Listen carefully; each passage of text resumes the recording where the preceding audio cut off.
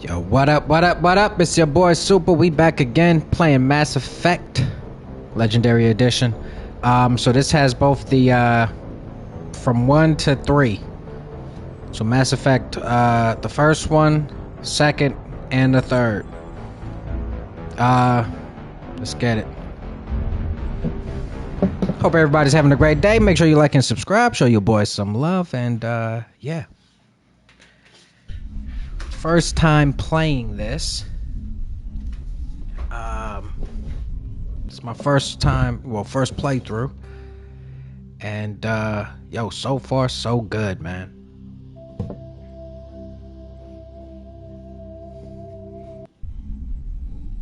I'm you know, it's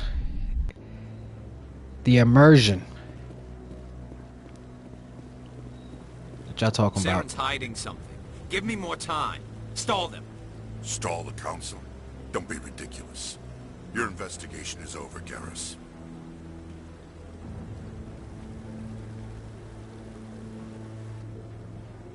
Commander Shepard, Garrus Vakarian. I was the officer in charge of the C-Sec investigation into Saren. Come across anything I should know about? Saren's a Spectre. Most of his activities are classified. I couldn't find anything solid. But I know he's up to something. Like you humans say, I feel it in my gut. I think the Council's ready for us, Commander. Good luck, Shepard. You got guts? Here's the thing. I won't be doing too much talking in this game. I feel like I kind of want to focus on the story. Let you guys get a, you know, let you guys just sit back and enjoy the story. Because it seems like it's that type of game. Very heavy story driven. And, you know, the gameplay so far is pretty solid, too. Oh, okay. Alright, you know, I got the gun out. This is what they talking about.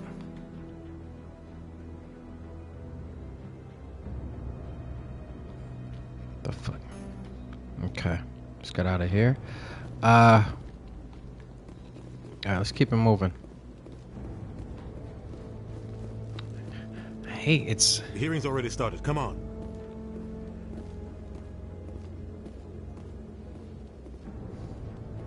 The Yo, Geth attack is a matter of some concern. A1 voice actors. To indicate Saren was involved in any way. The investigation by Citadel Security turned up no evidence to support your charge of treason. An eyewitness saw him kill Nihilus in cold blood. We've read the Eden Prime reports, Ambassador. The testimony of one traumatized dock worker is hardly compelling proof. I resent these accusations. Nihilus was a fellow Spectre and a friend. That just let you catch him off guard. Captain Anderson, you always seem to be involved when humanity makes false charges against me. And this must be your protege, Commander Shepard. The one who let the beacon get destroyed.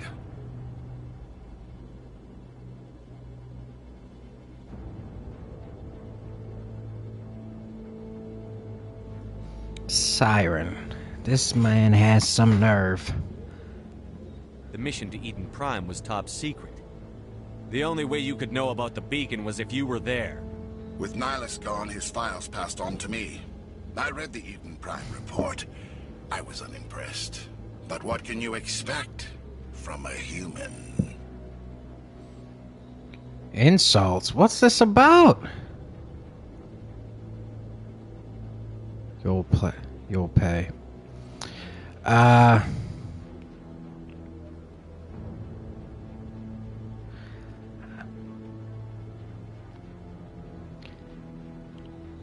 Listen, it seems like these, you know, this seems like it's going, I don't even know what the word is. I wouldn't even say racist. Like, what is this? Like, I don't even know. You can expect me to kill you the next time we meet. Whoa! Your species needs to find its place, Shepard. That's not what that said. You're not ready to join the Council. You're not even ready to join the Spectres. He has no right to say that. That's not his decision. Shepard's admission into the Spectres is not the purpose of this meeting. This meeting has no purpose. The humans are wasting your time, Counselor. and mine.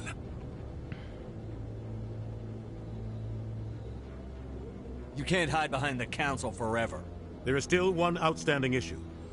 Commander Shepard's vision. The words aren't lining up with what I'm choosing. Dreams into evidence now. How can I defend my innocence against this kind of testimony? Why aren't you here? Our judgment must be based on facts and evidence, not wild imaginings and reckless speculation. Do you have anything else to add, Commander Shepard?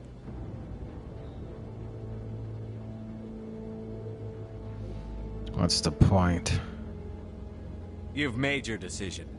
I won't waste my breath.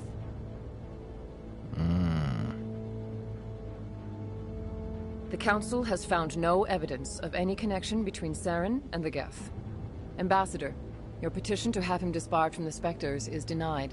I'm glad to see justice was served. This meeting is... Saren, bro, come on, dog. All right. Okay, now we see what we're dealing with here. It was a mistake bringing you into that hearing, Captain. You and Saren have too much history. It made the Council question our motives. I know Saren. He's working with the Geth for one reason. To exterminate the entire human race. Every colony we have is at risk. Every world we control is in danger. Even Earth isn't safe.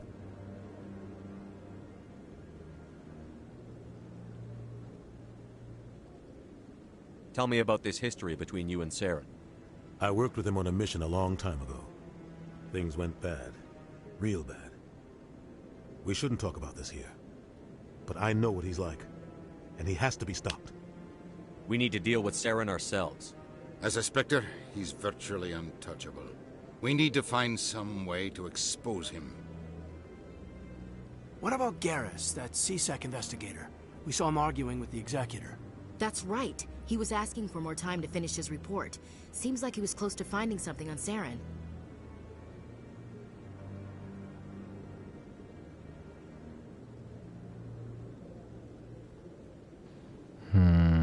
Yeah, let's Any talk idea to him. where we could find him? I have a contact in C-Sec who can help us track Garrus down.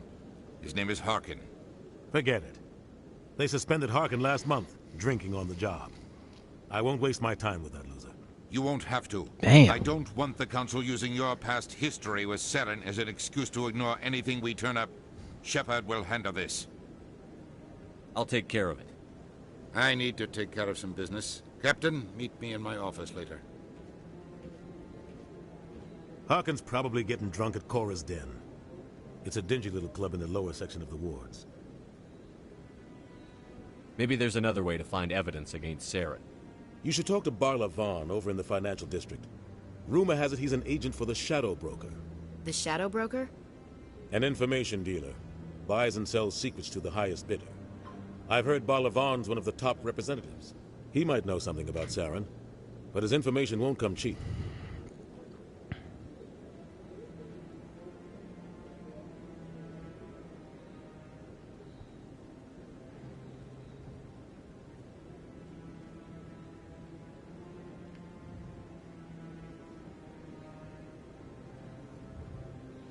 Tell me more about the Shadow Broker. He's a necessary evil of galactic politics. Buying and selling information is a part of the game.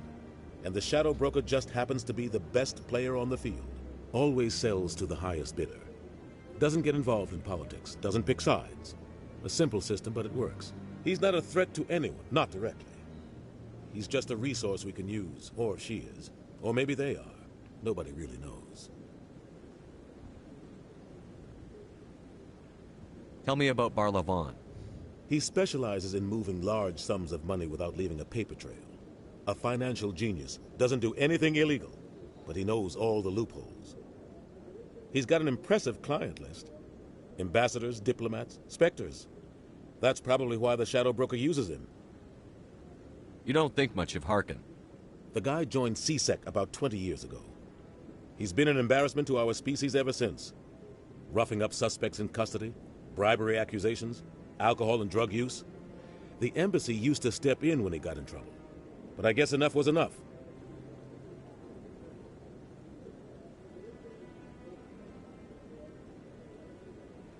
The guy's a scumbag. He should have been cut loose a long time ago. He was one of the first human C-Sec officers. Guess it would have looked bad if he got fired. A lot of backroom deals were worked out over the years to keep him on the force. Politics is a dirty business sometimes, but it looks like his time's run out. We've got enough humans in C-Sec now to stop protecting. Sometimes. All right. Our ambassador doesn't seem to get along with the council. He's just frustrated.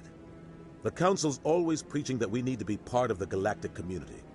But for them, it's a one-way street. They want us to expand and settle unstable regions like the Skyllian Verge and the Attican Traverse. But when we run into trouble, they don't want to help us out. Everyone knows it's only a matter of time until we get a seat on the council. The ambassador just thinks it should happen sooner rather than later. And I agree.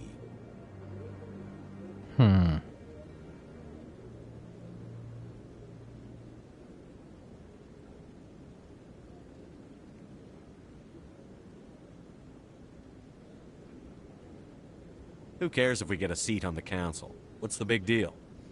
If the council passes a ruling on an interstellar matter, we have to follow it. We don't have the fleets or political allies to defy them. Once we get a seat on the council, we'll be able to influence those rulings, protect our own interests. No more jumping through hoops whenever we want something. Take this mess we're in now. If humanity had a seat on the council, we'd just send the Citadel fleet out to take care of Saren and his Geth. Problem solved. Okay.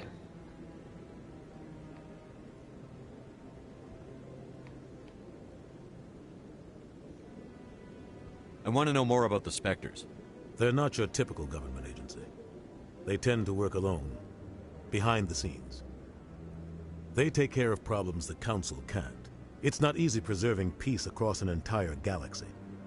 The Council prefers to use diplomacy and negotiation. But sometimes more extreme measures are needed.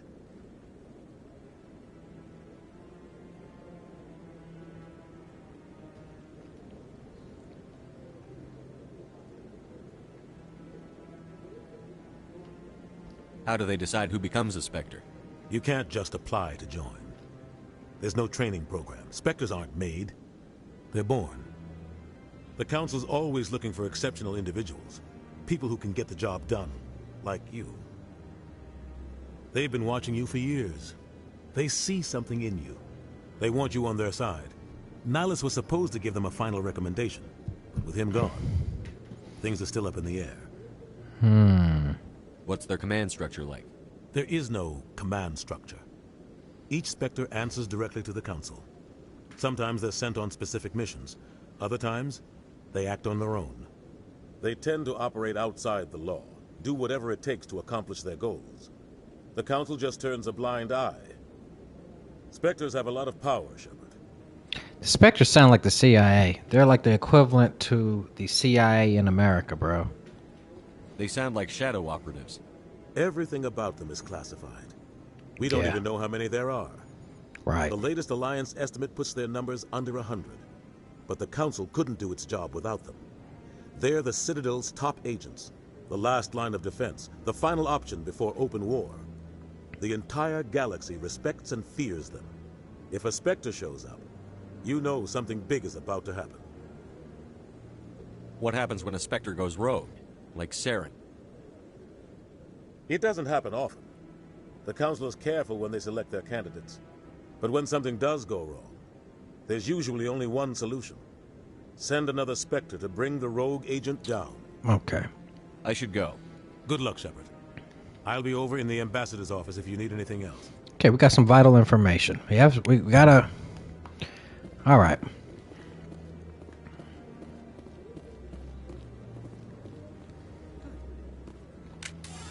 Whoa, whoa, whoa. Whoa, whoa, whoa. Wait a minute. Map.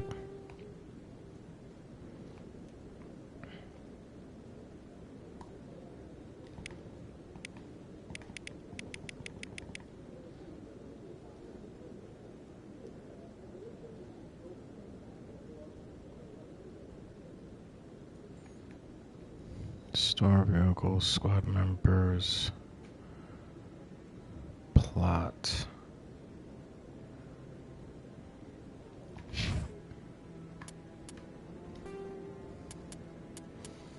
Okay, so we got a couple of options here. Got the Shadow Broker, Garrus, and expose Saren. This is the top priority right here, boys. Get this guy exposed. We know he killed that guy.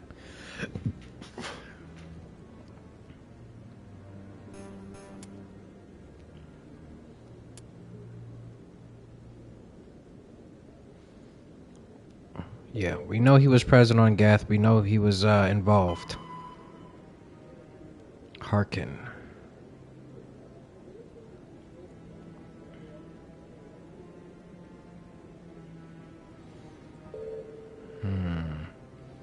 Do we talk to the Shadow Broker or do we talk to Garrus?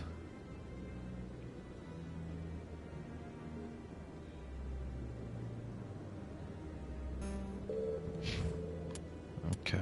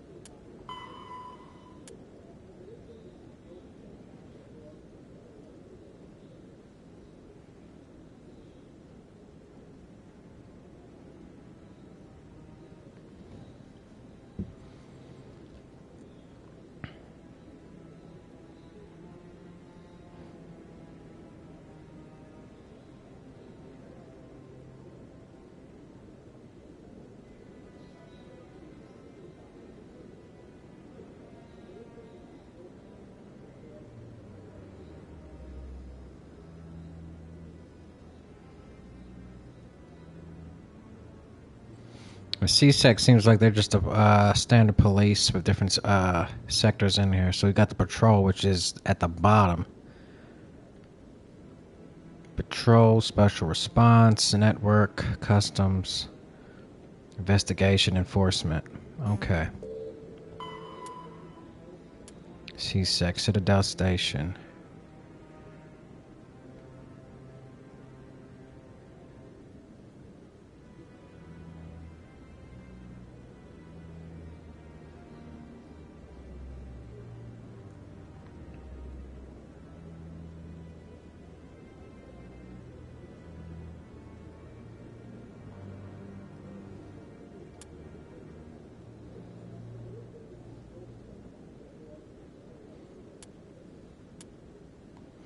How many? Population 13.2 million.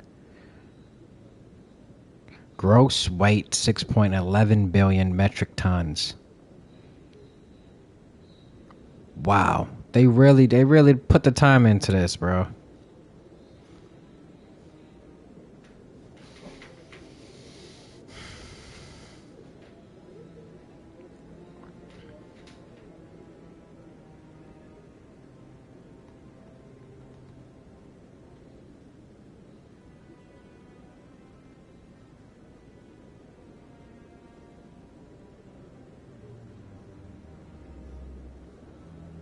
Wow.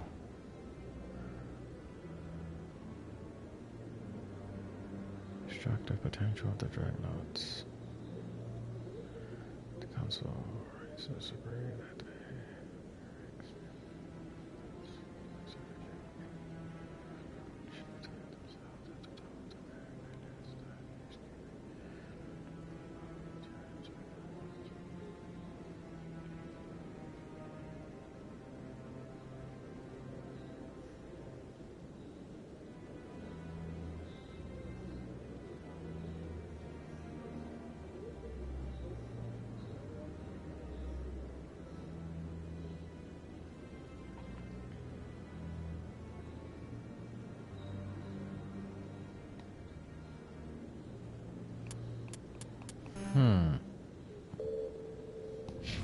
Interesting. Now, let me take a look at this equipment. We got to get this figured out.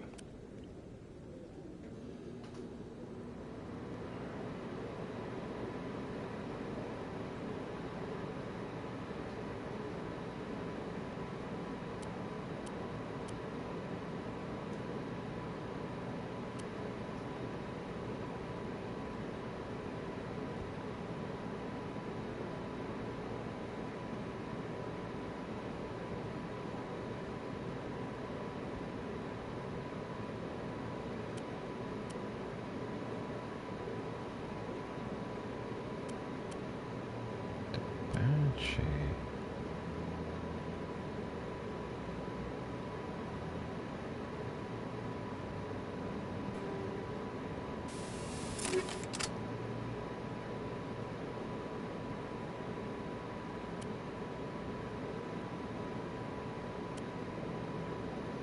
Just want to make sure we are optimizing our weapons here.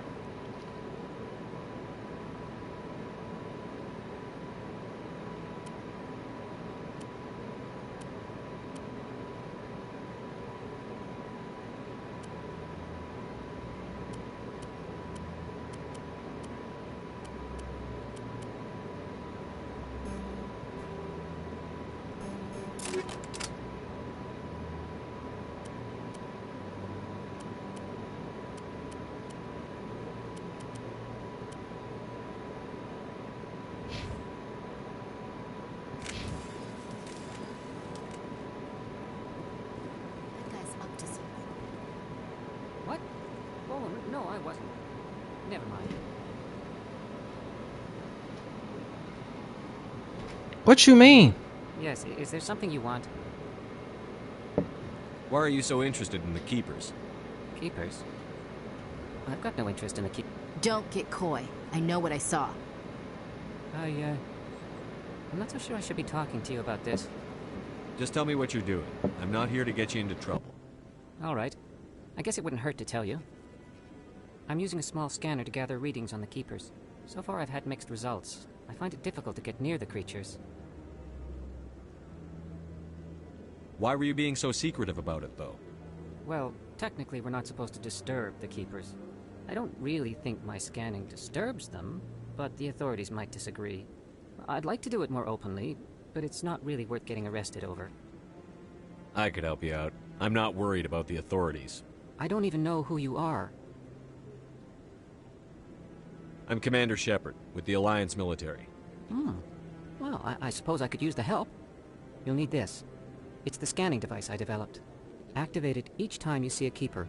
All collected data will automatically upload to my database. I'll even send a few credits your way for each unique scan. What are you doing with the data once you've scanned it? Trying to learn whatever I can about the Keepers. We see them working everywhere, yet we know so little about them. I'm a scientist. I want to know what makes them tick. What are you doing with the data once you've scanned it? Trying to learn whatever I can about the Keepers. We see them working everywhere, yet we know so little about them. I'm a scientist. I want to know what makes them tick. I should get going then. Yes, I have much work myself. So long, and good luck with the scanning.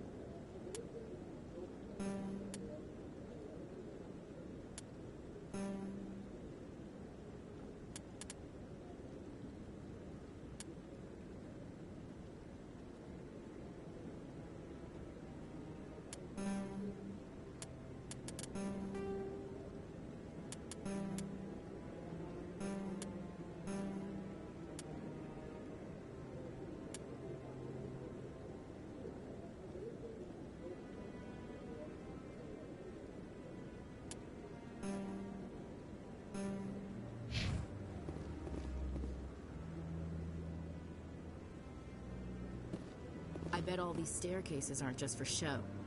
They make for good defensive positions if this place is ever attacked. I like that fountain. It's very soothing.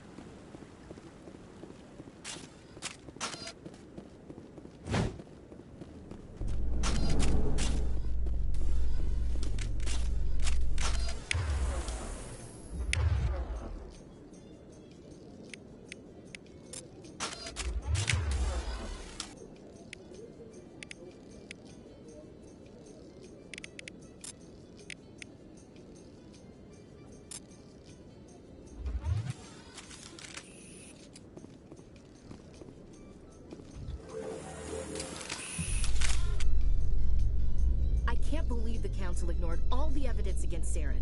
Saren's one of their best operatives. It's only natural they'd take his word over ours. Oh, so now we just chase leads while this smug Turian runs around with his Geth troopers. That's politics, Chief. I hate politics.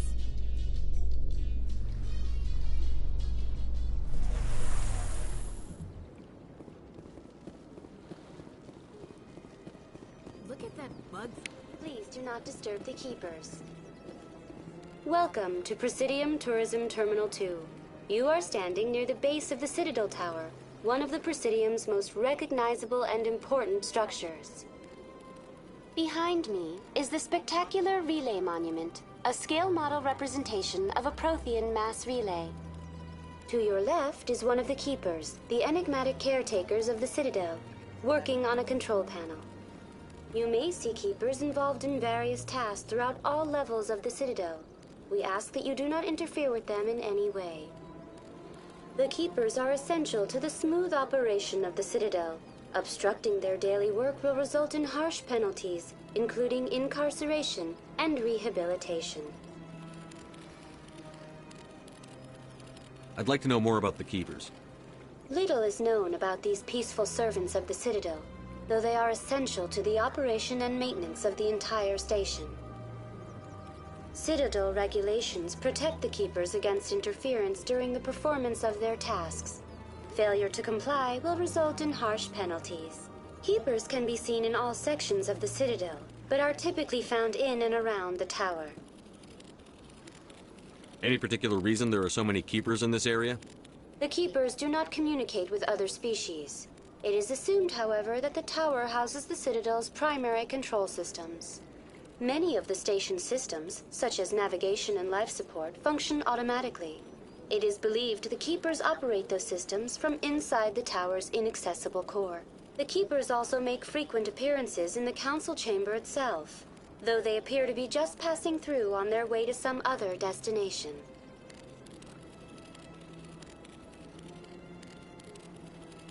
Tell me about the Citadel Tower. Housing both the Council chambers and Citadel control, the tower is one of the most important buildings on the station. Access to these areas is restricted to those with the appropriate clearance.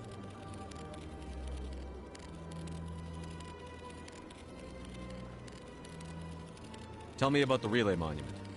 Discovered by the Asari who first arrived at the Citadel, the Relay Monument is one of the station's most interesting and controversial features. What is the meaning behind this striking piece of art? Is it a tribute to Prothean vanity? A reminder of their conquest of the galaxy through mass relay technology? Or perhaps it is a symbol of unity, a Prothean acknowledgement that the relays would eventually lead other species here to the Citadel. No one can say for sure, making the Relay Monument a favorite topic of discussion among academics and scholars. Tell me about the Citadel Tower. Housing both the council chambers and Citadel Control, the tower is one of the most important buildings on the station. Access to these areas is restricted to those with the appropriate clearance. What happens in Citadel Control? Citadel Control handles all incoming and outbound transit. Every ship within 2,000 kilometers of the Citadel is under the jurisdiction of Citadel Control. At peak capacity, they are responsible for monitoring upwards of 1,000 vessels. I'd like to hear more about the council chambers. The business of the Council, which often has far-reaching effects on the galactic community, is conducted in a room at the apex of the Citadel Tower. The Council chambers themselves are truly a magnificent sight to behold, though few get to experience the view in person. Typically, only the councilors, ambassadors, and high-ranking officials, along with various support staff, are allowed access.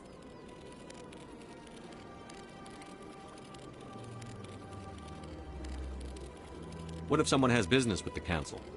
The average citizen must go through the proper channels if they wish an audience with the council. This is usually arranged through their respective ambassadors. Even then, few are given access to the actual council chambers. In most cases, the ambassador acts on behalf of the citizen. I've been inside the council chambers.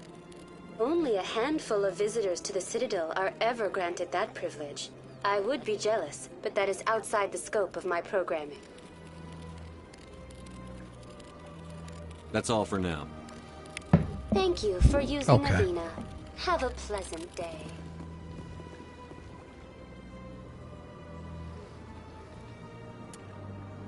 Let's go to maps.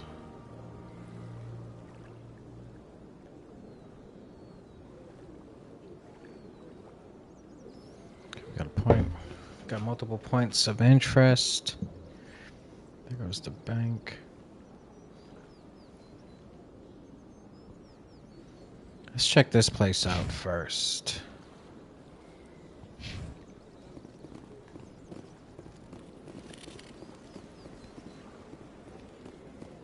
I can't tell. Please do not disturb the keepers. I've told you before, you're not allowed in here. This one believes it has the right. You're creating a public disturbance. It's against Citadel regulations.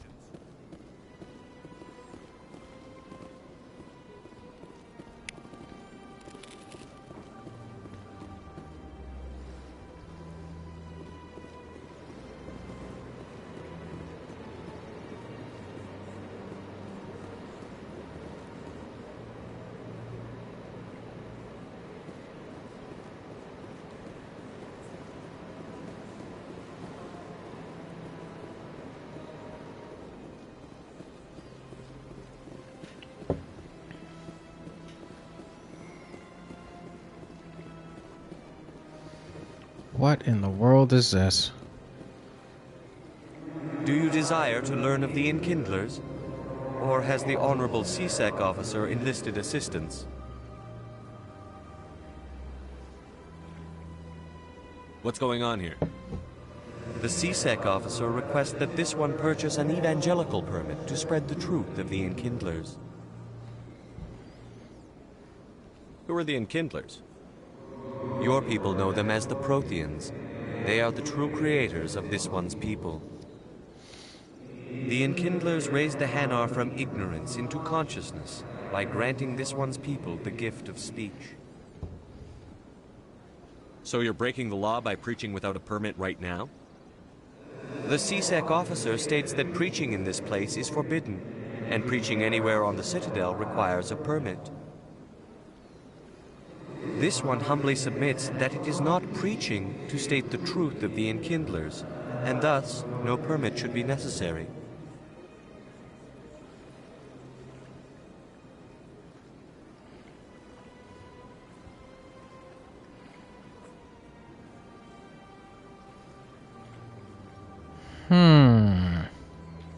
Let me talk to the CSEC officer. Perhaps I can explain the situation.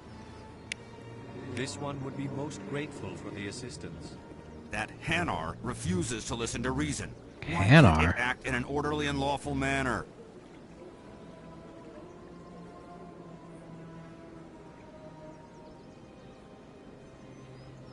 Are there laws being broken here? I am not unreasonable. The Hanar is free to spew its nonsense once it purchases an evangelical permit.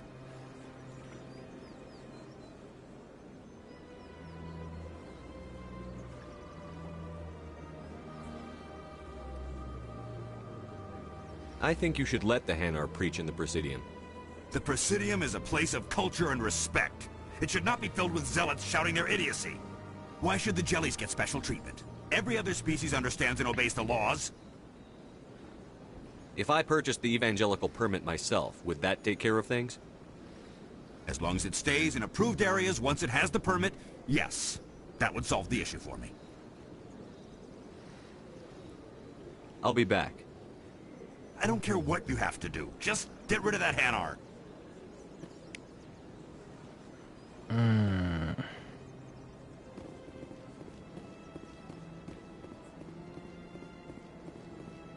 Okay. So we do have a couple of points of interest. I kind of want to check this one out real quick.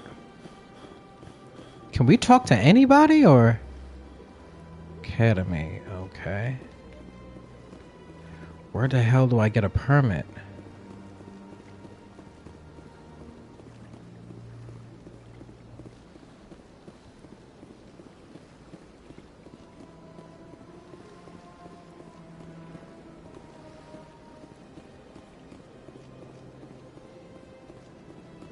Welcome to Presidium Tourism Terminal 1. There are many points of interest here, including the Citadel embassies and CSEC headquarters. On the far end of this level, you can see the Citadel Tower, where the Council meets regularly to discuss matters of interstellar importance. I want to know more about Citadel security. Citadel Security serves as law enforcement for all. Executor Palin. If you wish to learn more, Executor Palin's office is located in the CSEC headquarters just across the lobby.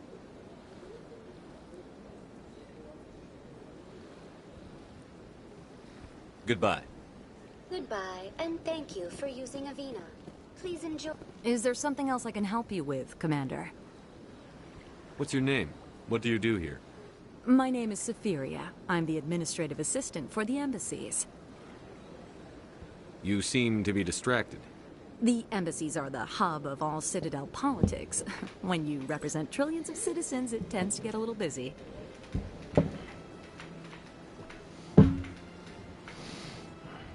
Okay. I should be going now. Have a pleasant day.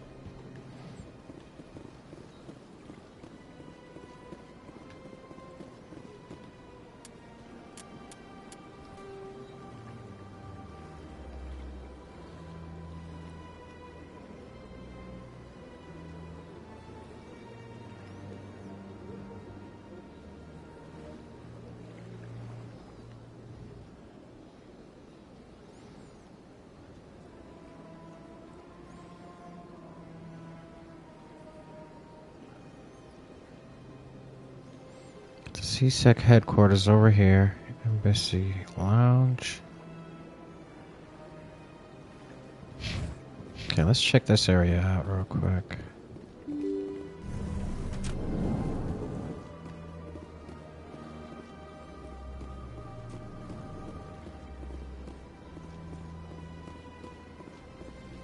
What? Yes, Commander. Is there something you need?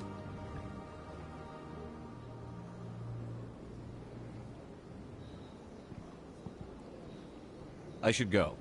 I'll be here if you need anything.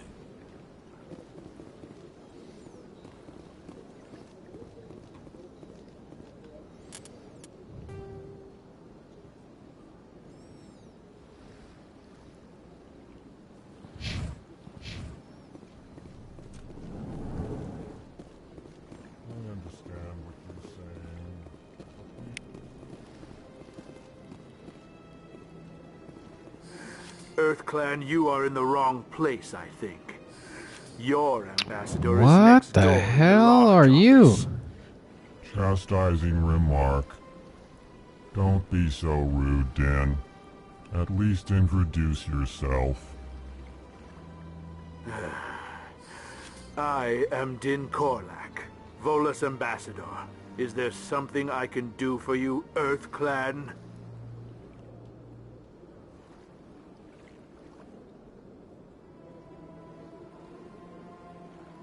I'd like to know more about the Volus. I'm sure our history and culture would bore you, Earth Clan. Actually, I would like to know more about your history. My people came to the Citadel shortly after the Asari Salarians had discovered it. We were instrumental in establishing a standardized galactic economy. However, despite our long association with the Citadel and our many contributions to galactic society, we still do not hold a seat on the Council. Tell me about Volus culture. We are tribal by nature, but our ways are not violent. We barter and trade our lands and tribe members in order to increase status. Larger tribes often engulf smaller ones and eventually split again. Our society is very malleable, and our government is always shifting and changing. Since we're not physically adept, we trade our services for protection. What is it you do here? I look out for the best interests of the Volus people. No easy task considering how often we are overlooked by the Council. Chastising rebuke, Din. The Council favors your species greatly. You are naive. The Earth Clan will be invited to the Council long before our species will. Why aren't the Volus or Elcor part of the Council? All species must prove themselves before they join the Council. All but the Earth Clans, it would seem. Dismissive. Ignore the Volus Ambassador, human. He is incorrect in his assessment. Really? How long have we been waiting? How long do you think we'll continue to wait? Bah, this talk is wasted on the humans. What is this place? You are in the embassy for the Volus and the Elcor. Your ambassador is next door, in his own office. In this shared space, I aid my fellow Volus, when I'm not being interrupted. You seem to have a bit of a chip on your shoulder, Din. You humans are new to the Citadel, and yet the Council has granted you great favor. Because we put in that work. Rebuke, Din. Your species has always been granted many concessions. Volus territory has expanded tenfold since coming to the Citadel. Details. We still have no real say in the decisions that affect Citadel space. Goodbye, Ambassador. Yes, yes. Good day, Earth Clan. What is this? Greeting. Human, it is always good to see your kind. I am Ambassador Kalen. Genuine query. Is there something I can do for you this day? Why do you explain what you're about to say? Our people communicate less through words and more through scent and slight movements. Plainly, we discovered our vocal expression was not enough to convey the feelings of our conversations to other species. Why do you bother, Kalen? These Earth Clan don't really care about our ways. Remorseful response, Din. You don't truly believe that, and if you do, I am very sorry for you. Oh boy, I love these two. What do you do here? Modestly, I work to bring the problems and the requests of the Elcor groups to the attention of the Council. Ha! They only give us these positions to keep us quiet. The Council doesn't care about our races. Chastising rebuke. Your tone is inappropriate, Din. This human is not to blame for your malcontent or your misconceived suspicions. Bro, I like this guy. He's reasonable. Tell me more about your species. Genuine enthusiasm. I delight in telling the history of my people. It is agreeable to share our culture with others. Tell me about the history and origins of the Elcor. The Elcor were just beginning to explore Council space when the Asari first made contact with us. With their help, we discovered the relay closest to our system, and from there the Citadel. Proudly, within one lifetime we established a regular route to the Citadel, and quickly became one of the more active species living on this great station. I'd like to know more about the culture of the Elcor. Frankly, we Elcor prefer the safety and familiarity of our own colonies to the confines of space travel. Our society is built on small, tight-knit groups.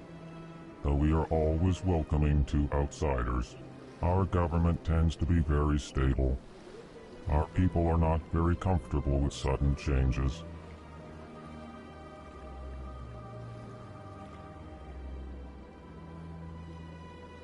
Goodbye, Ambassador. Sincere farewell. Good day to you, human. Wow. Enjoy Okay. on the Citadel. Interesting, bro.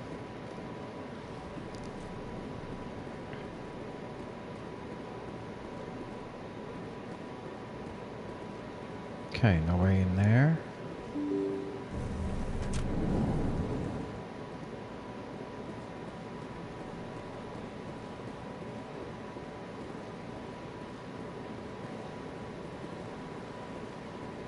Alright. Is there another way?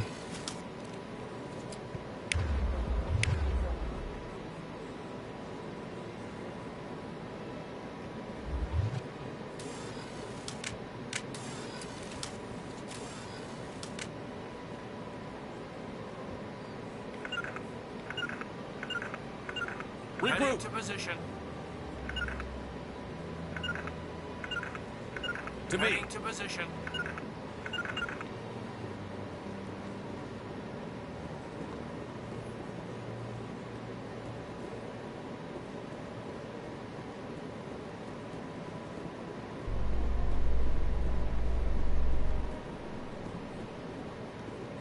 Wait a minute, I actually do want to, before we go in there, I want to see the CSEC.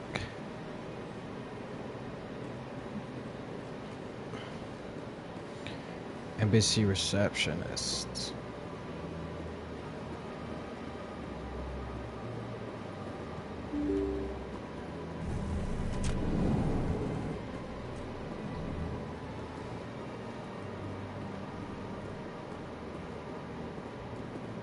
I can't believe I landed a job here.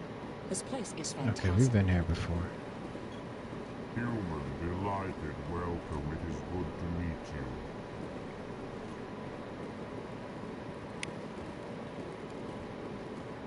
Got another scan.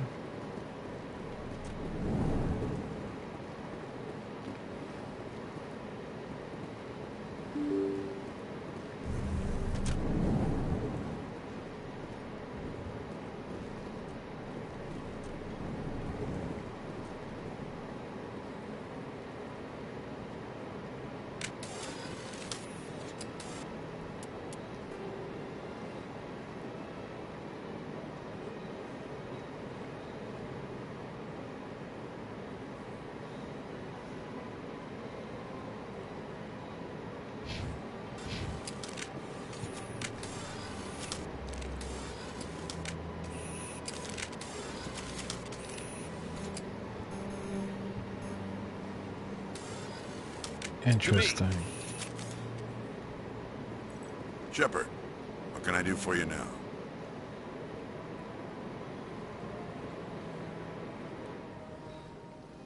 Tell me about your investigation into Saren.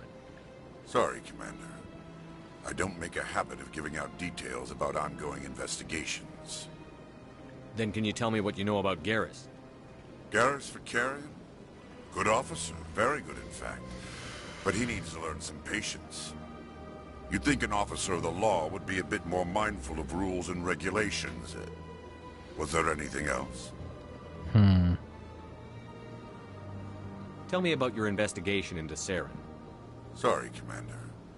I don't make a habit of giving out details about ongoing investigations. I'll be going now. Goodbye, Commander.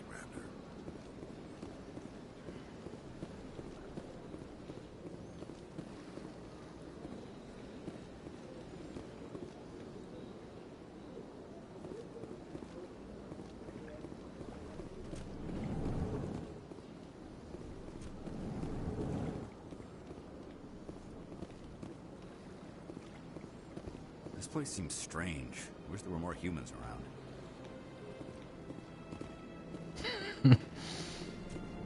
Well, you know, we are in... Hello, Commander. Can I get you something?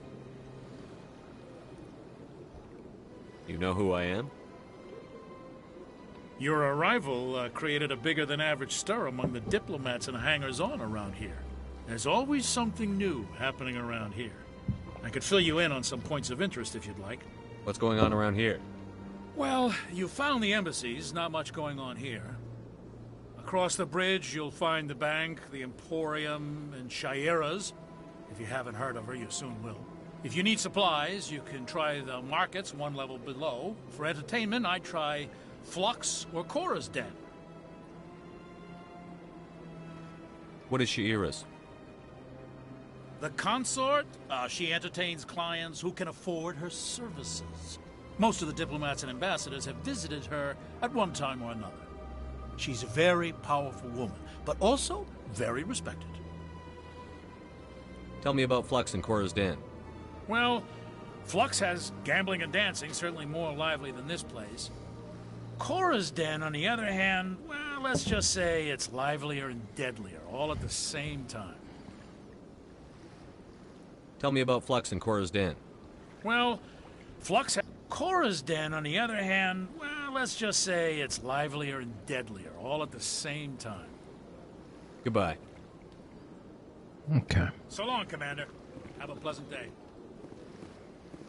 I don't have time to talk now. I'm very busy. All right. Interesting. Okay, we're gathering more information. You have to be tough with these aliens. They won't respect you otherwise.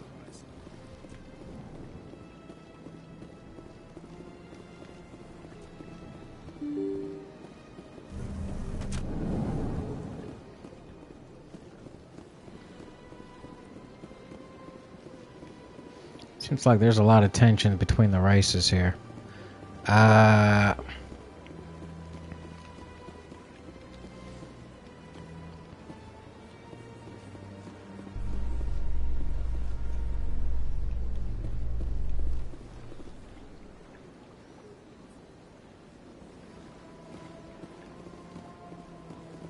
I don't know if I'm gonna be a part of the CSAC, bro.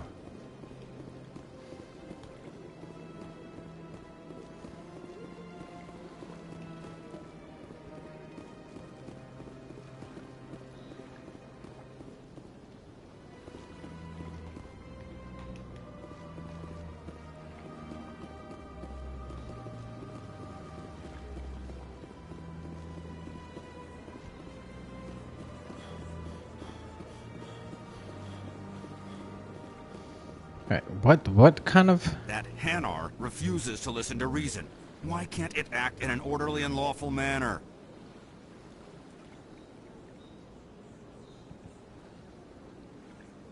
Are there laws being broken here? I am not unreasonable. The Hanar is free to spew its nonsense once it purchases an evangelical permit. Evangelical permit? Where would I get that from?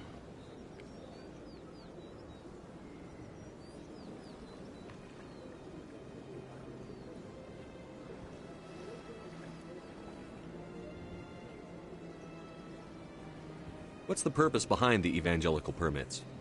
Forcing religious evangelicals to register for a permit weeds out undesirables. It keeps the area safe. The Citadel is too important to become a battleground for a religious war. So if the Hanar gets a permit, it's allowed to preach? No. Registered evangelicals must follow regulations. There are specific areas where preaching is legal. Failure to follow the regulations results in the forfeiture of the license. If you'd like, I could talk to the Hanar for you.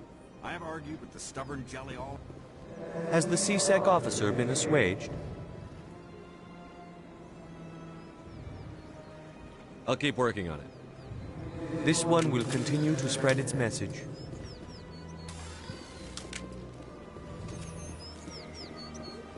Okay, let's go across the bridge. What? What the hell's going on here?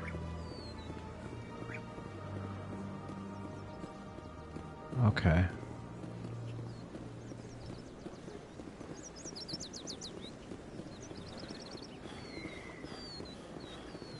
Yeah, we're gonna have to work on that stamina, bro. Gotta work on that stamina.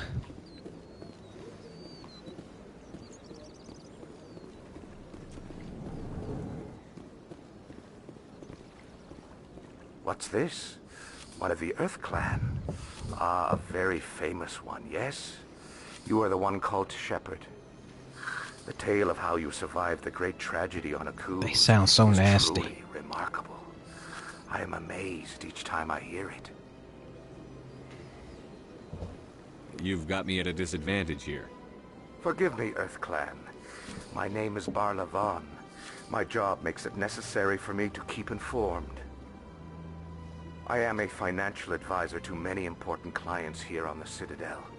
When someone as important as yourself arrives on the station, I take notice.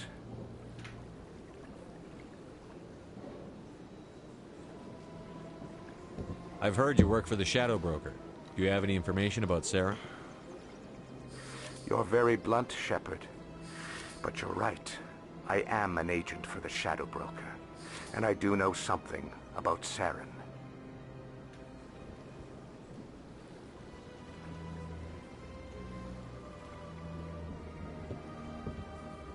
I hear your information can be expensive. Normally, this information would cost a small fortune. But these are exceptional circumstances. So I am going to give it to you for free. What's the catch? There is no catch. The Shadow Broker is quite upset with Saren right now. They used to do a lot of business until Saren turned on him.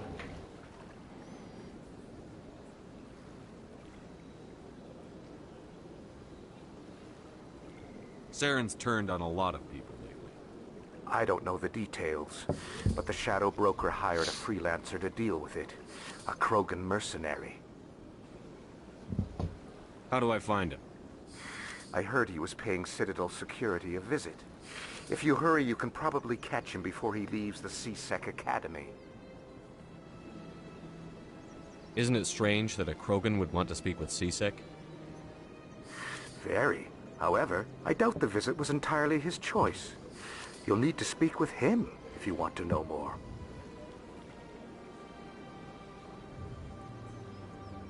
What's it like living here on the Citadel? The station is without a doubt the greatest wonder in the galaxy. It is a technological marvel, but its true splendor goes much deeper than the hull and engines. From the Presidium to the wards, the entire station is a testament to the success of the Council. All the species of Citadel spaced together in a single, strong community. What makes the Presidium so special? It is the political center of Citadel space. 80% of all intelligent species in the known galaxy acknowledge the Council's authority on interstellar matters. But only the most powerful and influential species have embassies here on the Presidium. This level of the station is reserved for the elite, Shepard. People like us. What are the wards like? The cultural heart of the galaxy. They pulse with the lifeblood of millions of citizens from dozens of different species. You never know what you'll find down in the wards, Commander. It's always full of surprises. Fortunately, most of them are pleasant.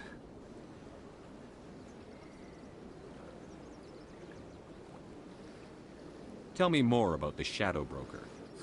Most people think I deal in finances, but my real currency is knowledge. I trade information, and it has made me very wealthy. But the Shadow Broker is the true master. Every day he buys and sells secrets that could topple governments, always giving them to the highest bidder. Yet somehow he never seems to upset the natural balance of power. All those secrets being passed around seem to even out. Nobody ends up with an advantage in the end. Any guess what his identity might be? I don't know. Nobody does. The Shadow Broker could be any race, any gender. I have a theory that it's actually an entire group working under one identity. How else could they juggle so many contacts at the same time? How else could they keep all that information from getting crossed? But they've got the perfect setup. Every government is forced to play their game so they don't get behind. But no matter how long you play, no matter how many secrets you buy, you can never win. I thought you'd know more about the man you work for. From time to time I come across information I sell to the Shadow Broker. That's my only involvement. I like it that way. The more you know, the more dangerous the game becomes. I don't like danger, Commander. I'll leave that to you.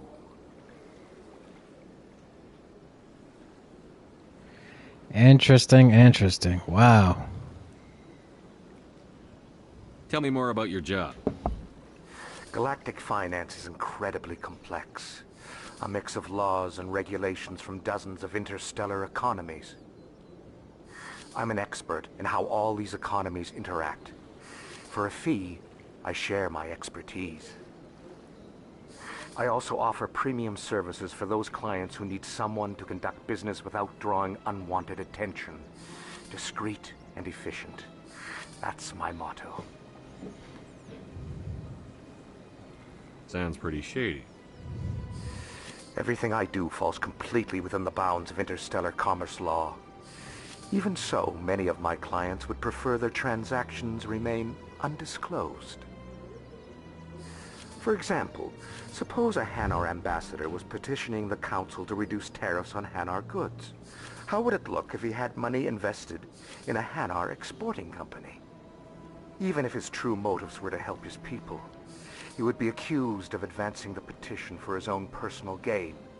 I can keep his personal finances private.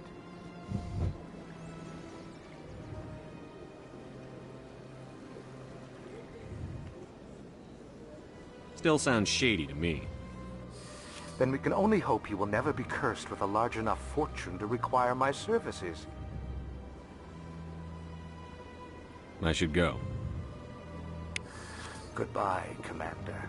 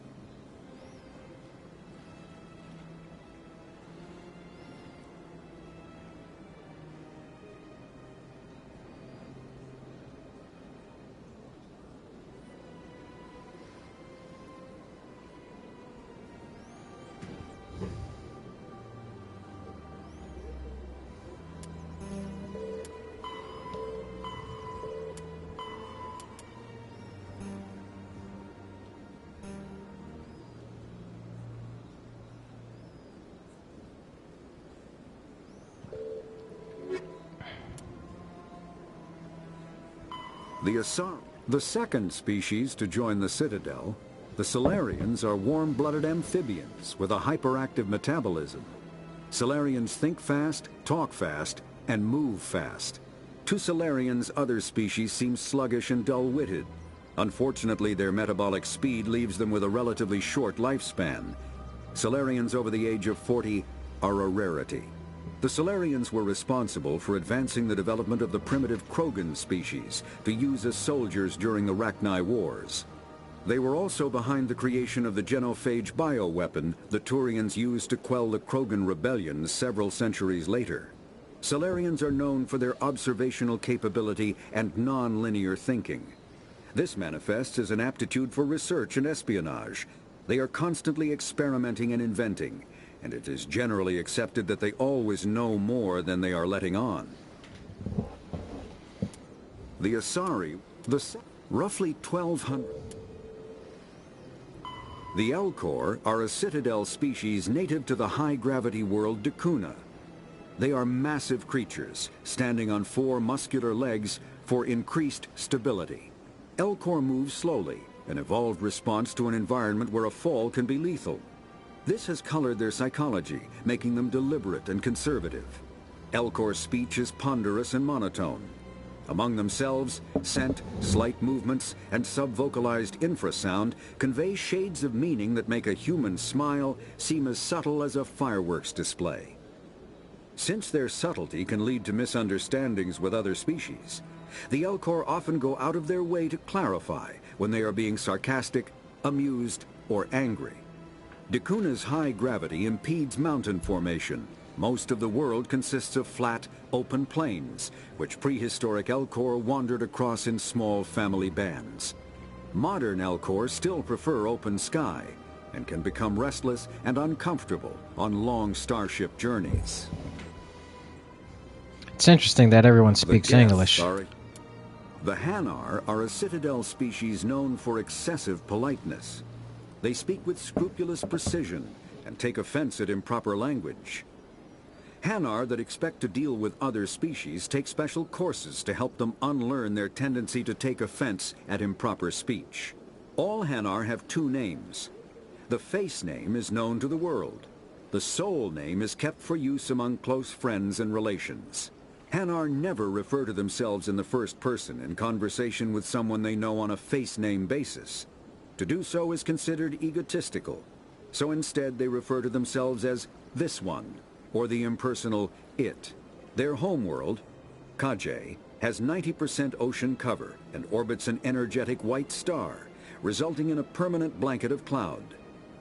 Due to the presence of Prothean ruins on the world, many Hanar worship them, and Hanar myths often speak of an elder race that civilized them by teaching them language.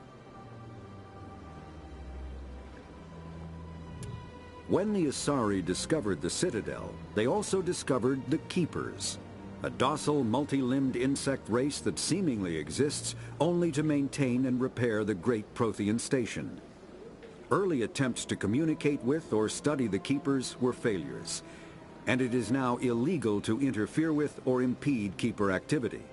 Because they are completely non-threatening, Keepers have become virtually invisible to everyone else. Similarly, they seem indifferent to other species, except for their tendency to help new arrivals integrate themselves into the Citadel.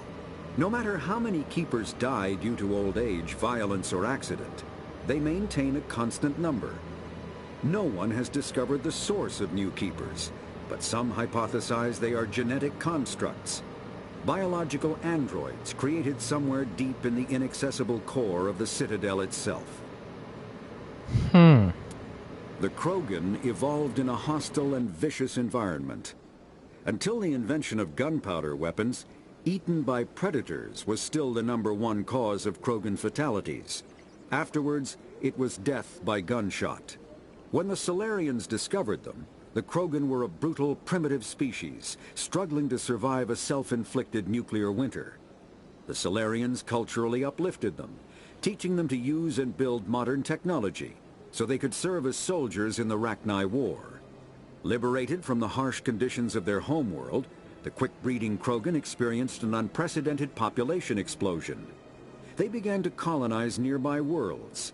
Even though these worlds were already inhabited, the Krogan rebellions lasted nearly a century, only ending when the Turians unleashed the Genophage, a Salarian-developed bioweapon that crushed all Krogan resistance.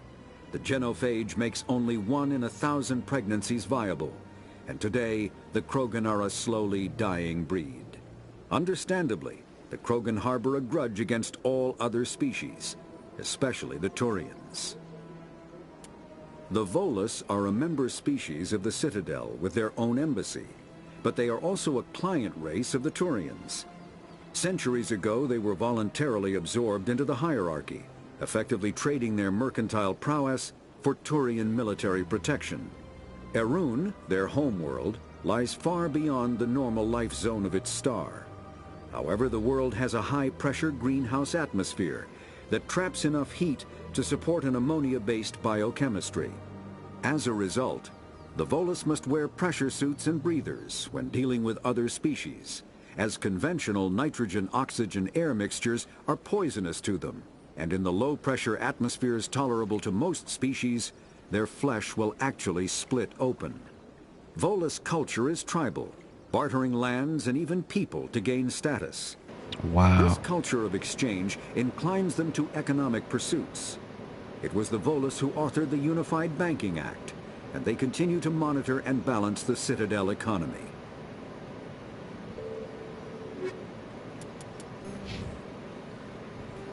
Okay.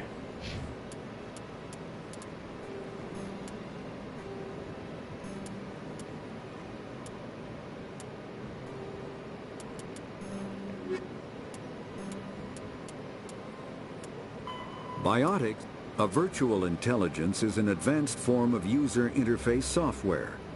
VIs use a variety of methods to simulate natural conversation, including an audio interface and an avatar personality to interact with. Although a VI can provide a convincing emulation of sentience, they are not self-aware, nor can they learn or take independent action.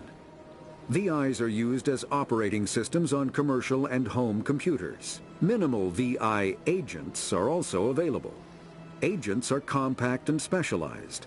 Some serve as personal secretaries, filtering calls and scheduling meetings based on user-defined priorities.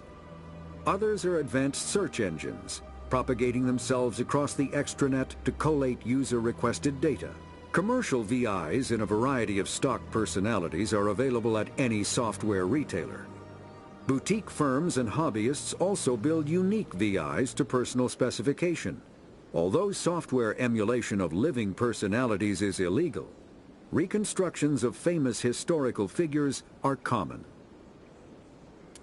Mass relays are feats of Prothean engineering advanced far beyond the technology of any living species. They are enormous structures scattered throughout the stars and can create corridors of virtually mass-free space, allowing instantaneous transit between locations separated by years or even centuries of travel using conventional FTL drives. Primary mass relays can propel ships thousands of light years, often from one spiral arm of the galaxy to another.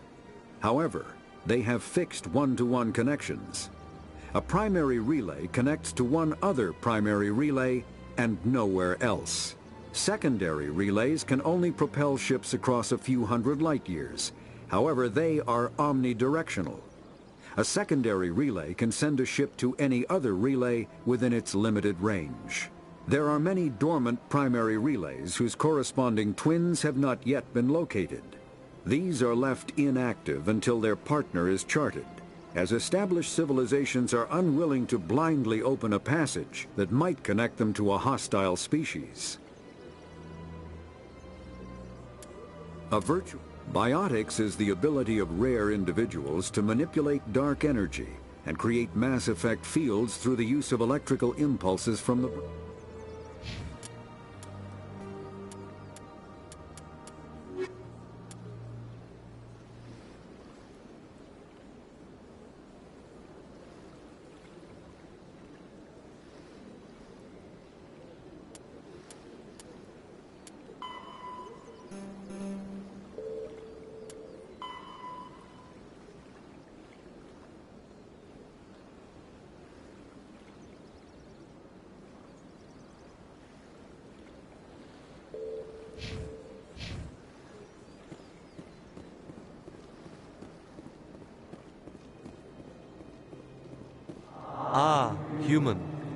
This one is greatly pleased to see you here in my decadent emporium.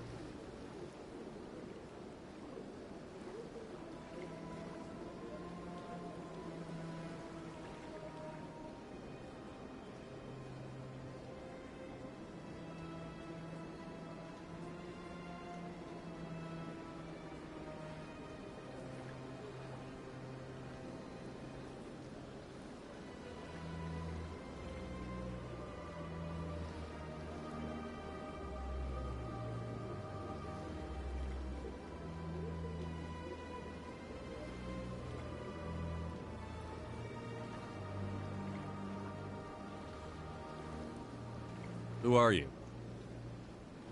This one's face name is Delaninder, though many in this place simply refer to it as Delan. Please take time to examine the fine goods it has for purchase, all of great worth.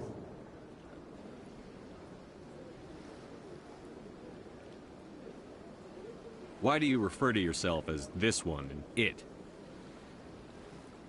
For the same reason that humans are so inquisitive. It is part of our culture.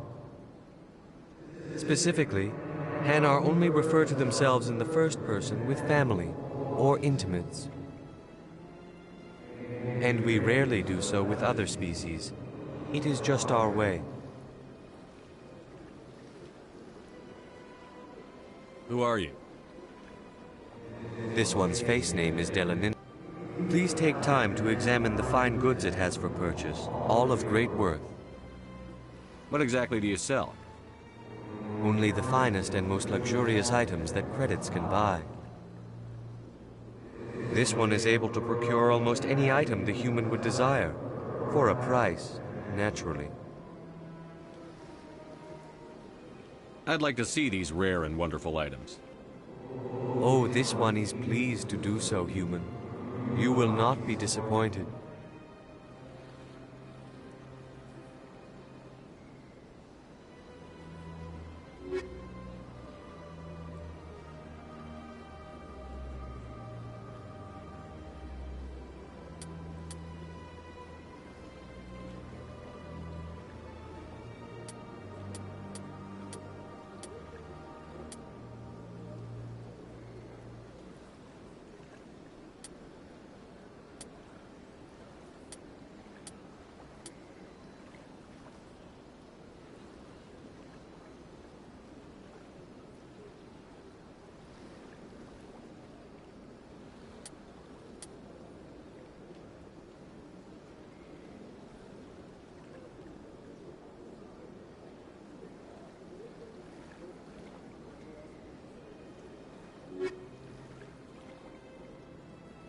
Commander, it is I think good I'll be going. Return soon. This one receives new shipments regularly. Sure is peaceful here. Commander, it is good to see you again. Would you care to see some of its fantastic Show me your items. Oh, this one is pleased to do so, human. You will not be disappointed.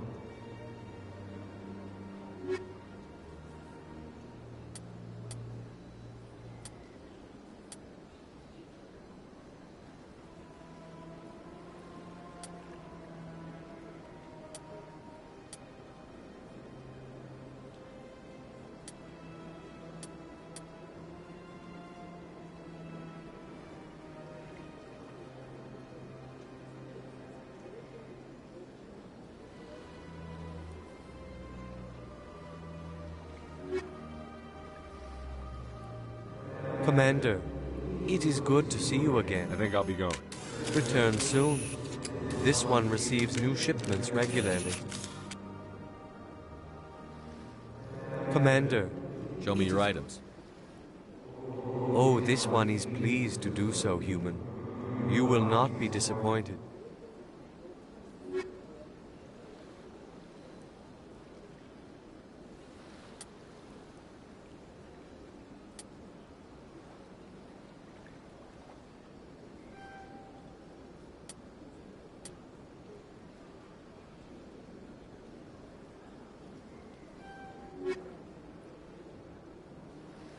Commander.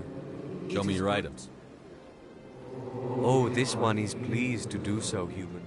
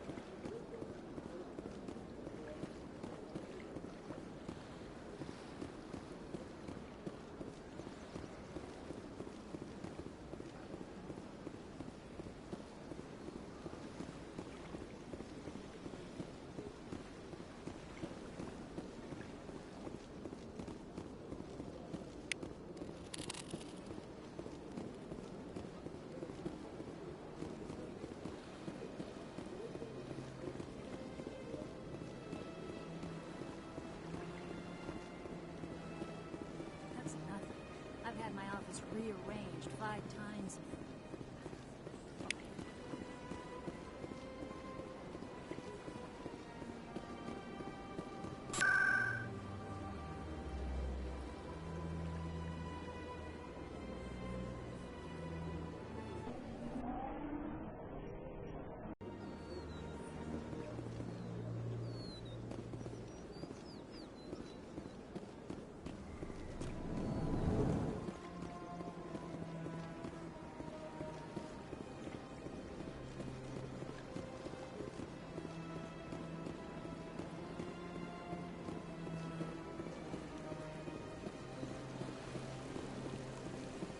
Welcome to Presidium Tourism Terminal 3.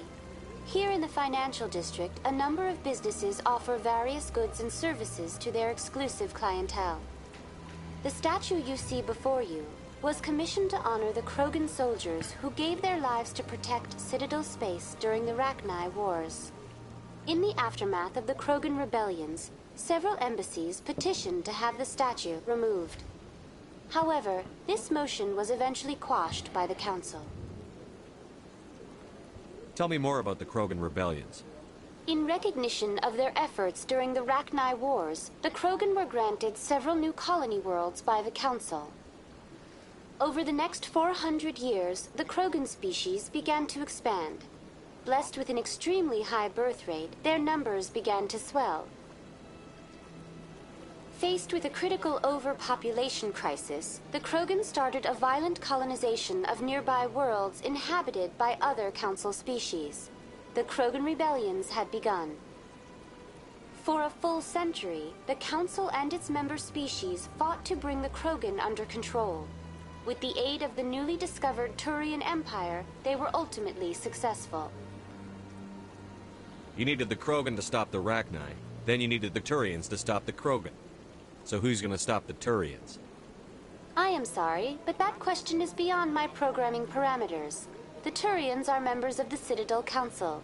They are not a threat to galactic peace. Why did the Council fight so hard to keep the statue? The Krogan were instrumental in saving the galaxy from the Rachni threat. The Council believed this historical fact should not be forgotten. The Council also hoped that preserving the memorial would improve diplomatic relations with the Krogan and bring about a peaceful resolution to the rebellions. Unfortunately, the Krogan refused to negotiate and only surrendered after their population and homeworlds had been ravaged by the Turians. What were the Rachni Wars? Nearly 2,200 years ago, explorers seeking to expand Citadel space opened up mass relays leading to systems controlled by the Rachni. A highly intelligent and aggressive insect race, the Rachni unleashed a war of conquest against the rest of the galaxy that lasted for nearly 3 centuries. The emergence of the Krogan finally turned the tide in favor of the Citadel species. Krogan forces provided the numbers necessary to halt the Rachni advance and drive them back. The Krogan then pursued their retreating fleets. Able to survive the harsh environments of the Rachni homeworlds, the Krogan hunted their enemy to extinction.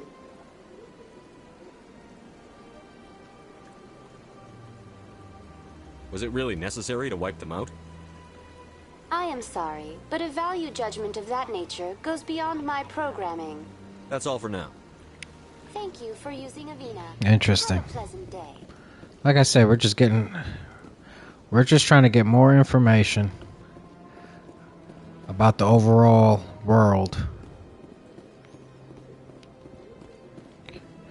Just so we can have a better understanding of what's going on. Welcome. I am Nelina. I don't recognize you as one of our expected clients today. Would you like me to see when the consort will be able to meet with you? Can't I just go in? I'm afraid not. Yeah, you must understand there are many who seek the consort services. But if you wish to leave your name, she'll make every effort to meet with you. Commander Shepard, with the Alliance Navy. Excellent. You should hear something in 3 or 4 months.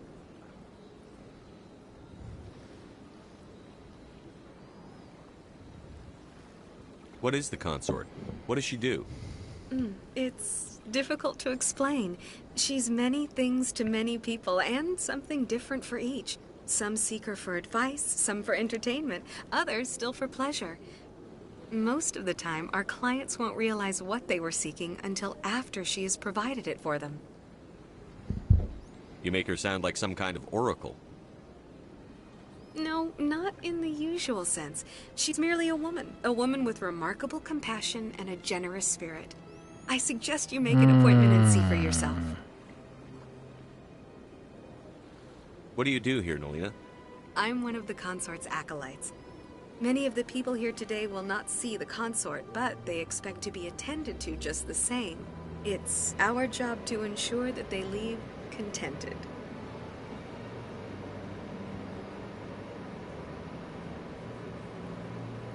What exactly do you attend to? Well, each acolyte has her unique abilities. Some soothe with song, others with conversation. As much as possible, we seek to match the needs of our clients to the skills of our acolytes. My specialty is touch. My fingertips can find every tension point in your body and relieve it. What is going I'd on? like to try out your services. Excellent. I'll add you to our client list. We should be able to see you in 3 or 4 months. Holy crap. Nobody's worth that much of a wait. Well, that's not for me to judge. I have your name and you'll be contacted. Is there anything else? I think I'm done here. Oh, well, I hope you'll return again in the future. We always enjoy seeing new clients. Nelina. Yes, Sha'ira? Send the commander up to see me. I wish to speak with him.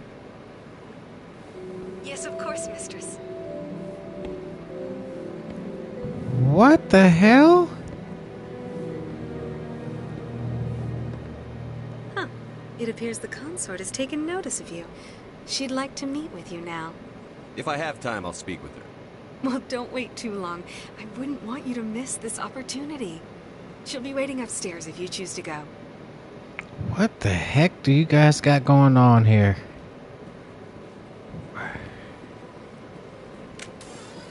Daggone brothel they got. Okay.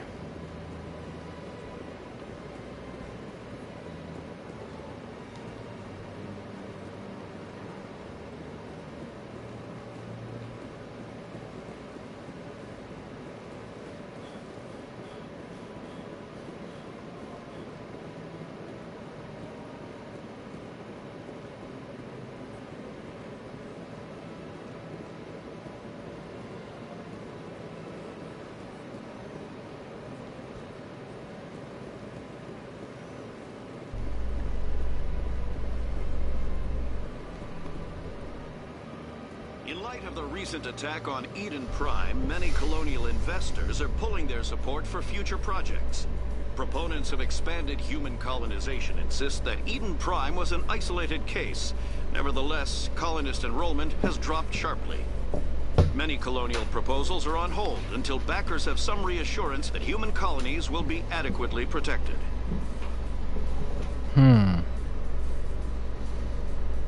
It's a whole lot of history. But it's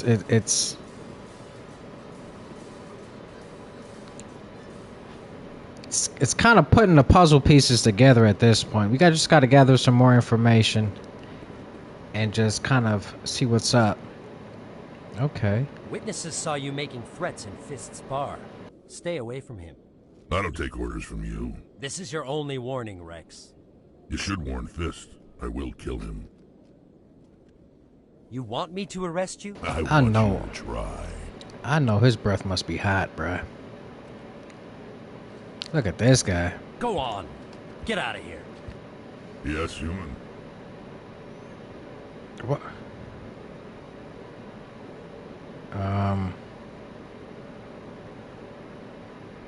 I'm trying to bring down Saren. Barlavon said to talk to you. Barlavon is a wise man. We may share a common goal, human. Enlighten me. I've been hired to kill the owner of Korra's Den, a man named Fist. He did something very foolish.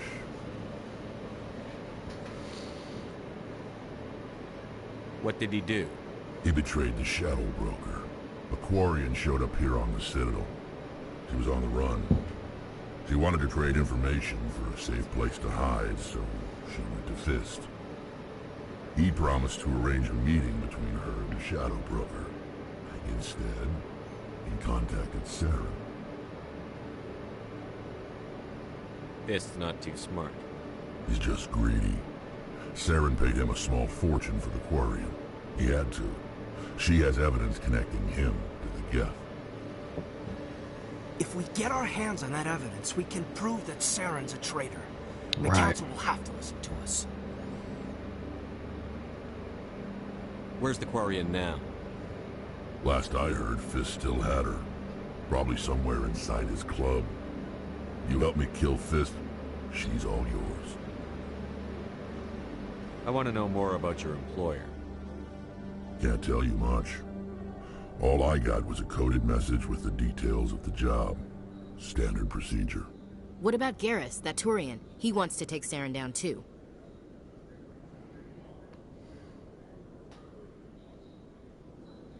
He might come in handy. He was here just before you showed up. Said he was going to follow up a lead on his investigation. Wanted to speak to the doctor at the med clinic. Move out.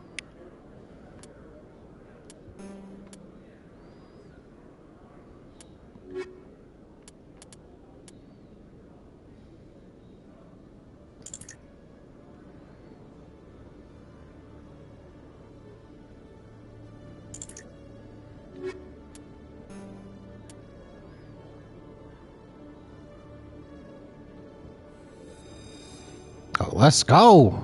Got a new squad member? Interesting. A Solarian excavation team has run into an unexpected problem after unearthing a Prothean dig site. Hanar protesters have blockaded the dig site, claiming that artifacts of the Enkindlers, as the Hanar call them, should not be disturbed. The excavation team has appealed to Hanar representatives on the Citadel to reach a diplomatic solution.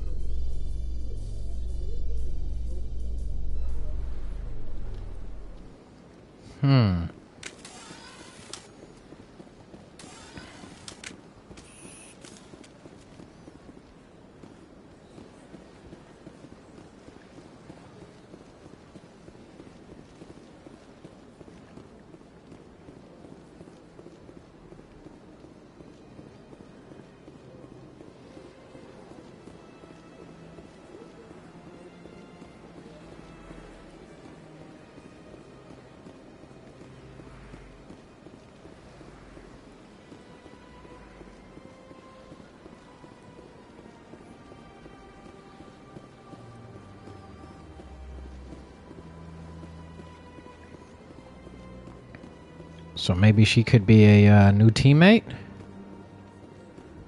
I see even the humans find the consort irresistible. Is she... No. Is that the same? I think that might just be the outfit. I'm looking at the outfit and I'm thinking maybe they're a consort as well. This is my first time. I can't believe I didn't come sooner. Interesting. Welcome. It is a pleasure to see you.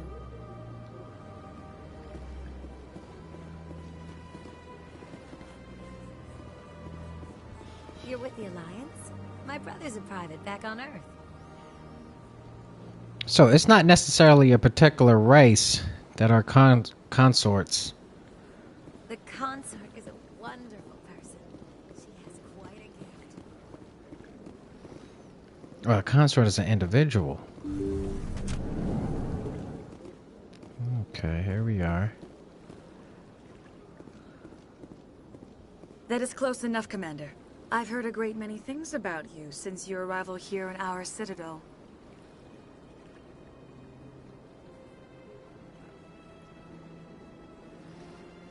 I don't like people spying on me. I apologize, Commander. I make it my business to know when important people arrive on the station. Many of them become clients. But that is not why I asked you here. I have a certain problem that could use your expertise. Maybe I can help. I have a friend. Can he be a little smoother, A bro? retired Turian general. I won't discuss the details, but he wanted me to be more than I could be. We had a falling out. Now he spends his days in Korra's den, drinking and spreading lies about me. If you would speak to him as a fellow soldier, I believe he will listen to you and let the matter be.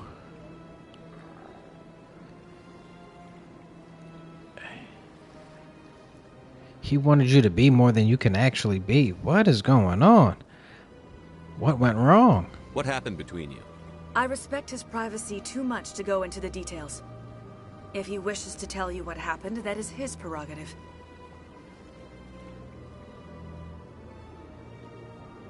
I don't make any promises, but I'll see what I can do. Thank you, Commander. That is all I can ask. Appeal to his sense of honor. Remind him of his position as a general. If you can convince him to stop spreading lies about me, I will be very grateful. Man, back it up. Back it up. Now I must ask you to take your leave. I have many clients waiting to see me. Jeez. Bro, they don't end. They don't stop over here.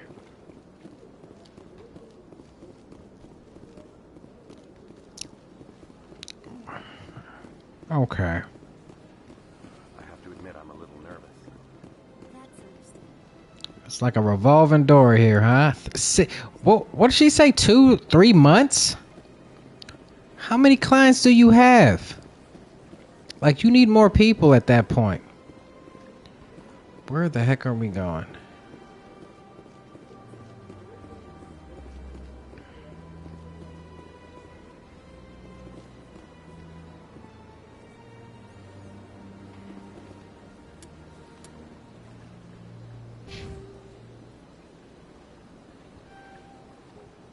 Oh, let's go. Assault rifle, combat armor.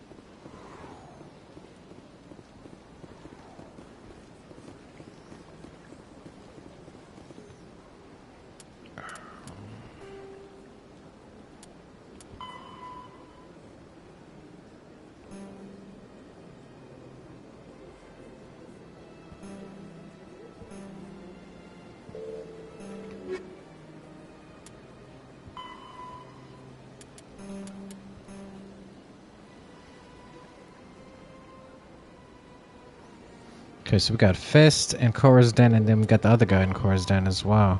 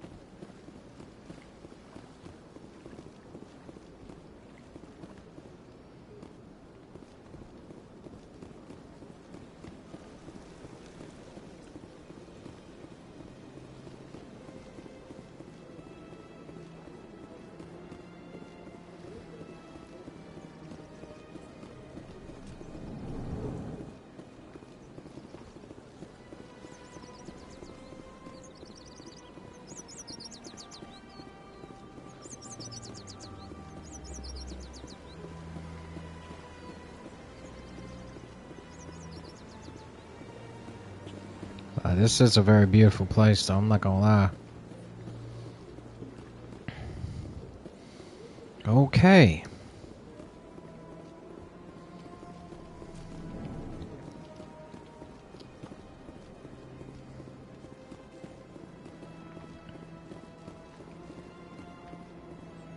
Matter of fact, I'll put that away. What you got? Answer.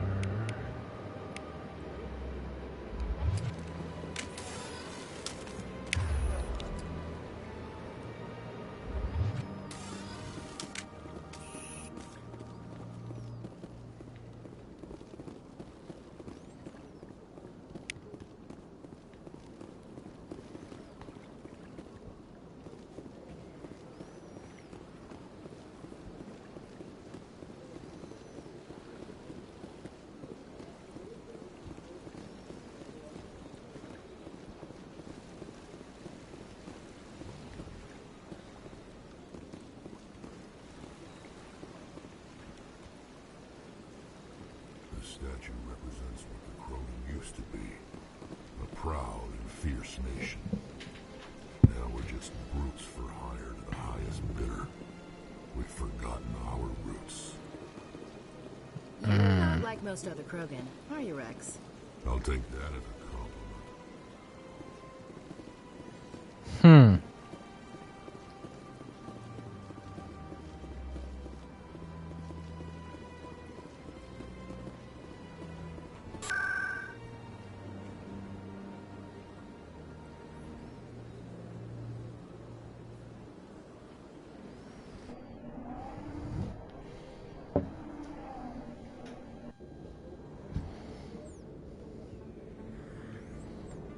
There we go.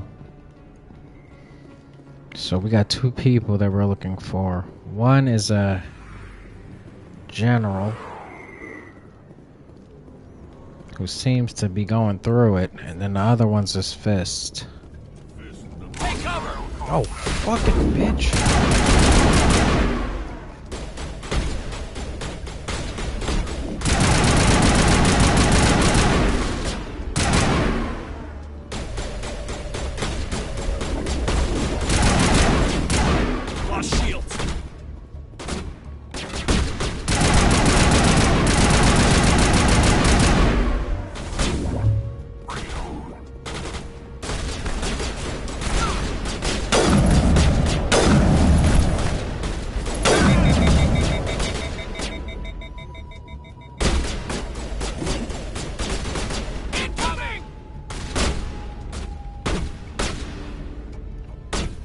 Boom.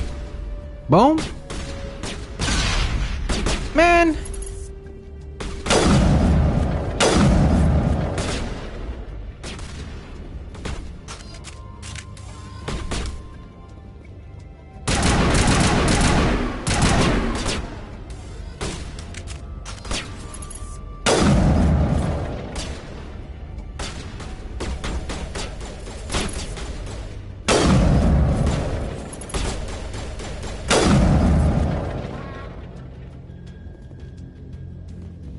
Targets down.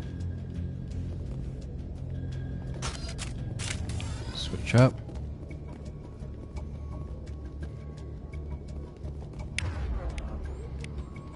I'll go with handgun.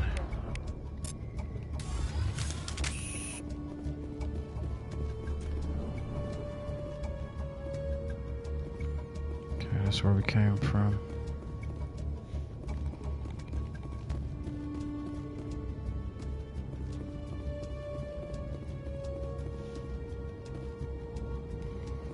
What's up? Can't get it? Take cover! Stop right there. Don't come any closer. Hold the line!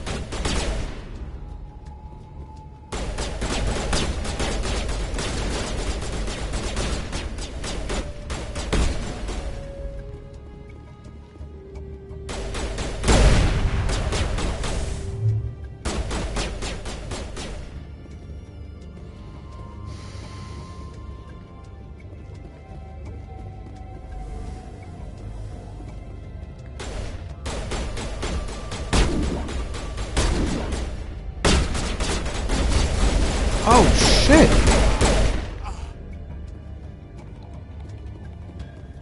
Perimeter clear. Good move, good move. Get that shield back up. Patching you up.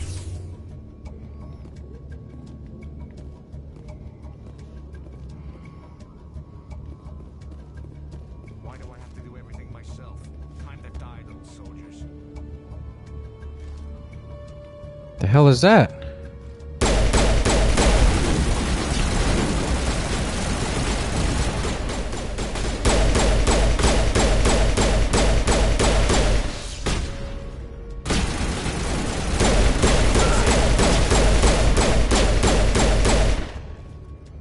Wait! Don't kill me, I surrender!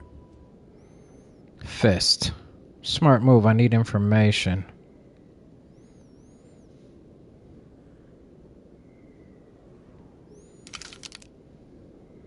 Where's the Quarian? She's not here. I don't know where she is. That's the truth. He's no use to you now. Let me kill him. Wait. I don't know where the Quarian is, but I know where you can find her. The Quarian isn't here. Said she'd only deal with the Shadow Broker himself. Face to face? Impossible. Even I was hired through an agent. Nobody meets the Shadow Broker. Ever. Even I don't know his true identity. But she didn't know that. I told her I'd set a meeting up. But when she shows up, it'll be Saren's men waiting for her. Give me the location. Now. Here on the wards, the back alley by the markets. She's supposed to meet them right now. You can make it if you hurry.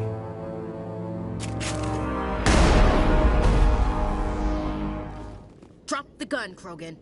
The Shadow Broker paid me to kill him. I don't leave jobs half done.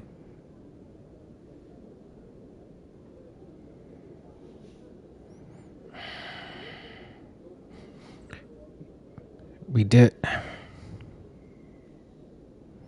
I'm in charge here. You ever pull another stunt like that?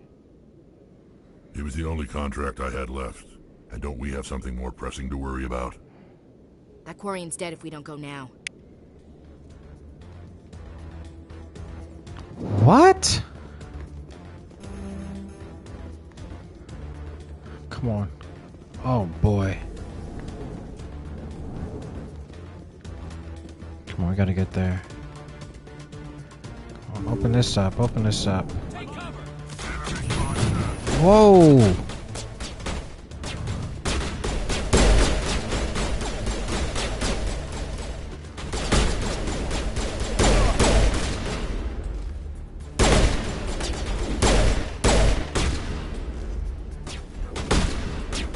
Get down! Incoming!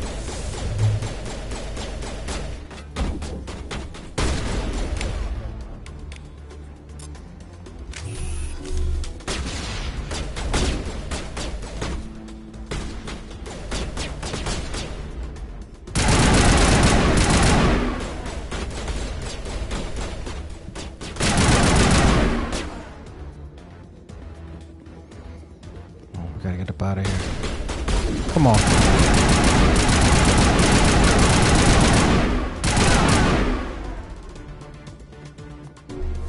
Move. All targets down.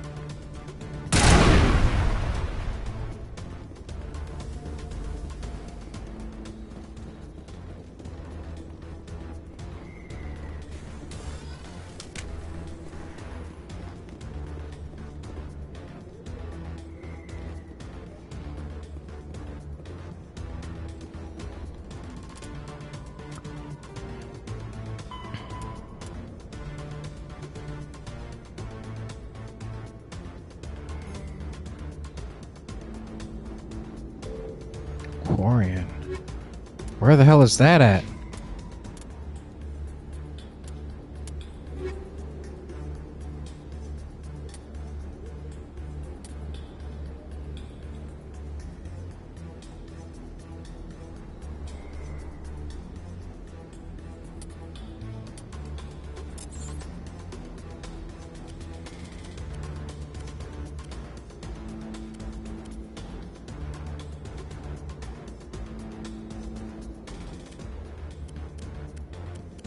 But this is useless to us, though.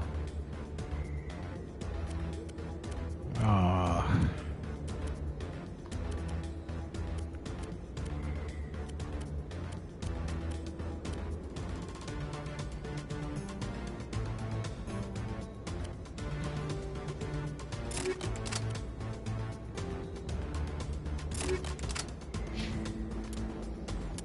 Let's go to the map. Chora's Den.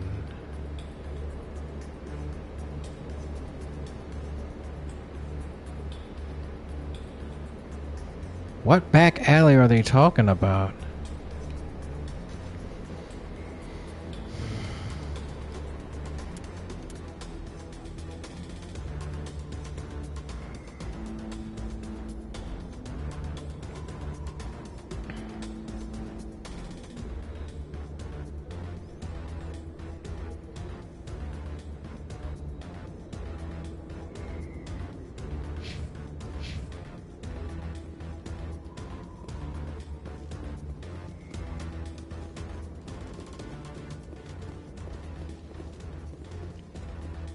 Want some back alley? What back alley?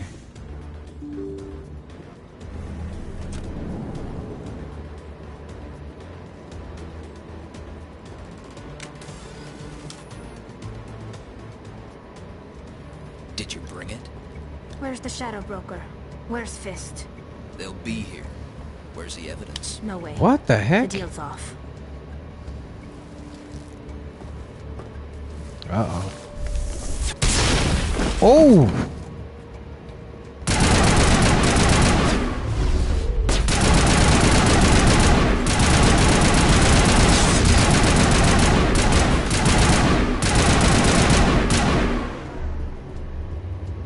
Fist set me up.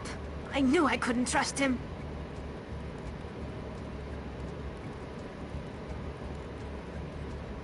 Were you hurt in the fight? I know how to look after myself. Not that I don't appreciate the help. Who are you?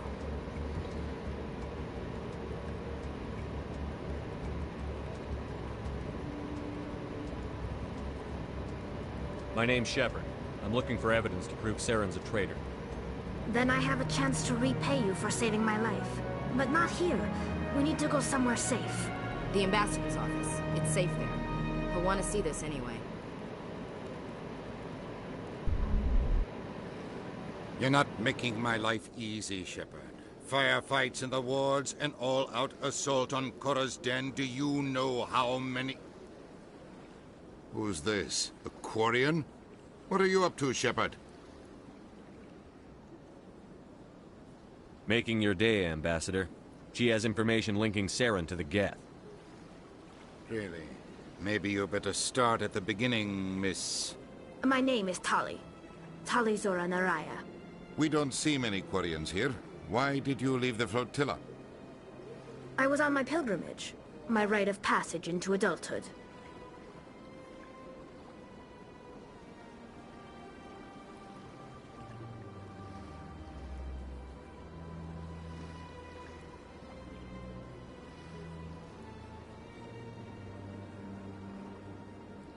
Tell us what you found. During my travels, I began hearing reports of Geth. Since they drove my people into exile, the Geth have never ventured beyond the Veil. I was curious. I tracked a patrol of Geth to an uncharted world. I waited for one to become separated from its unit. Then I disabled it and removed its memory core. I thought the Geth fried their memory cores when they died. Some kind of defense mechanism.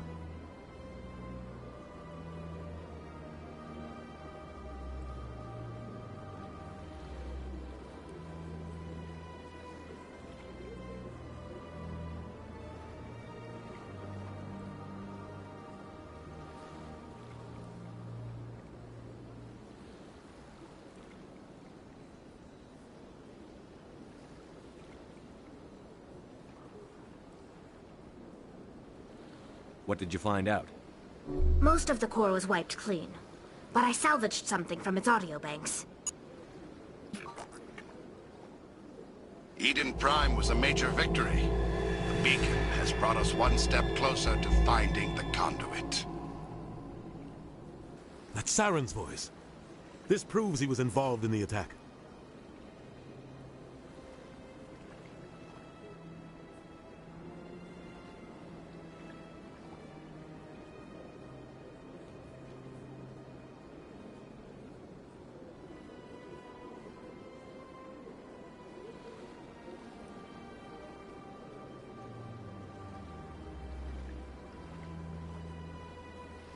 He said Eden Prime brought him one step closer to finding the conduit. Any idea what that means? The conduit must have something to do with the beacon.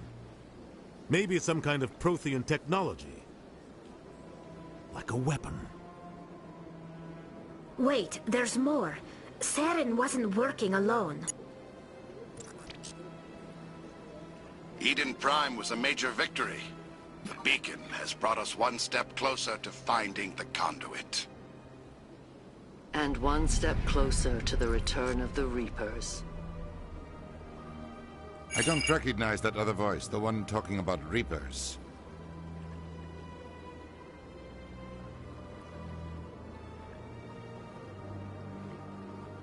Are they some kind of new alien species? According to the Memory Core, the Reapers were a hyper-advanced machine race that existed 50,000 years ago. The Reapers hunted the Protheans to total extinction, and then they vanished. At least, that's what the Geth believe. Sounds a little far-fetched.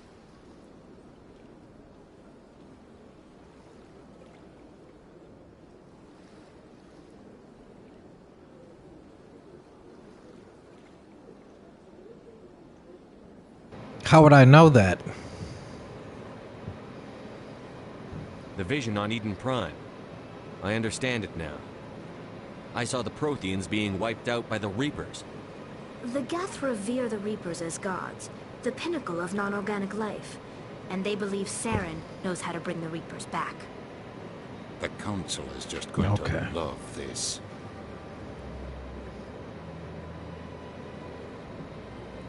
They won't believe you anyway.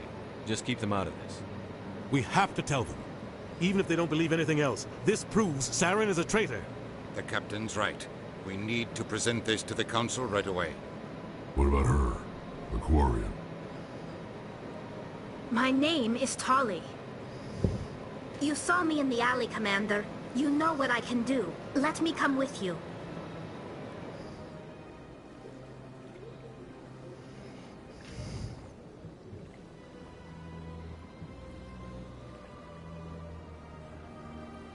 I'll take all the help I can get. Thanks. You won't regret this. Anderson and I will go ahead to get things ready with the Council. Take a few minutes to collect yourself, then meet us in the tower. Oh, let's go. Sorry, my boy. My girl.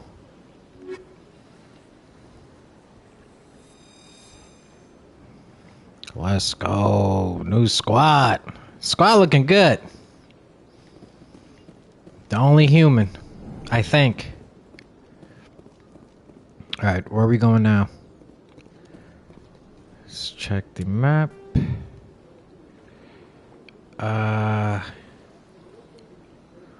What's this?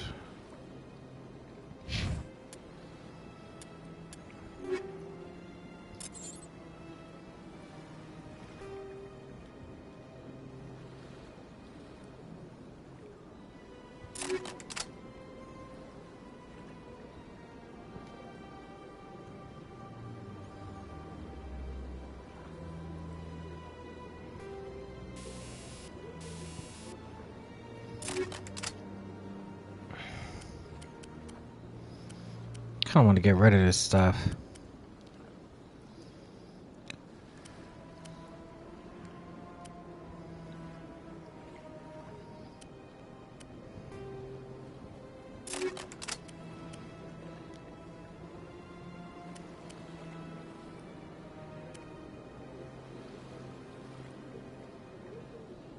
Stinger 2.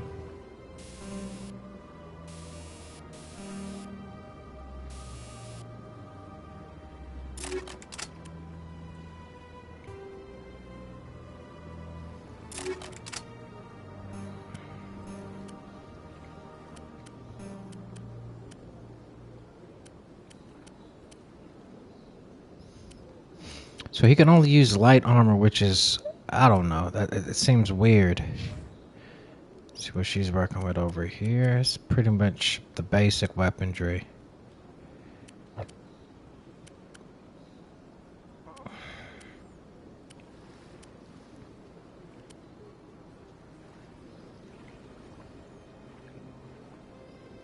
Kessler 1.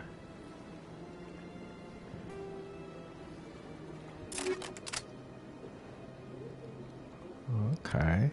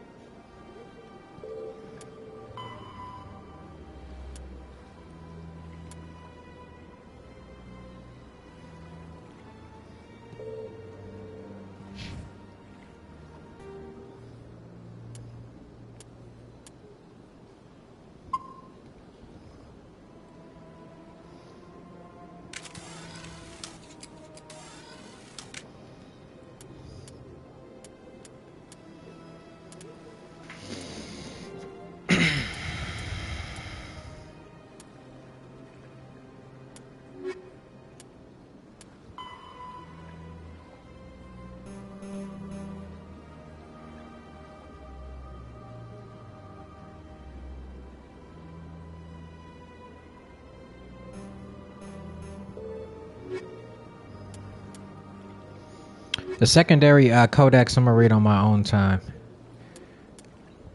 Though now extinct, the Rachni once threatened every species in Citadel space. Over 2,000 years ago, explorers foolishly opened a mass relay to a previously unknown system and encountered something never seen before or since, a species of spacefaring insects guided by a hive mind intelligence. Unfortunately, the Rachni were not peaceful, and the galaxy was plunged into a series of conflicts known as the Rachni Wars. Attempts to negotiate were futile, as it was impossible to make contact with the Hive Queens that guided the race from beneath the surface of their toxic home world. The emergence of the Krogan ended the Rachni Wars. Bred to survive the harshest environments, the Krogan were able to strike at the Queens in their lairs and reclaim conquered Council worlds. But when Krogan fleets pressed them back to their homeworld, the Rachni refused to surrender, and the Krogan eradicated them from the galaxy.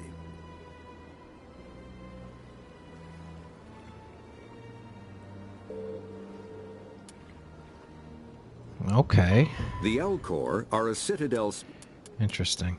Driven from their home system by the Geth nearly 3 centuries ago, most Quarians now live aboard the Migrant Fleet, a flotilla of 50,000 vessels ranging in size from passenger shuttles to mobile space stations. Home to 17 million Quarians, the flotilla understandably has scarce resources. Because of this, each Quarian must go on a rite of passage known as the Pilgrimage when they come of age. They leave the fleet and only return once they have found something of value they can bring back to their people. Other species tend to look down on the Quarians for creating the Geth, and for the negative impact their fleet has when it enters a system. This has led to many myths and rumors about the Quarians, including the belief that underneath their clothes and breathing masks, they are actually cybernetic creatures, a combination of organic and synthetic parts.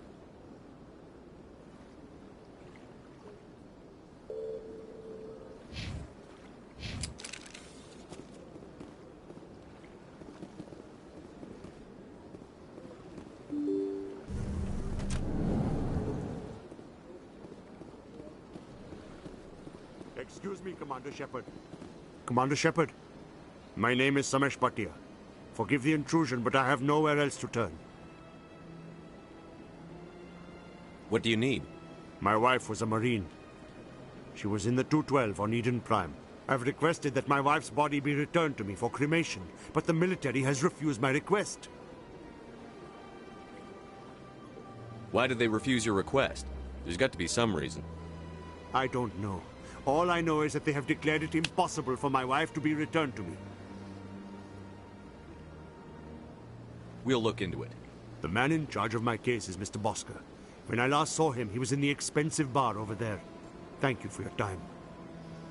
I just want to give my wife a proper funeral, and the respect she deserves. Okay. Let's run over here real quick, talk to this guy, see what's up.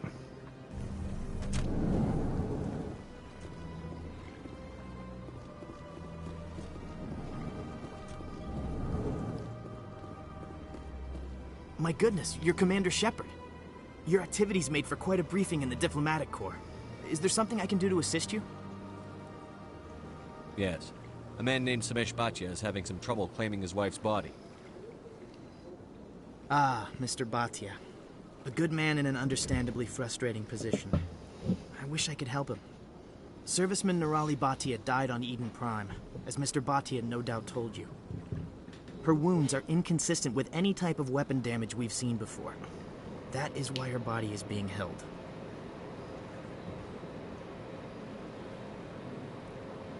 You're studying her injuries to learn more about Geth weaponry. The tests we're conducting may lead to better defenses against Geth attacks. Respectfully, Serviceman Bhatia may save more lives in death than she did in life.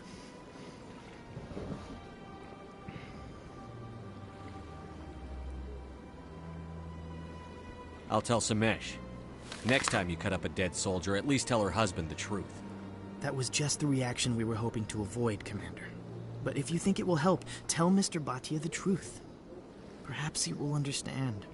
Please let me know if you have any other questions. Hello again, Commander. Can I help you? I understand what you're trying to do, but holding the body is wrong. Commander, you of all people should understand how far we must go to protect humanity.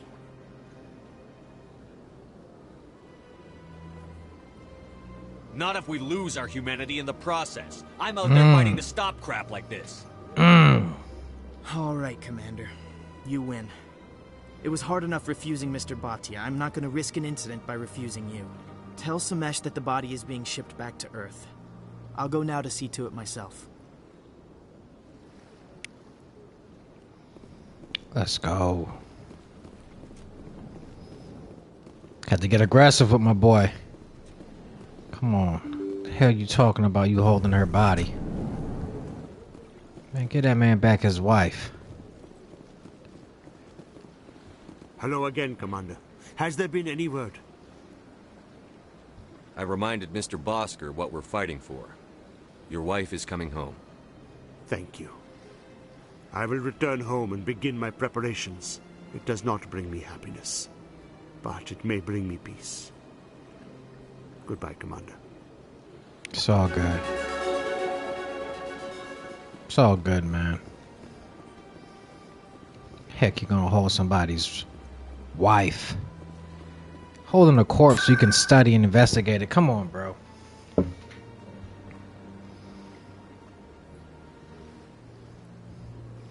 Cora's Den. We still gotta check out, talk to that one dude.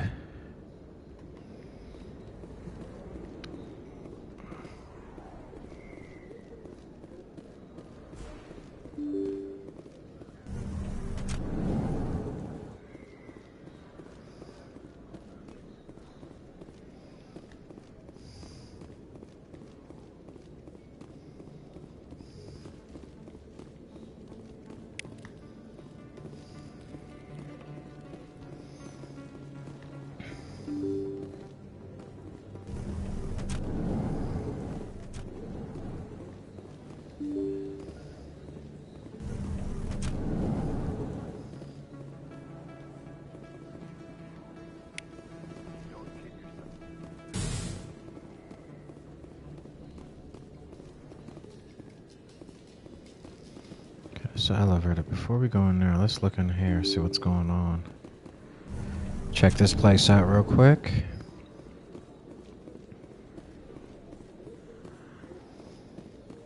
Okay, that's the C-Sec Academy. Wow, it's a whole city, bruh. Damn. This is amazing, bro.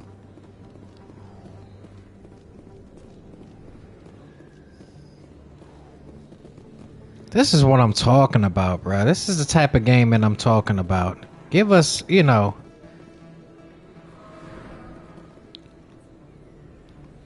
Give us a well-planned out story. I am intrigued. I'm invested now.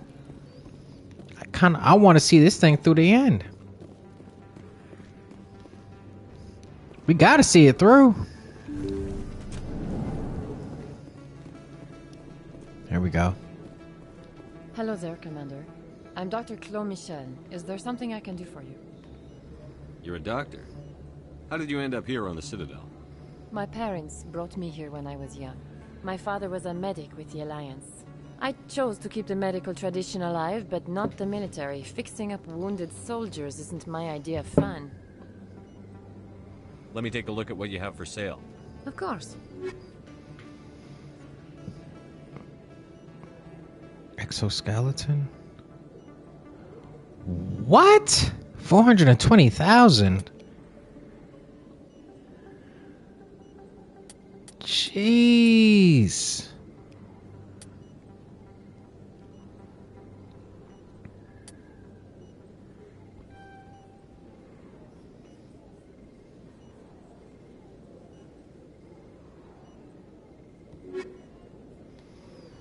Oh, well, I guess I'm broke now. Okay, we got 4. Put that to intimidate, charm.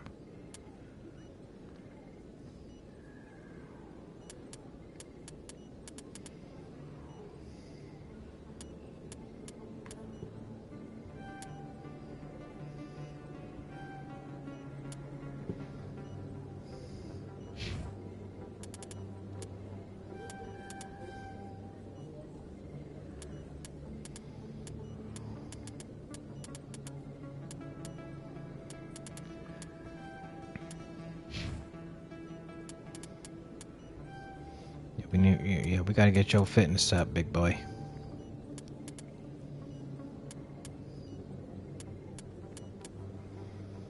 And we can put that to barrier.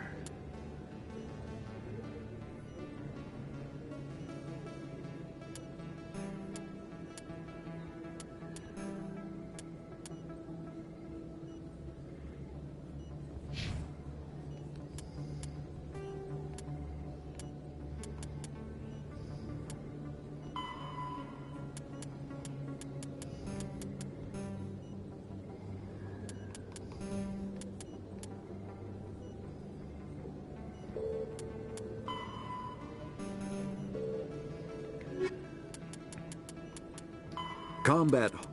All modern infantry weapons, from pistols to assault rifles, use micro-scaled mass accelerator technology. Projectiles consist of tiny metal slugs suspended within a mass-reducing field, accelerated by magnetic force to speeds that inflict kinetic damage. The ammo magazine is a simple block of metal.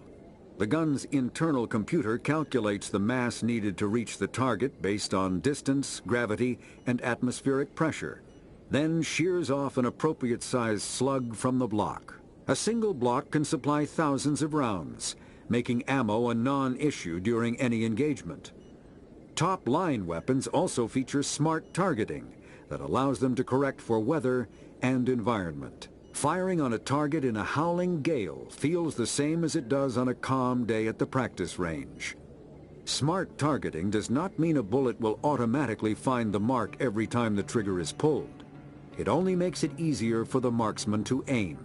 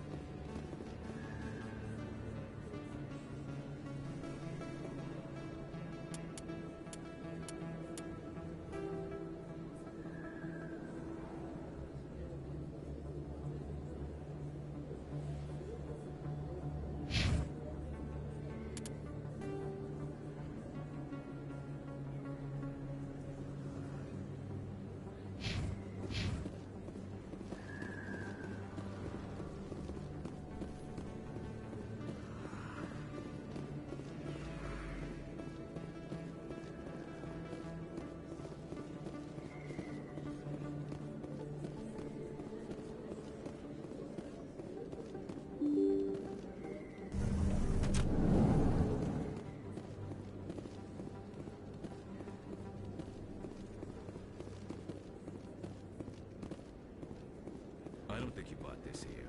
I don't sell this model. Look, I know it was you. I remember your face. Really, that's impressive. Usually you humans can't tell one Turian from another. This was the place. Now, are you going to give me a refund or not? Do you have your proof of purchase? What? No, I don't think you ever gave me one. I'm sorry, man. I can't. What are you... Can't help you.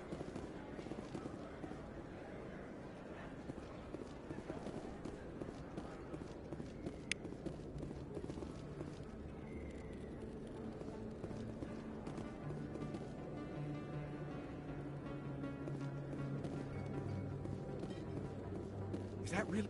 You're Commander Shepard, the hero of Eden Prime. I am so honored to meet you. Do I know you? No, I'm just a fan. One of your biggest fans, actually. My name is Conrad. Conrad Werner. They say you killed more than 100 Geth on Eden Prime. I spend most of the time trying to stay alive and help the colonists. Hey, I know you're probably busy, but do you have time for a quick autograph?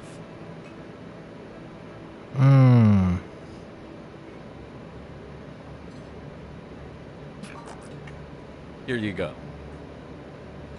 What was that sound? Thanks. I really appreciate it. My wife is going to be so impressed. I'll let you get back to work. But next time you're on Earth, I'd love to buy you a drink. Thanks again.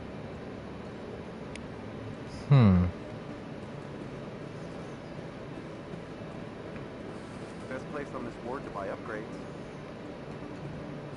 Hello, Earth Clan. No doubt you've just come back from the colonies. Will you be needing supplies? Show me what you've got. Most excellent. I am sure you will find something pleasing. Everything is super expensive. Look at this.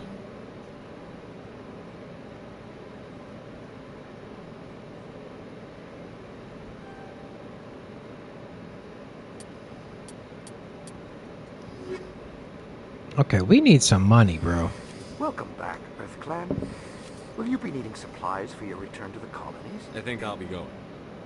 As you say, EarthClan. Good day to you. Welcome back, EarthClan. Will you be needing some Show me what you've got. Most excellent. I am sure you will find something pleasing. Okay, okay. This is what we've been looking for. High explosives too.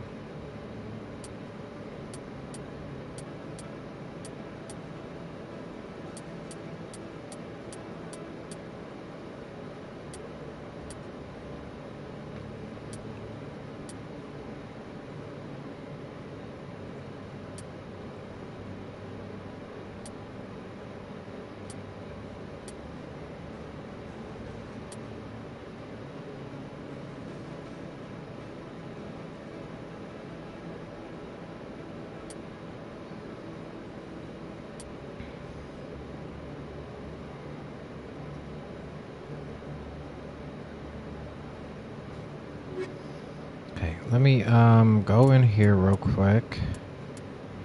Go to equipment. Let's make sure we label all the stuff that we're not going to be using as junk.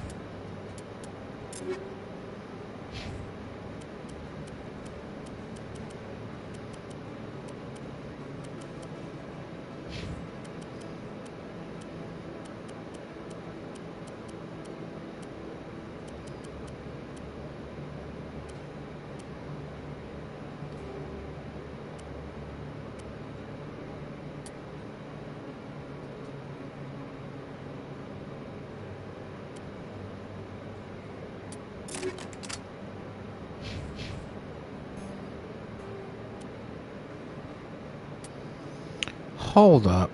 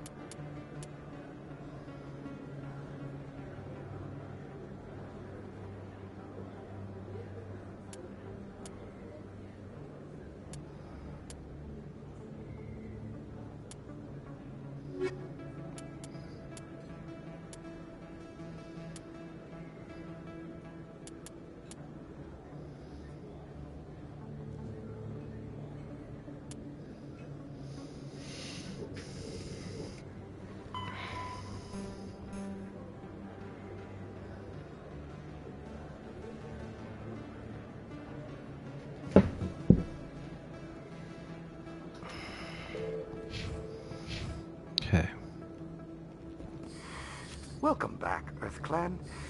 Will you be needing supplies for your return to the colonies? Show me what you've got. Most excellent. I am sure you will find something pleasing.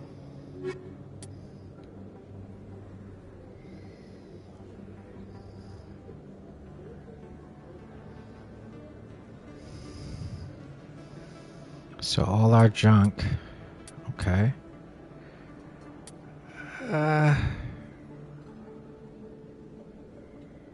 Shock absorber. Okay. Okay.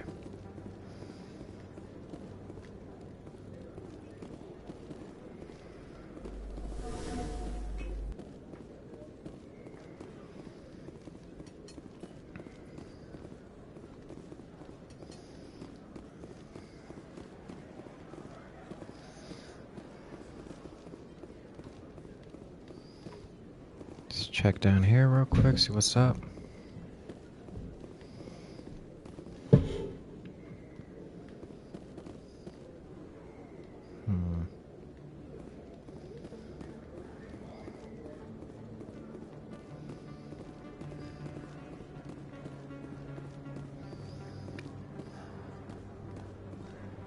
A few of my people have visited here on their pilgrimage, but their descriptions of the wards hardly do them justice. Hello there. Welcome to Moorland's famous shop. You want many good supplies, yes? Let me see what you have. Oh, you will be pleased, I think. Very good things I have. You will see.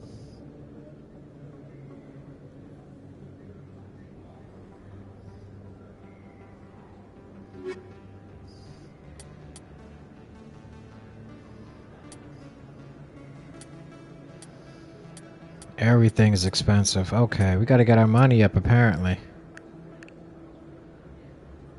Control license.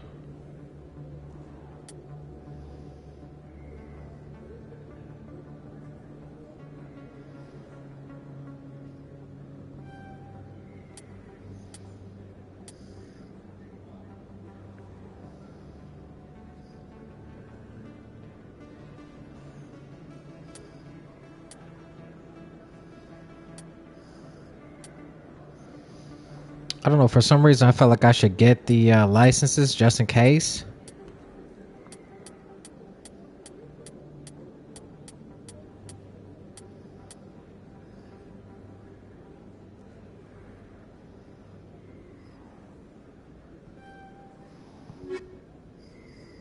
Hello there. Welcome to Moorland's famous shop. You want many good supplies, yes?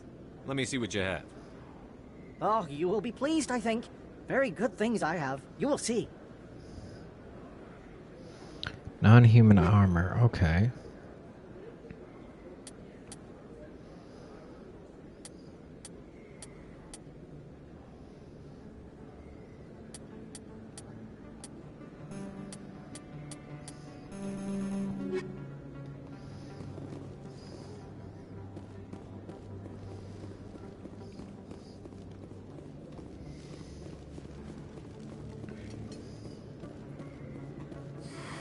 Welcome back, Earth Clan.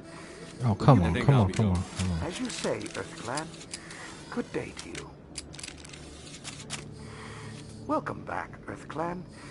Will you be needing supplies for your return to the colonies? What colonies are you talking about? Oh, my mistake, Earth Clan. I assumed... It doesn't matter. Pharos? Noveria? Well, if you haven't heard of them yet, I'm sure you will soon. But it doesn't matter where you hail from. My goods are available to all.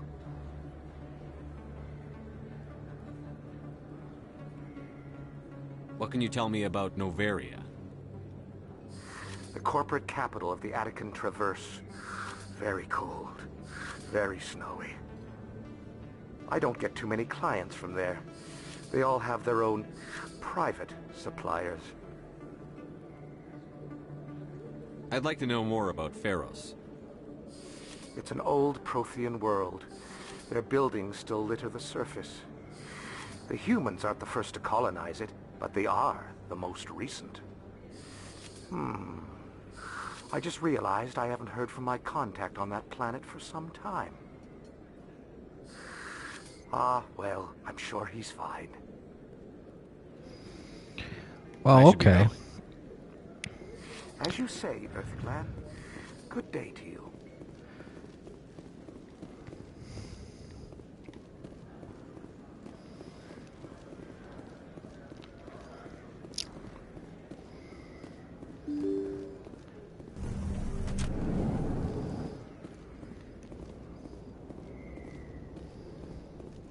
This is Carl's den, alright.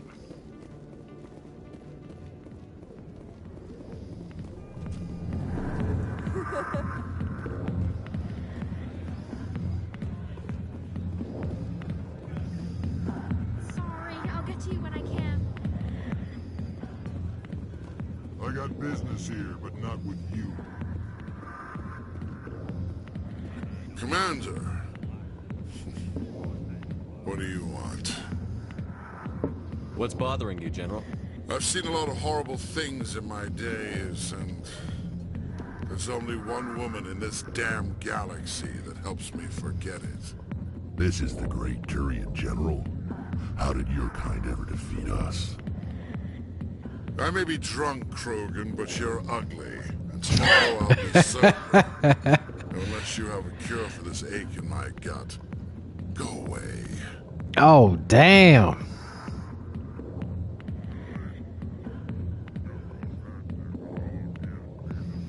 Let's see. Is it worth it? Is she really worth it? There must be other women. It's not just any woman I want. It's her, and her alone. Look, kid, I appreciate what you're trying She to don't do. want you, bruh. Don't waste your time.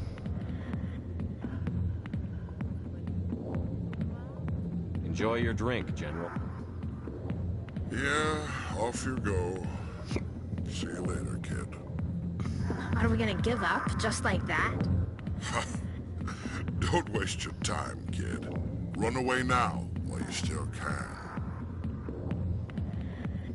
You need to start acting like a general if you want to beat this. I spent all my life acting like a general, and what did it get me? Huh? No, those days are over. I'll just be what I am. A tired, lonely, worn-out soldier.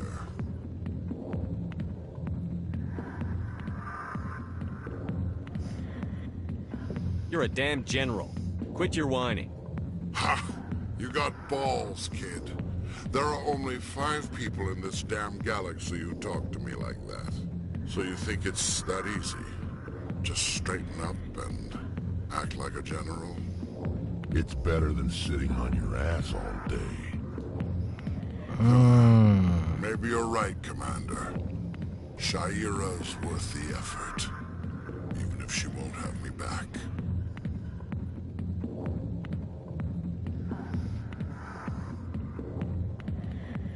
Now get up and get moving, General. All right. I'll go to her. After I've had a cold shower or 2. Say, you're a bright kid. Would you be interested in earning a few extra credits? What do you want me to do?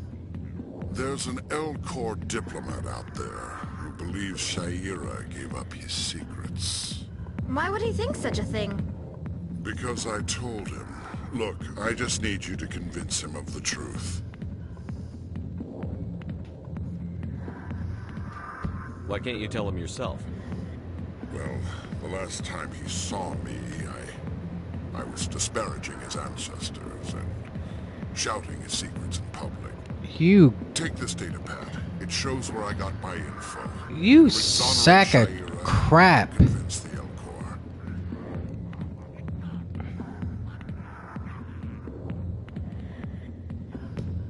Keep your data pad.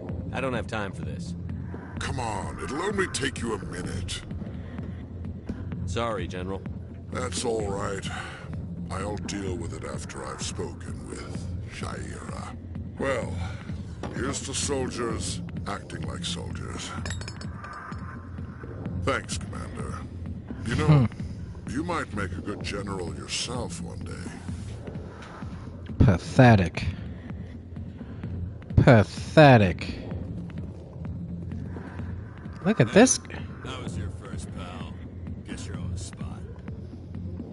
Yo, what's up with is the blue girls just like, I guess, sex workers? What the hell?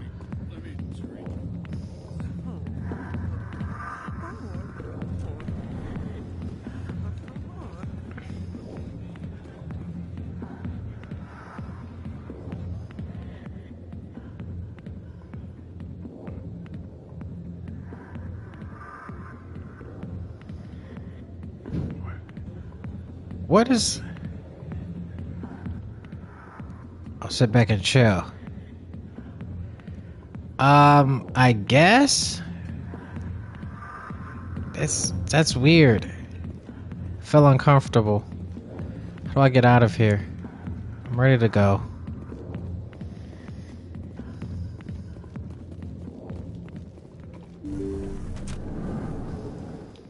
Jeez.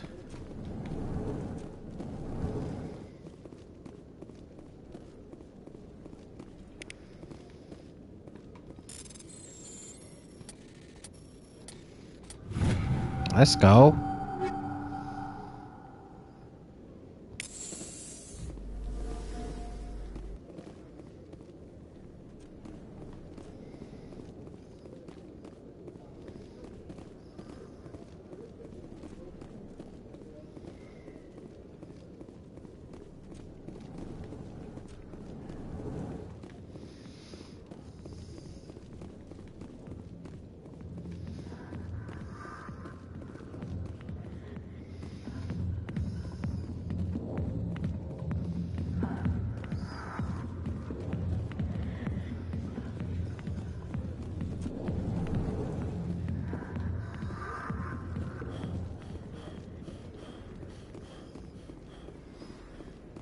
Holy crap.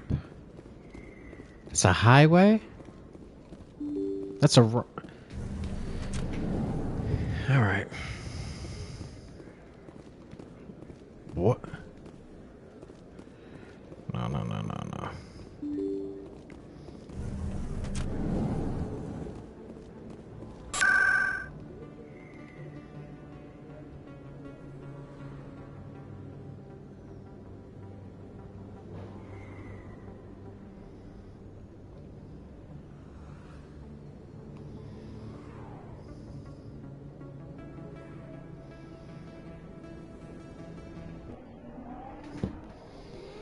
Let's go talk to her. Let her know that we've accomplished.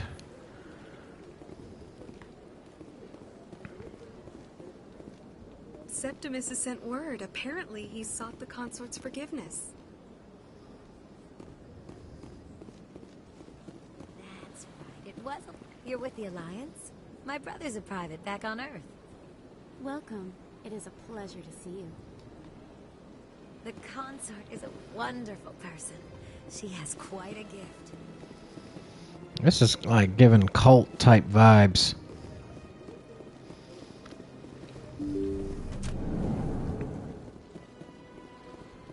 Commander, I recently received a lovely note from Septimus. Thank you for speaking with him.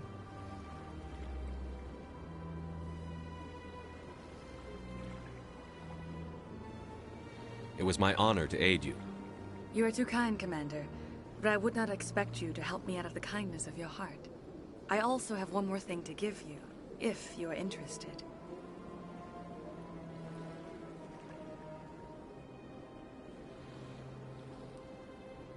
I'd be honored. I offer a gift of words, an affirmation of who you are and who you will become. I see your skin, tough as the scales on any Turian, unyielding. A wall between you and everyone else, but it protects you, makes you strong. That strength is what kept you alive when everyone around you was dying. You alone survived. You will continue to survive. This may be who you are, affirmation? but it is not who you will become. It only forms the basis for your future greatness. Okay. Remember these words when doubt descends, Commander. You have quite a gift, Sha'ira. Thank you. Not everyone appreciates it as you do. Never underestimate the power of words. And now I must ask you to leave. I have done everything I can for you. Remember my words, Commander Shepard. Okay. Apparently she's good at stroking egos. Let's get this thing on the road.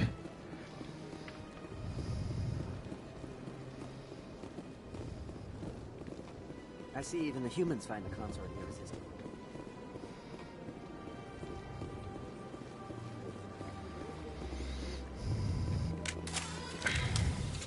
Okay, let's put that away. Go to the map.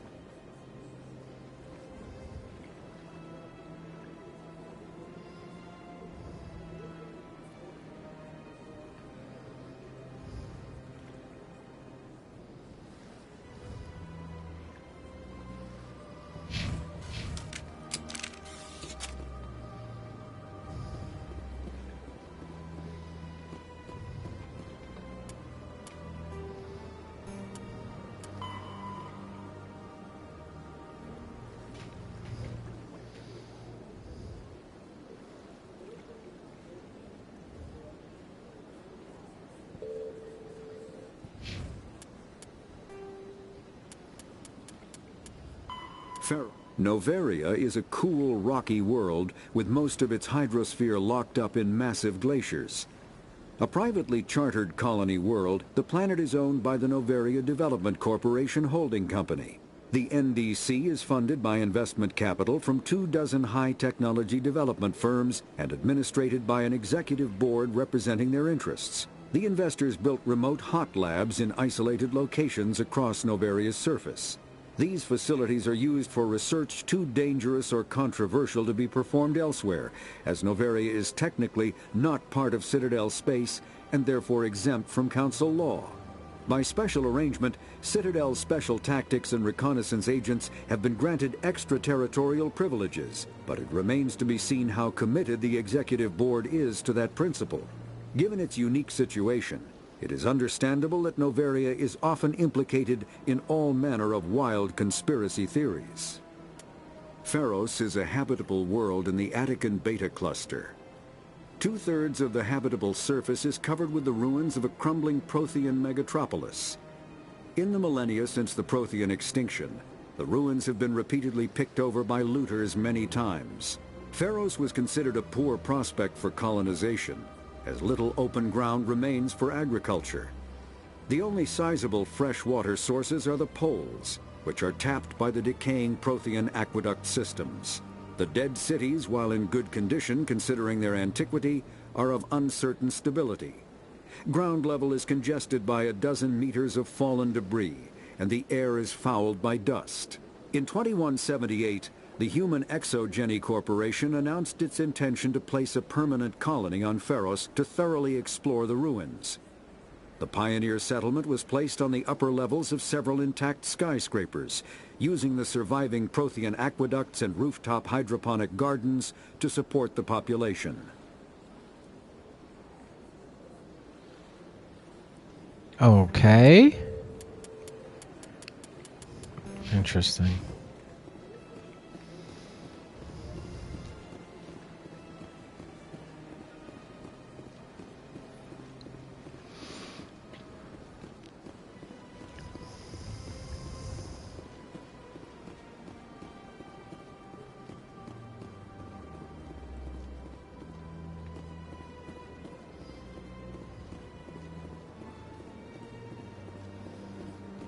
Oh, come on.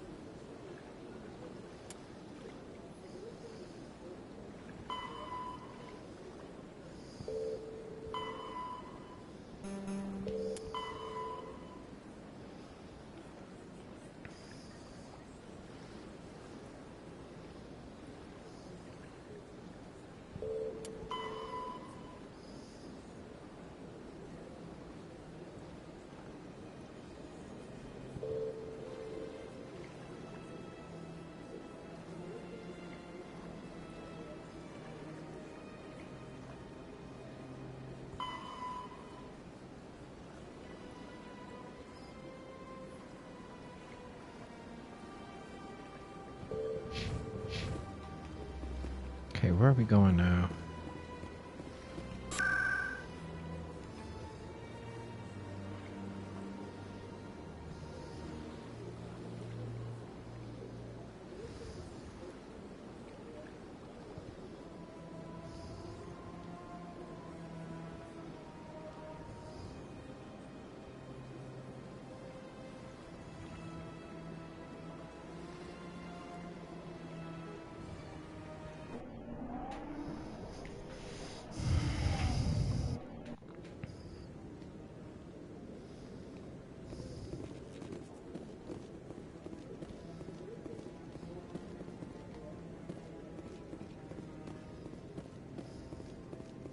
Come on.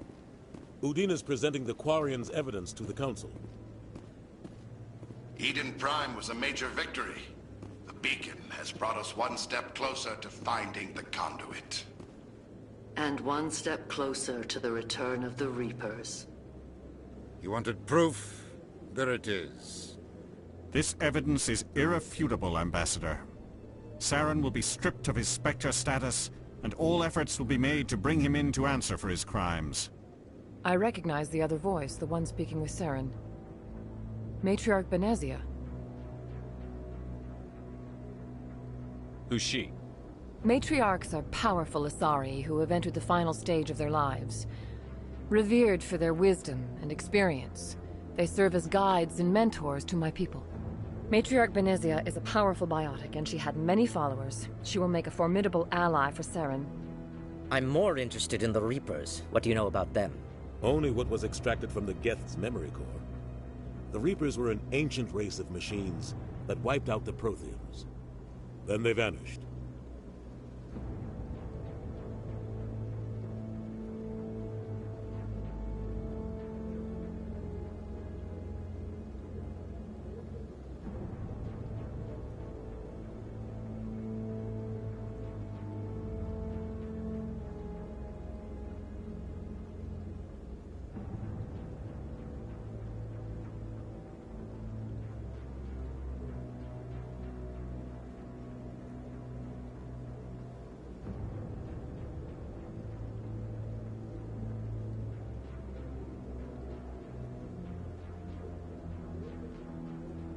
The Geth believe the Reapers are gods, and Saren is the prophet for their return.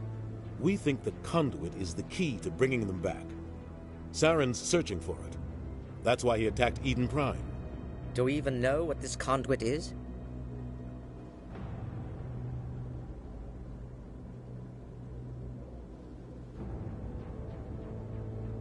Saren thinks it can bring back the Reapers. That's bad enough. Listen to what you're saying. Saren wants to bring back the machines that wiped out all life in the galaxy?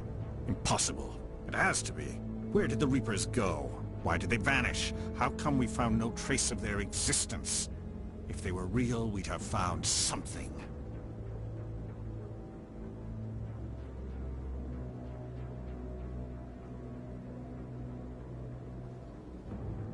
I tried to warn you about Saren, and you refused to face the truth.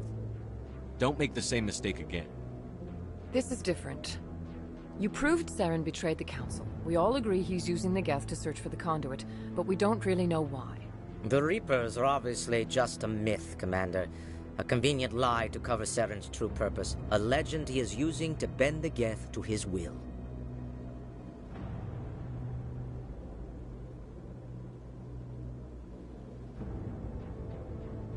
"50,000 years ago, the Reapers wiped out all galactic civilization. If Saren finds the conduit, it will happen again." Saren is a rogue agent on the run for his life.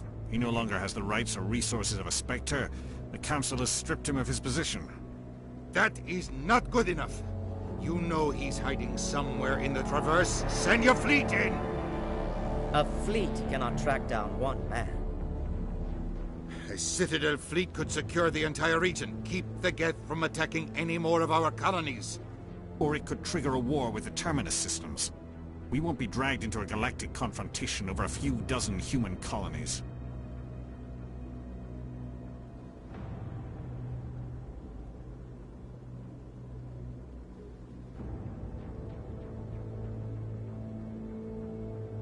I can take Saren down. The Commander's right. There is a way to stop Saren that doesn't require fleets or armies. No! It's too soon. Humanity is not ready for the responsibilities that come with joining the Spectres.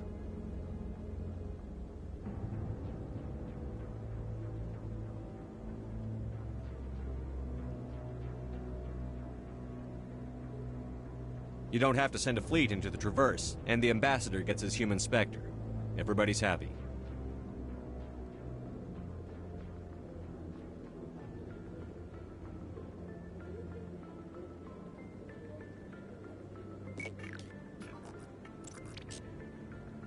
Commander Shepard, step forward.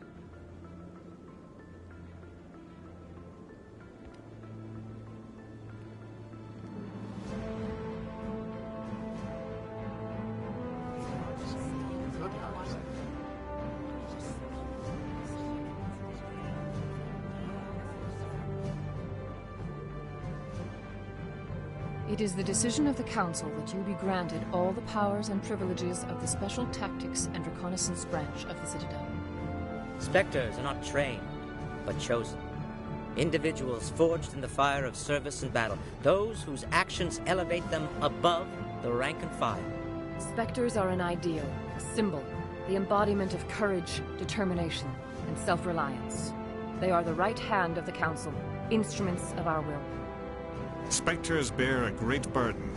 They are protectors of galactic peace, both our first and last line of defense. The safety of the galaxy is theirs to uphold. You are the first human Spectre, Commander. This is a great accomplishment for you and your entire species.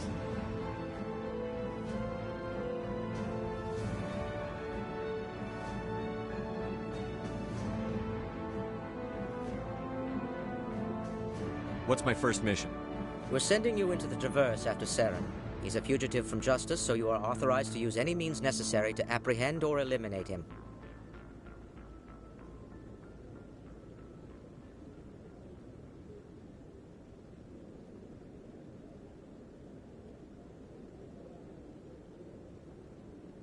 I'll find him. This meeting of the Council is adjourned.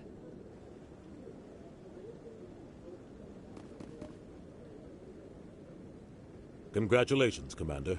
We've got a lot of work to do, Shepard. You're going to need a ship, a crew, supplies. You'll get access to special equipment and training now. You should go down to the C-Sec Academy and speak to the Spectre Requisitions Officer. Anderson, come with me. I'll need your help to set all this up.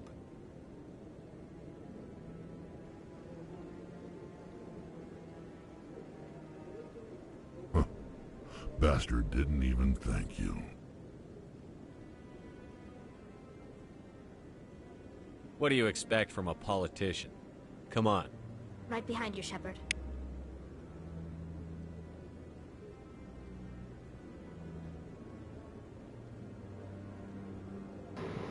Okay.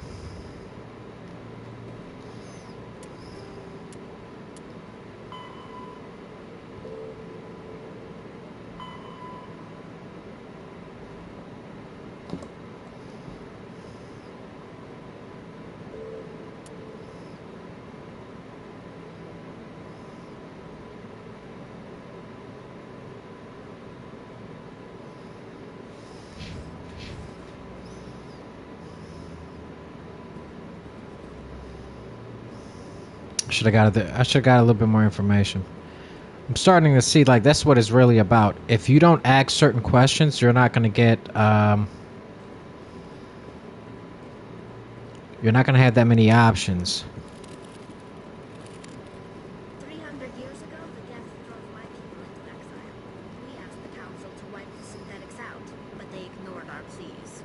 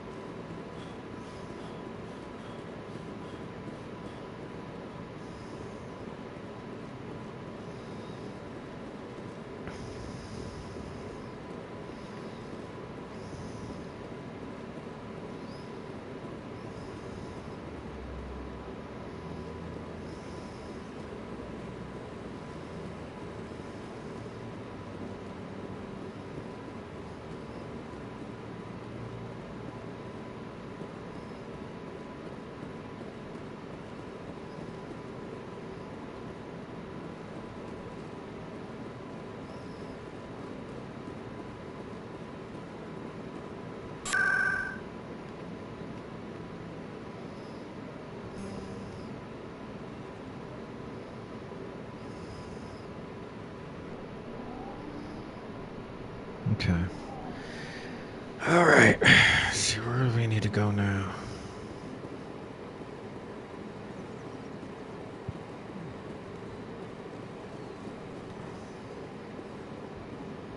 Has the CSEC officer been assuaged?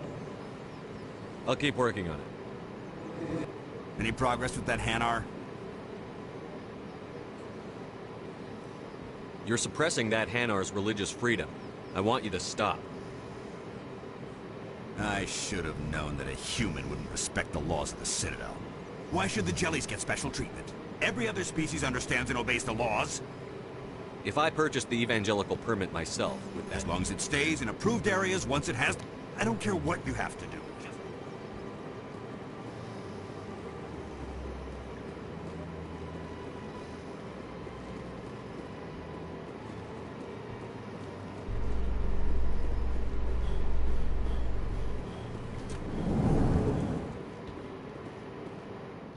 How can you fight your own people, Rex? There aren't that many of you left. Anyone who fights us is either stupid or on Saren's payroll. Killing the latter is business.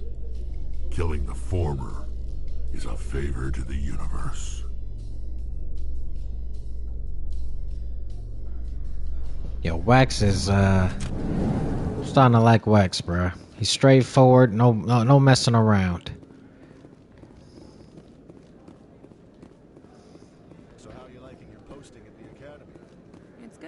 Busy though. I can't believe how many people you get coming in from the wards. Yeah, it's the busiest station on the Citadel. You'll never get bored. I guess not, but you could still use a few more men. That's why we brought you here. Sure, but there's still... So, interspecies relationships, I'm thinking, isn't really a big thing here.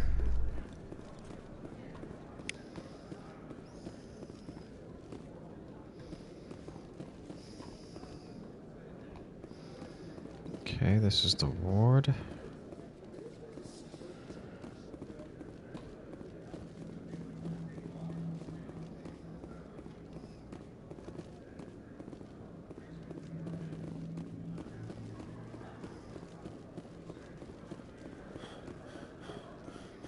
Rex, forgive the impertinence, but you are not like the Krogan described in the stories on the flotilla. When you're young, you go looking for every fight you can. You get older, you realize the best fights will find you. Huh. Yo, Wax is dropping... My boy's dropping some jewels, bruh.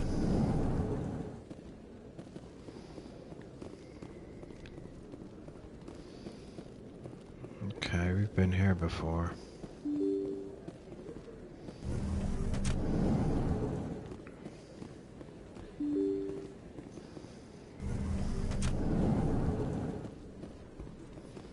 Commander Shepard?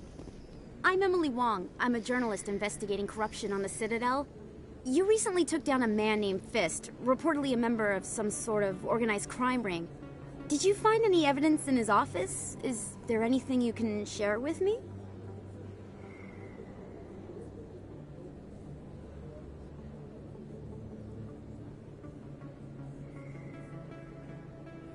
These OSDs might have the information you're looking for. You've got Fist's files? This could be even bigger than I'd hoped. Here, Commander, for your trouble. Now, if you'll excuse me, I should go see what's on these discs.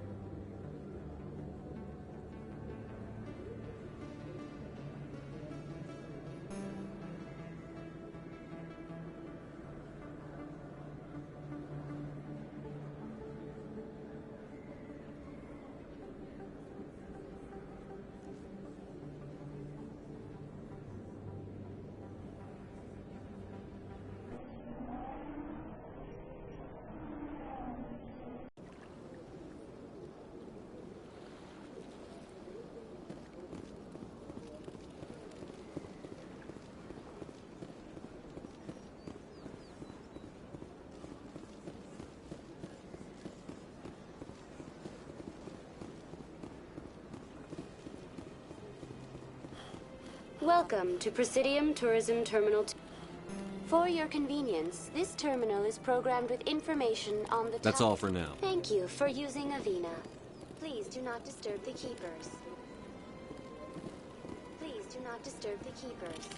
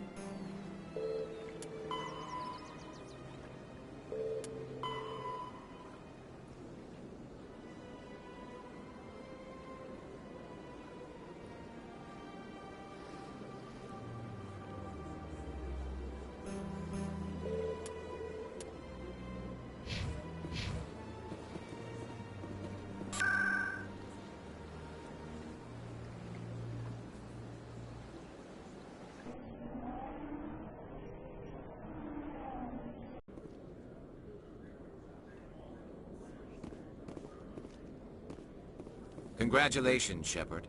Heard they made you a Spectre. I'm glad somebody got the Council to see Saren for what he really is. Something I can help you with, Garrus? I resigned from C-Sec after the Council ignored my investigation. I was sick of all the politics. You're the only one who seems to be doing anything about Saren. Let me come with you.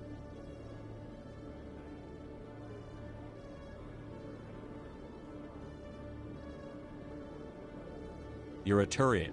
Why do you want to bring him down? I couldn't prove it in my investigation, but I knew what was really going on. Saren is a traitor to the Council and a disgrace to my people.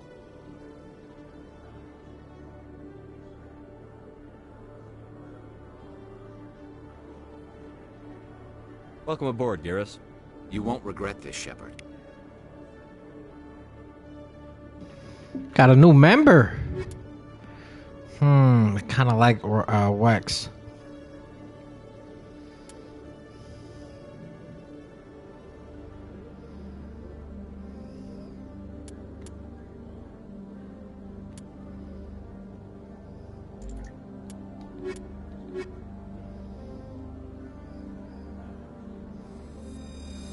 Just because I kind of want to see their interactions.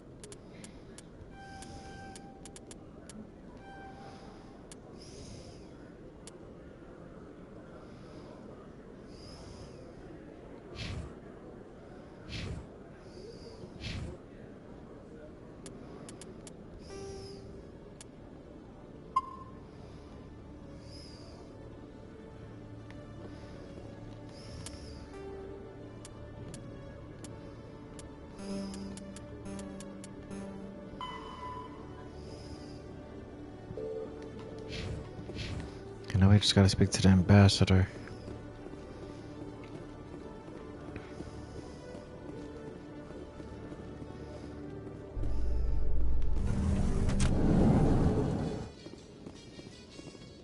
In other news, Exogeny Corp is still denying reports that one of their survey teams has gone missing in the Hades Gamma Cluster.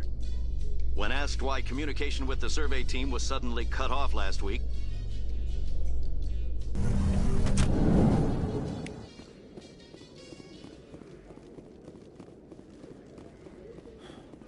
What is this?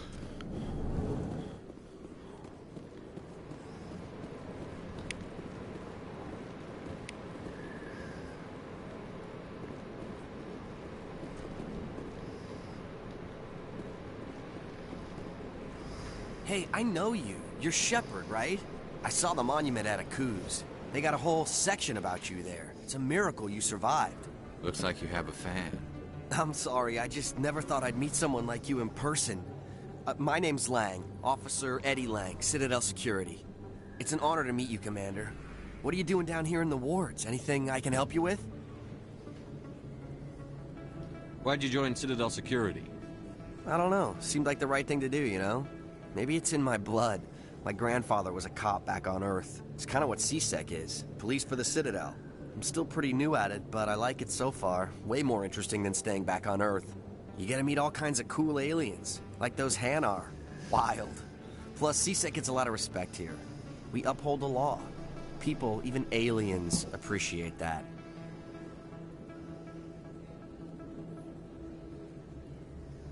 Do you know a CSEC officer named Harkin? I shouldn't really say too much. He's been on the force a lot longer than me. But I've heard things, you know? Drinking on the job, taking bribes, that kind of thing. Rumors mostly, but they suspended him, so some of it must be true. What do you know about the Spectres? Just the stuff they show in the vids. They always make him out to be super agents on secret missions to save the galaxy. I know it's not really like that, though.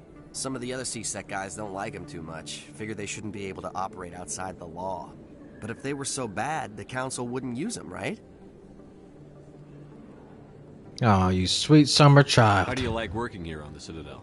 This place is amazing. I've been here almost a year, and I still haven't seen a tenth of it. The Presidium's just so beautiful. Good place to go and relax. But I really like it here down in the wards. There's always something going on somewhere. Like that new club they just opened a few months ago, Flux. Wicked scene in there, Commander. You should check it out when you have some time. I have to go. I like Lang. You're Good probably guy. real busy. Well, see you around, Commander. No problem. See you later, Lang.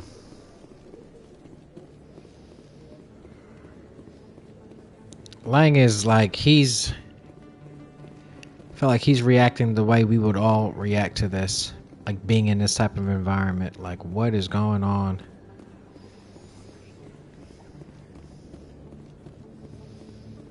It is a dope vibe, though. Like, the way they kind of built out the world.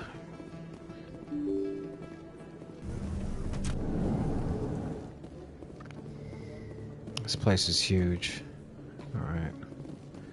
Let's go back here.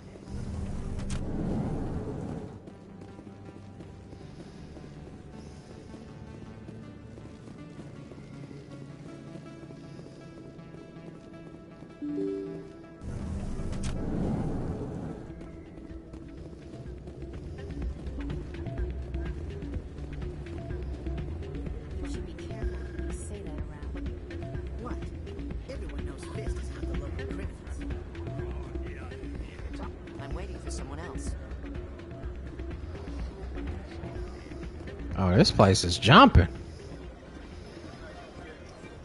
Damn.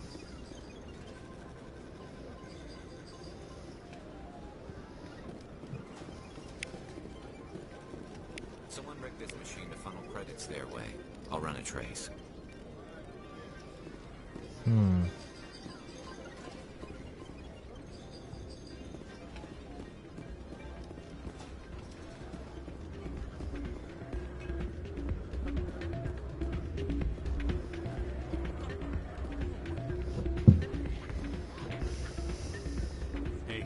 See another human in here.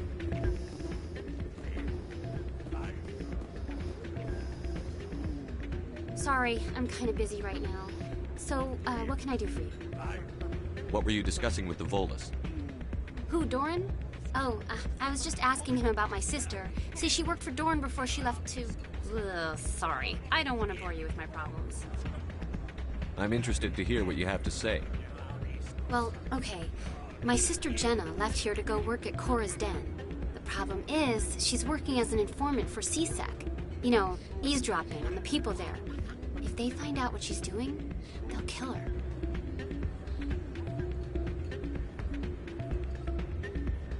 Being an informant is a dangerous job. That's what I've been telling her. I don't know. Sometimes I think she stays there just to spite me. Do you know who her contact at CSEC is? No, it's all very secret. Last time I asked an officer, he told me to stay out of it, for Jenna's safety. Maybe I could help her understand just how dangerous Cora's Den is. Would you? That'd be great. Just don't tell her I sent you. Well, I should get back to work before I get in trouble. Thanks. Okay. Okay, we get a little bit more credits. Get a little bit more cash. And see about getting off this, moving on.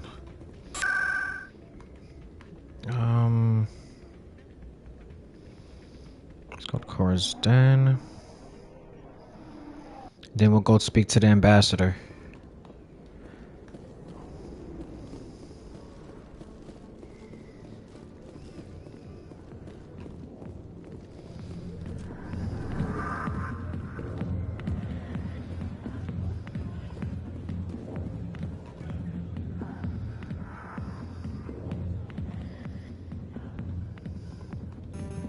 Okay, let's go.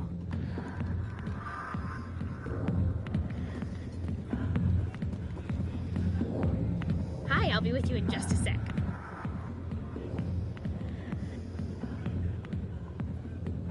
I need to talk to you about your work with CSEC. I don't know what you're talking about.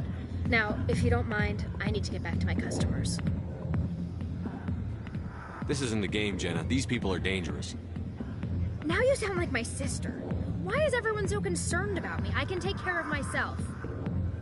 I need to go. I'm not a stripper. I don't get paid to stand around and look pretty. She puts on a brave face. What's that about? Okay. I'm busy. The other waitresses can help you. Interesting. Alright. Oh. If you've got questions about Jenna, meet me at CSEC Academy.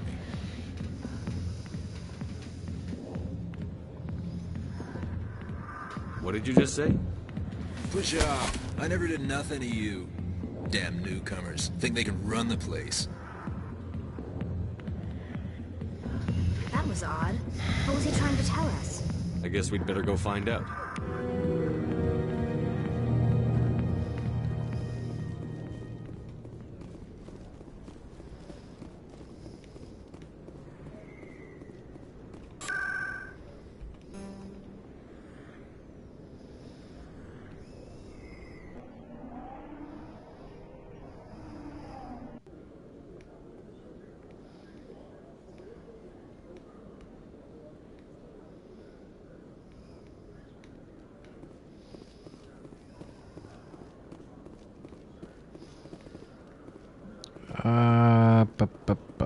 Where's this guy at?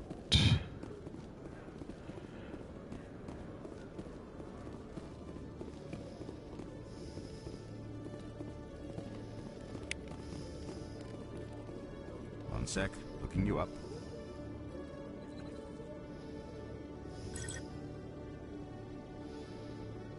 Commander Shepard, here with the Alliance military. First time on the Citadel, that about right? How did you know all that?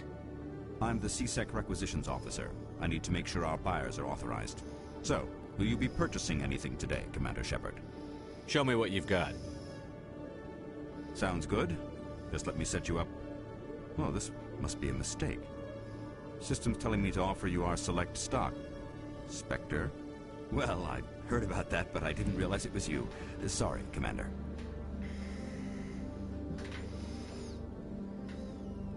Just show me what you've got. I'll open the rare stocks for you, Commander. Enjoy. Let's see. Jeez. Okay, I'm a Spectre, but clearly I don't get paid like one. What the heck? God, dog. Human armor. Okay, that looks good.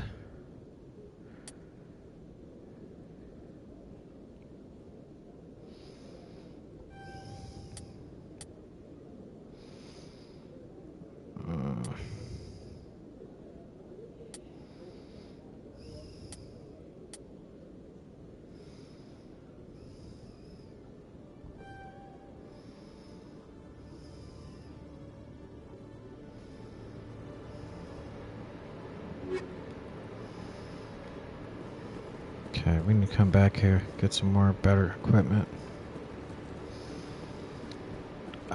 Where's this guy at?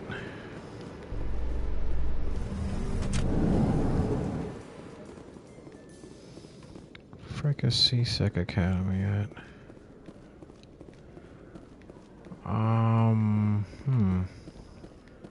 Coming up in a report later today, Emily Wong investigates corruption on the Citadel and uncovers a full-blown crime syndicate.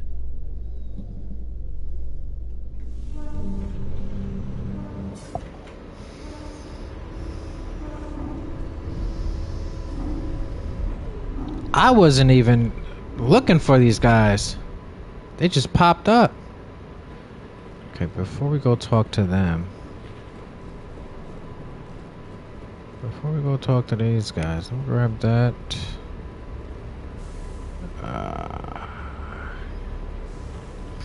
Let me see. Go to squad real quick.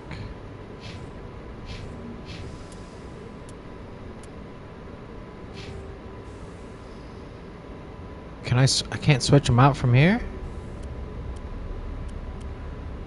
I can put the helmet on. That's what's up.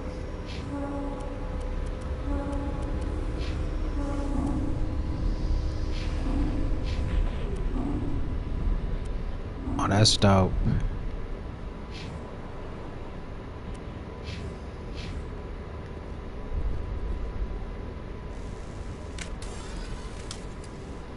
Not gonna lie, the helmet does look kind of silly.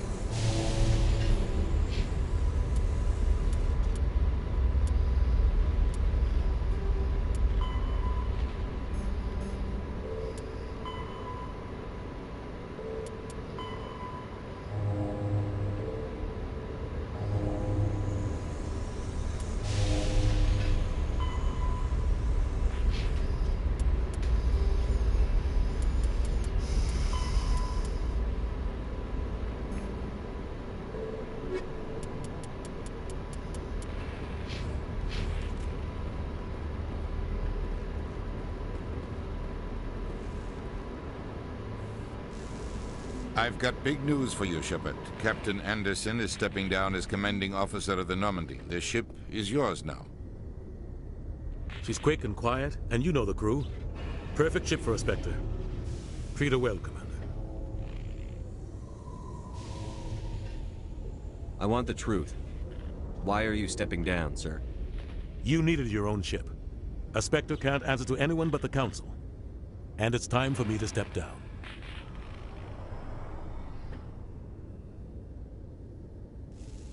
Come clean with me, Captain. You owe me that much.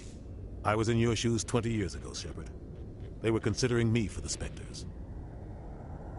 What happened? I failed. I couldn't make the cut. It's not something I'm proud of. Ask me later and I'll tell you the whole story. For now, all you need to know is, I was sent on a mission with Saren, and he made sure the Council rejected me. I had my shot. It came and went.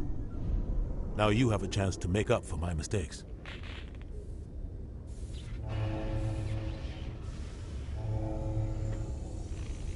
I won't let you down, sir. Saren's gone. Don't even try to find him. But we know what he's after. The Conduit. He's got us Geth scouring the Traverse looking for clues. We had reports of Geth in the Pharos system shortly before our colony there dropped out of contact, and there have been sightings around Noveria. Find out what Saren was after on Pharos and Noveria. Maybe you can figure out where the conduit is before he does. The Reapers are the real threat. I'm with the Council on this one, Shepard. I'm not sure they even exist. But if they do exist, the conduit's the key to bringing them back. Stop Saren from getting the conduit, and we stop the Reapers from returning.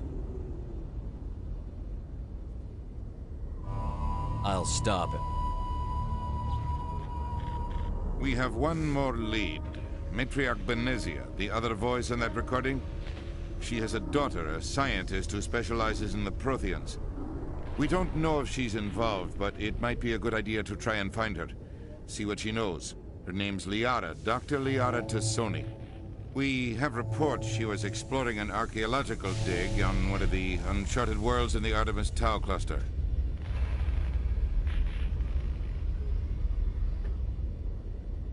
Sounds like we should head for the Artemis Tau cluster.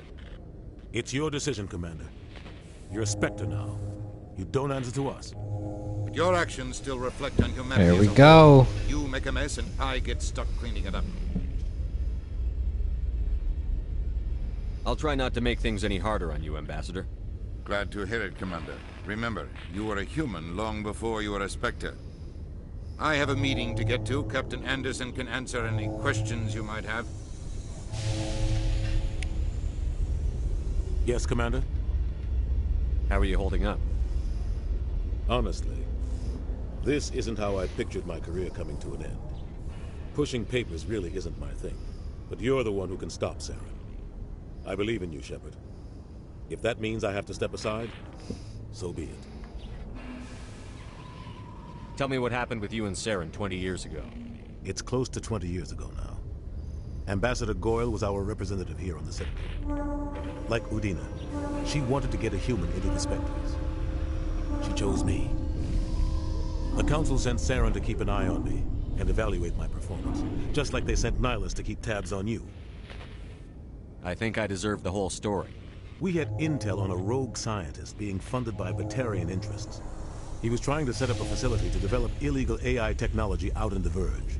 Alliance intel had done all the work, but the Council wanted a Spectre involved. We compromised. I was assigned to help Saren in his investigation. We tracked the scientist to a refining facility on Kamala. He was hidden away somewhere inside, protected by an army of Batarian mercenaries. The plan was simple. Sneak into the plant, capture the scientist, sneak back out. Quick, quiet, and a minimum of bloodshed. I'm guessing things didn't go as planned. Saren and I split up to cover more ground. Then about halfway through the mission, there was a massive explosion in the refinery core. Officially, it was ruled an accident, but I think Saren detonated it on purpose to draw off the enemy guards. How many casualties? The explosion tore the refinery to shreds. The whole place was on fire. Black chemical clouds poured out into the atmosphere. Nobody inside survived. There was a camp for the workers and their families nearby. Between the fires and the toxic fumes, the final death count was over 500. Mostly civilians. Saren didn't care.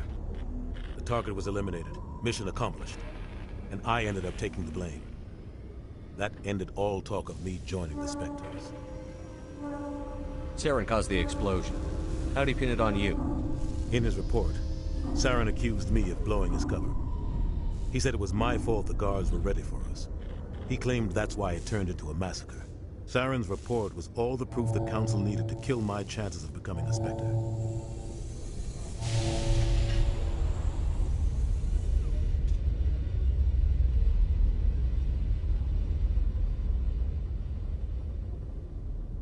Don't blame yourself, Captain. I don't. I blame Saren. I think he wanted things to go bad. He was looking for an excuse to blow that refinery. Maybe he just likes the violence. Maybe he was just trying to make me look bad to keep humans out of the Spectres. If so, he pulled it off. Why'd you let him get away with it? Who do you think the Council was going to listen to? Me? Or their best agent? I had a bad feeling about him right from the start. I should have been more careful. Maybe I could have stopped things before they got out of hand. The only thing I care about is stopping Saren. You're right, Commander. It's no good living in the past.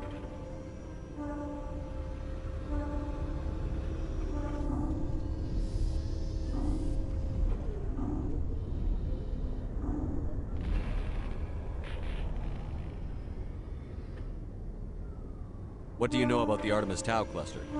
Not much. I've never been there myself. A handful of systems with a few small, uncharted worlds, but no real colonies. Might not be easy finding Dr. T'Soni out there.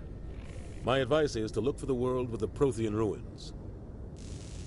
Any extra intel you can give me on our colony at Pharos? The entire planet used to be one giant Prothean city. Mostly ruins now.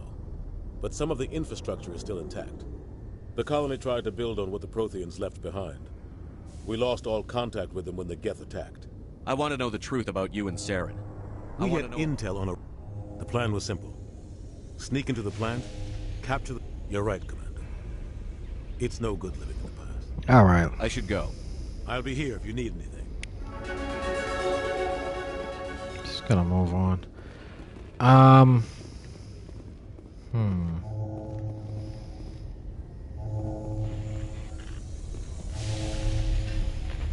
Alright, before we head out... Binary Helix has settled out of court with a Krogan group that had accused the Genetics Corporation of fraud. The Krogan group had contracted Binary Helix to perform studies with a long-range goal of curing...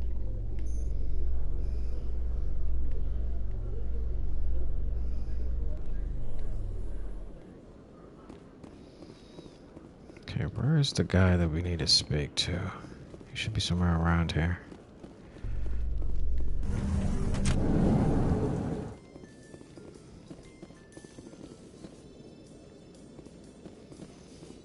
What? In breaking news, Chairman Burns of the Parliament Subcommittee on Transhuman Studies has been kidnapped by biotic extremists. The biotics commandeered a freighter and were last seen in the Hades Gamma Cluster. No demands have yet been made.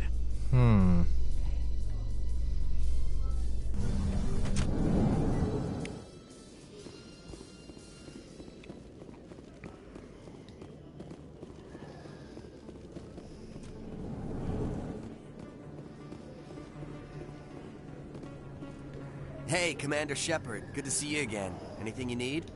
I have to go. Right. You're probably real busy. Well, see you around, Commander. Where the heck is this guy at?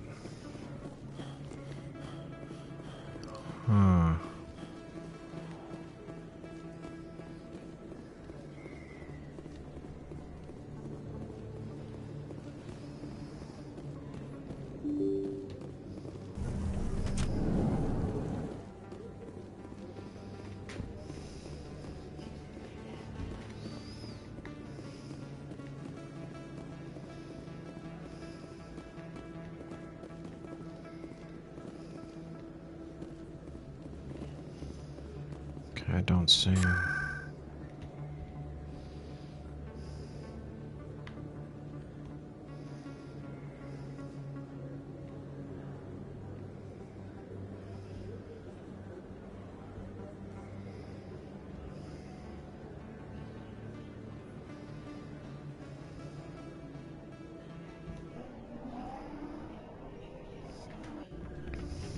Okay, we know where we need to go.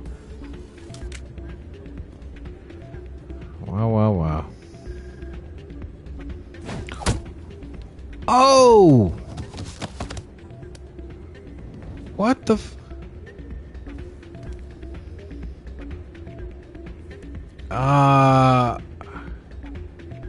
You okay, bruh? Yeah, what is it? What Why were happened? you tossed out of there? Dorian didn't have a clue what I was doing. He assumed I was cheating. I know Dorian. If he says you're cheating, you're cheating. I was just tipping the scales in my favor. Only as an experiment. It still sounds like cheating to me. To you, maybe. But this device is merely intended to simulate situations and record results. Recording losses is easy, of course. Nobody notices those. Why do you need to record these outcomes? Ah, now you're getting to the heart of it. I've spent the last 5 years developing a system that can accurately predict wins and losses on the Quasar. I just need a few more recorded wins and I can complete the algorithms. Can you do that? Isn't that illegal? It's illegal to use my system, but I won't use it. I'll sell it to others. I just need a few more wins recorded.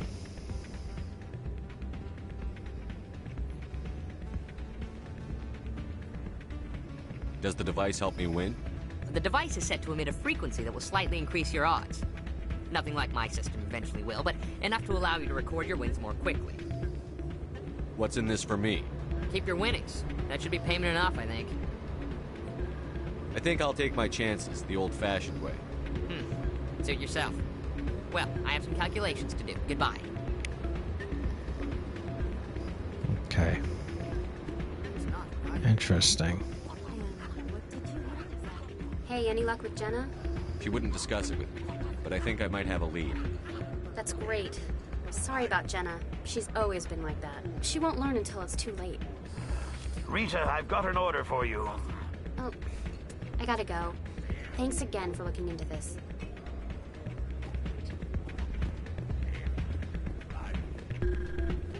Hey, good to see another human. I'm waiting for someone else.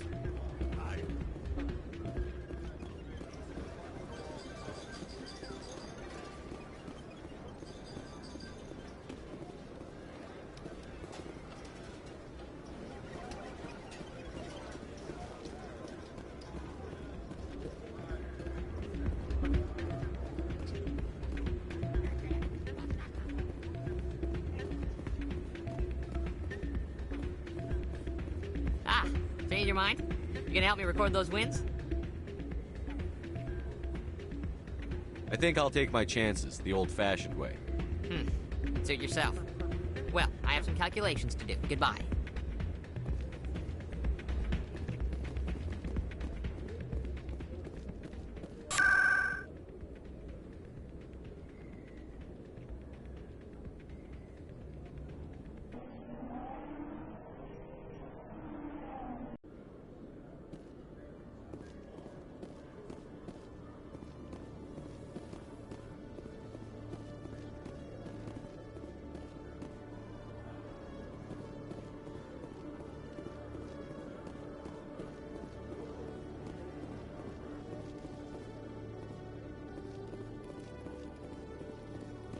Hello, Commander.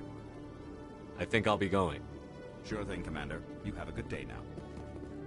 Hello, Commander. Show me what you've got. I'll open the rare stocks for you, Commander. Enjoy.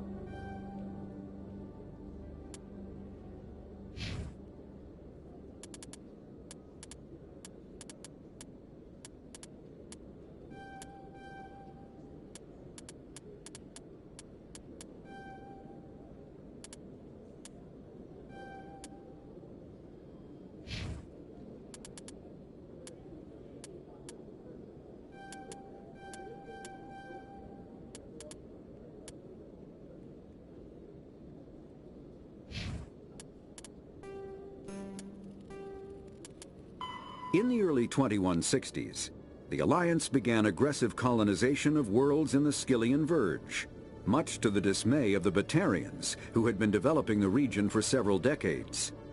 In 2171, the Batarians petitioned the Council to declare the Verge a zone of Batarian interest. The Council refused, however, declaring unsettled worlds in the region open to human colonization. In protest, the Batarians closed their Citadel embassy and severed official diplomatic relations with the Council, effectively becoming a rogue state.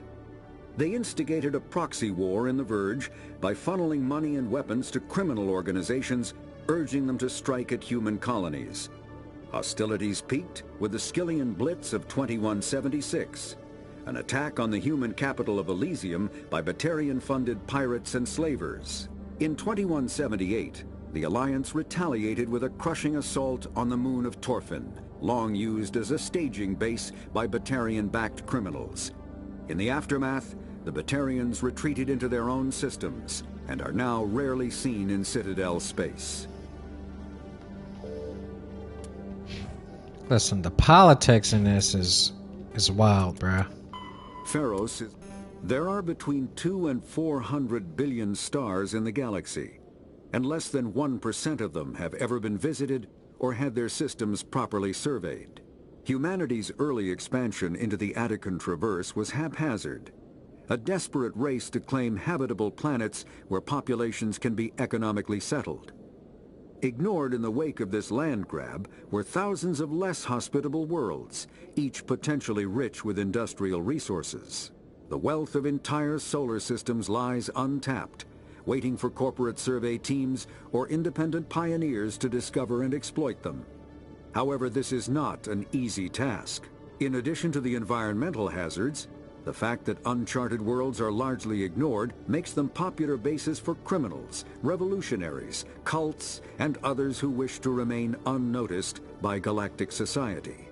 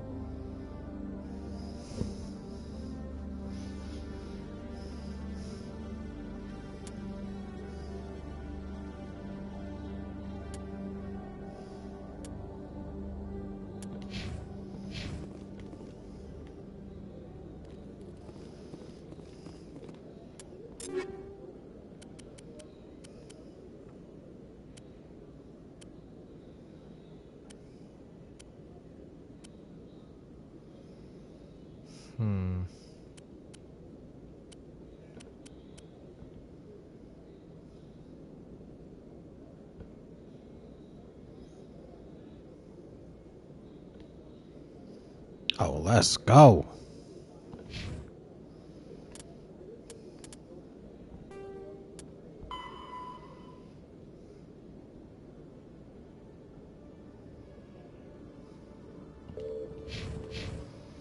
Okay.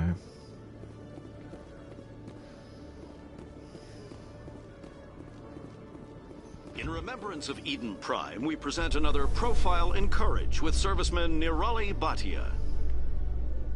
A devoted wife and talented chef, Serviceman Bhatia joined the Alliance military under the Deferred Education Plan. After finishing her service, Bhatia planned to open a restaurant. Instead, she gave her life protecting the colonists of Eden Prime. For more Profiles in Courage, that's the lady who we helped. Opportunities in the military, please visit the Alliance military. They were trying to keep her body. Keyword courage. Yeah. Wow. Using her as a martyr.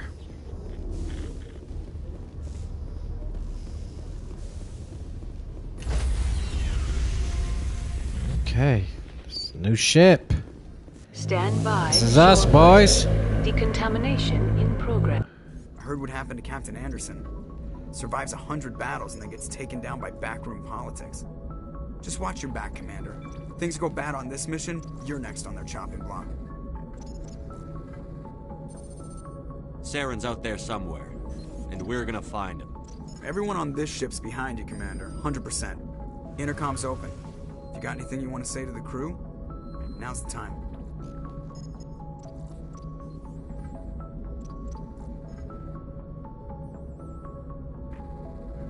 This is Commander Shepard speaking. We have our orders. Find Saren before he finds the conduit. I won't lie to you, crew. This mission isn't going to be easy.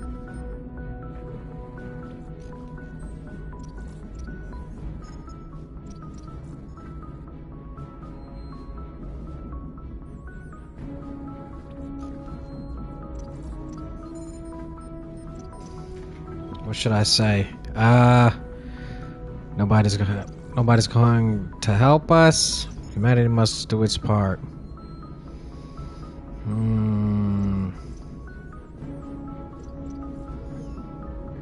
The Council wants to ignore this. That's no surprise.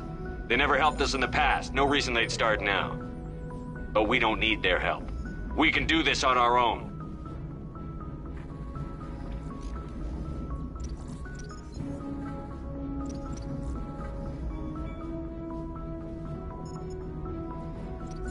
This began with an attack on a human settlement in the Traverse. But we know Saren won't stop there.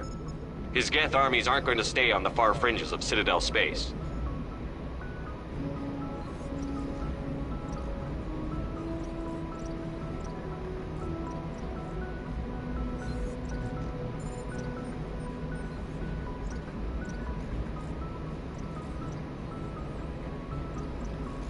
This is the most important mission any of us have ever been on.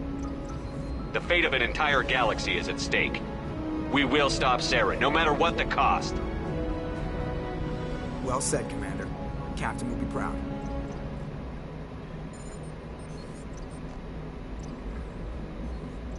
The Captain gave up everything so I could have this chance. We can't fail. Can't fail, boys. Yes, sir. Let's do this.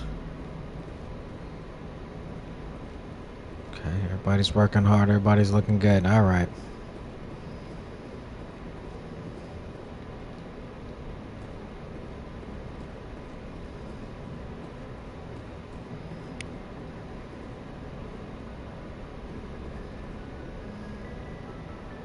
If anyone has to take over for Captain Anderson, I'm glad it's you. I'm not sure about having non-humans on our ship, though.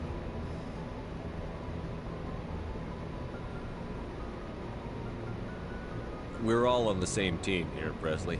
With all due respect, sir, that's what they said about Nihilus. Look how that turned out. I'm in charge here, Presley. I decide if we have non-humans on this vessel. Yes, sir. Understood, sir.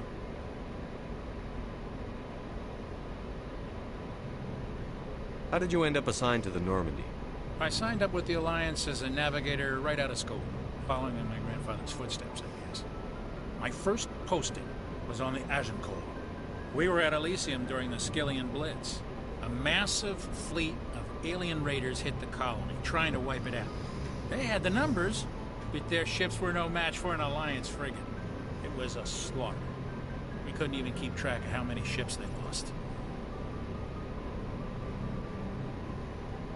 Speak freely, Presley. I want to know if you have a problem with non-humans. It's not that, Commander. Humanity has always handled its own problems. Saren attacked one of our colonies. We should be the ones to stop it. We don't need their help.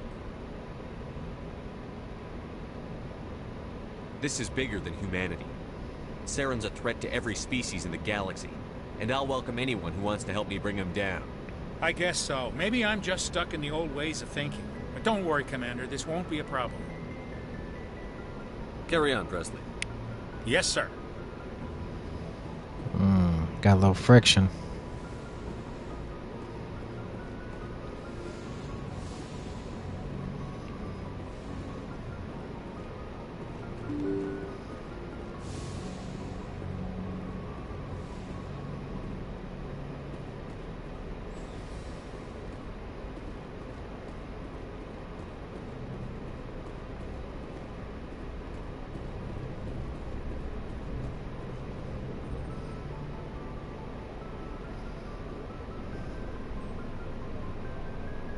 Anything you need, Commander? Just trying to get a sense of where the crew's at. Thoughts? I've wasted enough of your time for now, Commander. We'll have time for personal debriefings later. What's your opinion on the last mission? I don't see how we could have done things any better. At least not without getting to Eden Prime sooner. And we were on the scene faster than any other Alliance ship could have been. We'll talk another time, Lieutenant. Commander? Okay.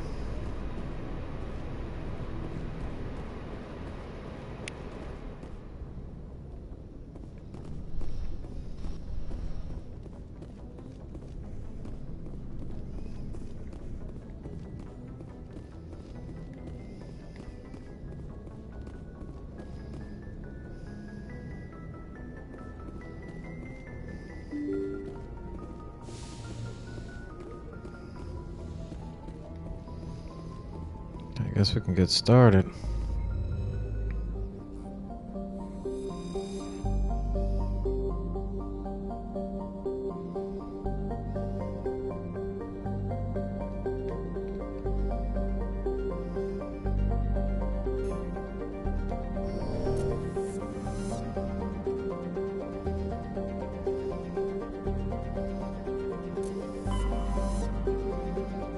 What the f...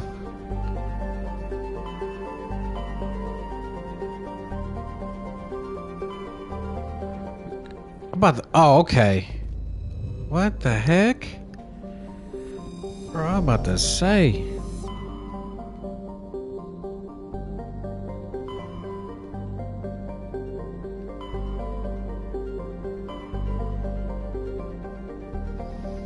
Citadel.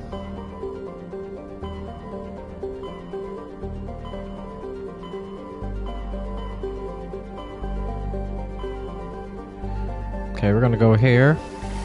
Start here first.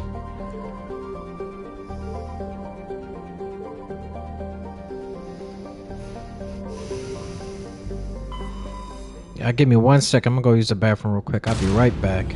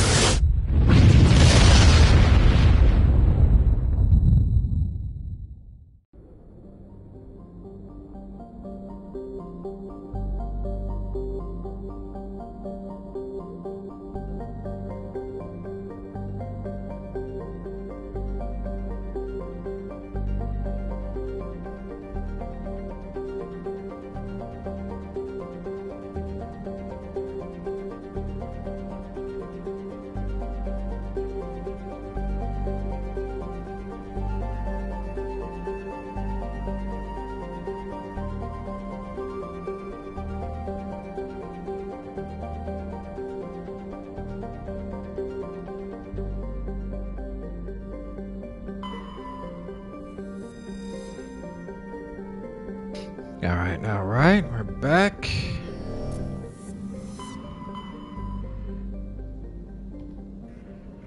Okay, here we are.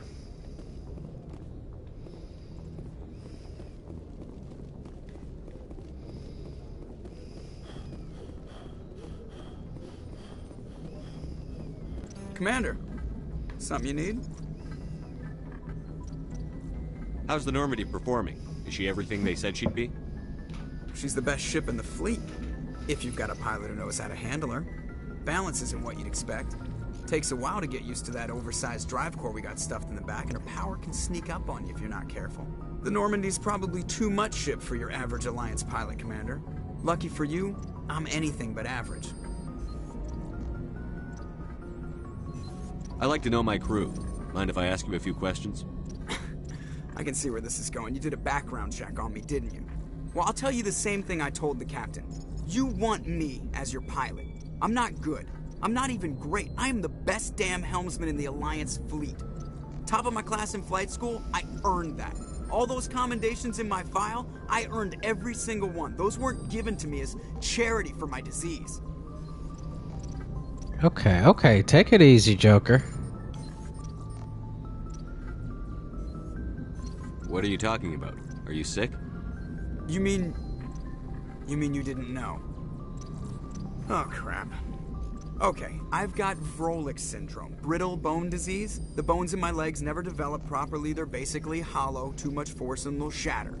Even with crutches and my leg braces, it's hard to get around. One wrong step and crack! It's very dramatic. But I've learned to manage my condition, Commander. Put the Normandy in my hands and I'll make her dance for you. Just don't ask me to get up and dance unless, you like the sound of snapping shin bones. Why does everyone call you Joker?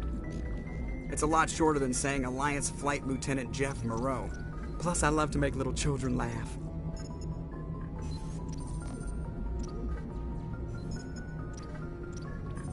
You're dodging the question. Look, I didn't pick the name. One of the instructors in flight school used to bug me about never smiling. She started calling me Joker. and it's stuck. Why didn't you ever smile? Hey, I worked my ass off in flight school, Commander. The world's not gonna hand you anything if you go around grinning like an idiot. By the end of the year, I was the best pilot in the academy, even better than the instructors, and everybody knew it. They'd all got their asses kicked by the sickly kid with the creaky little legs. One guess he was smiling at graduation. Okay, Joker is clearly, got some insecurities, my friend, but it's okay.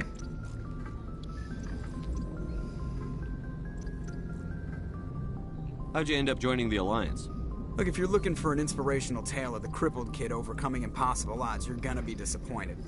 My mother was a civilian contractor working for the Alliance. I basically grew up on the Arcturus station back when they were building up the fleets. Spend all that time around Alliance ships, there's a good chance you'll end up going to the Academy. I need to know more about this Vrolik syndrome if I'm putting my ship in your hands. Yeah, of course you do. It's an extremely rare condition. Nobody knows exactly what causes it. Genetic, maybe. It's treatable, but there's no cure. I classify my case as moderate to severe. I was born with over a dozen fractures, hip, thighs, ankles. My bones were already breaking in the womb. 100 years ago, I wouldn't have survived past my first year. Lucky for me, modern medical science has turned me into a productive member of society. You're not gonna break a bone trying to fly the ship, are you?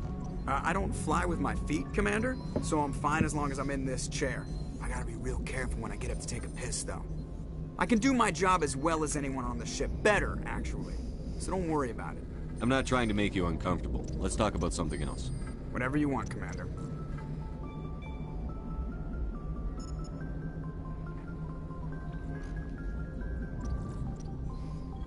I have to go. Alright, see you. Alright, Joker. Just don't... try not to break a bone going to the bathroom, bro. That would be devastating for us.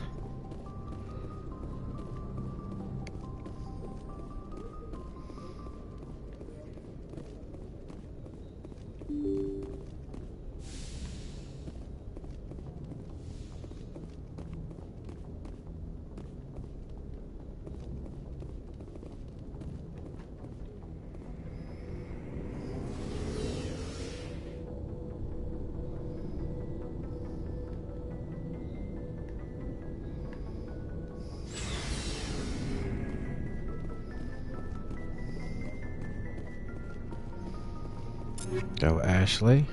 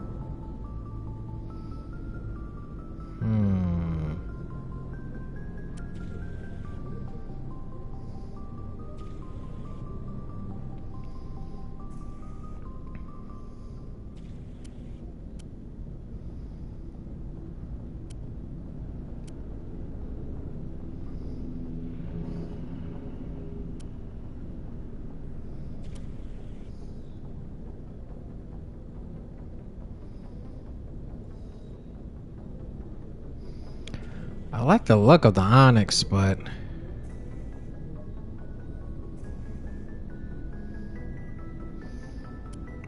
it's kind of weak.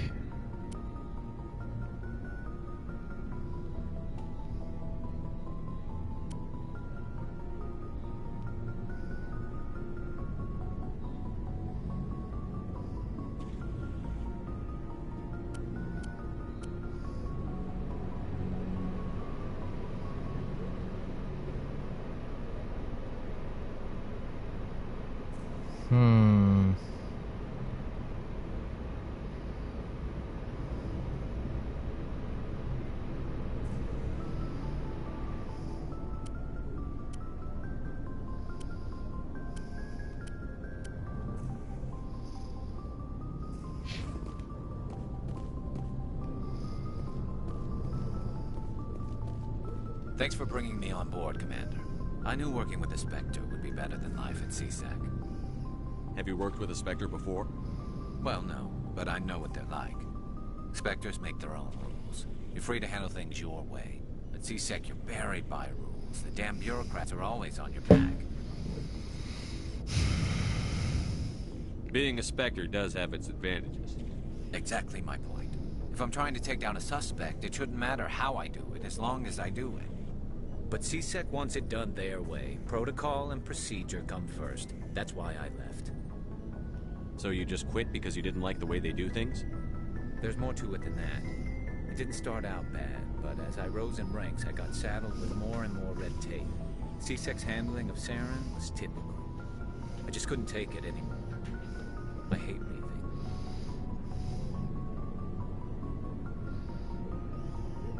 I hope you made the right choice. I'd hate for you to regret it later. Well, that's sort of why I teamed up with you. It's a chance for me to get off the Citadel, see how things are done outside CSEC. Either way, I plan to make the most of this. And without CSEC headquarters looking over my shoulder, well, maybe I can get the job done my way for a change. If getting the job done means endangering innocent people, then no. We get the job done right, not fast. Got it? I wasn't trying to. I understand, Commander.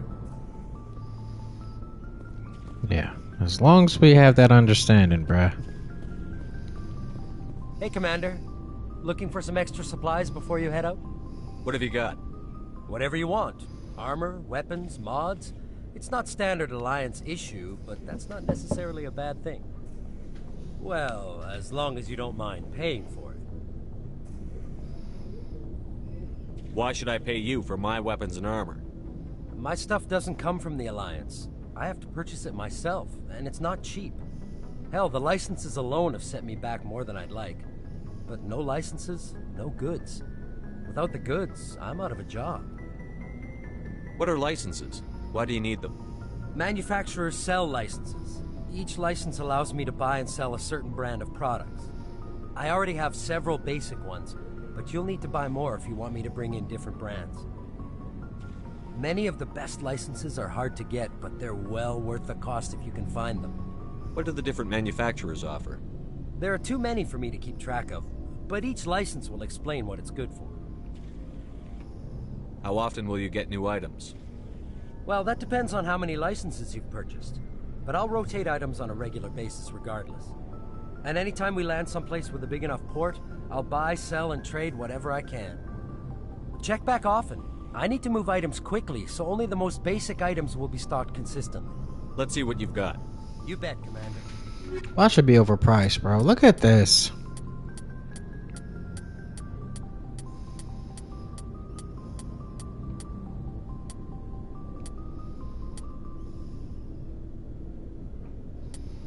Well, that pistol was pretty good. I'm not gonna lie.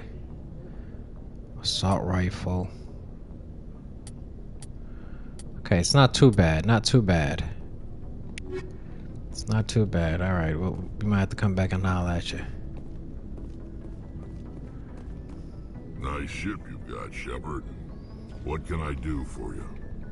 What's your story, Rex? There's no story. Go ask the Quarian if you want stories.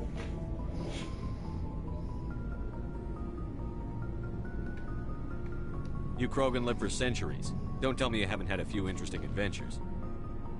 Well, there was this one time the Turians almost wiped out our entire race. That was fun.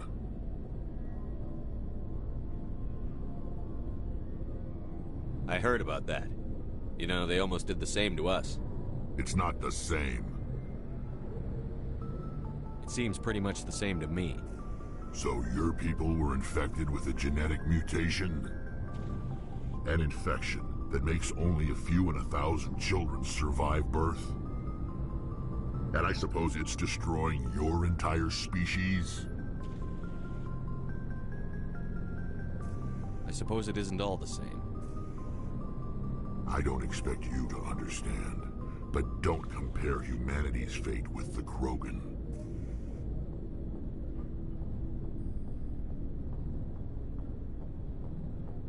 Sorry, Rex. I wasn't trying to get you upset. Your ignorance doesn't upset me, Shepard. As for the Krogan, I gave up on them long ago. The genophage infected us, but it's not what's killing us.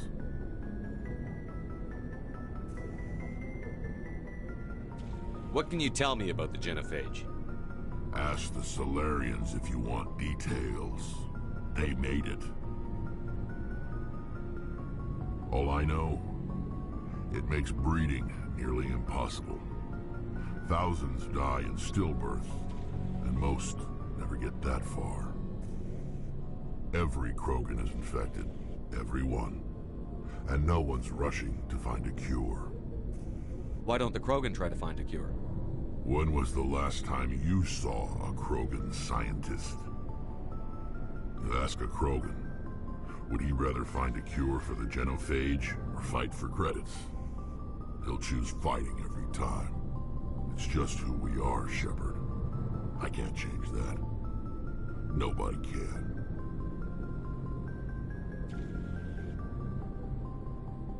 Are your people really dying? We're sure not getting any stronger. We're too spread out. None of us are interested in staying in our own system. Lots of species have left their homes and prospered. But they go to colonize new worlds. We're not settlers. We're warriors. We want to fight. So we leave. Hire ourselves out. And most of us never go back.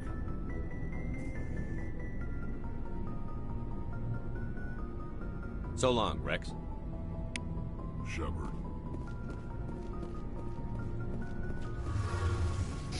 Damn.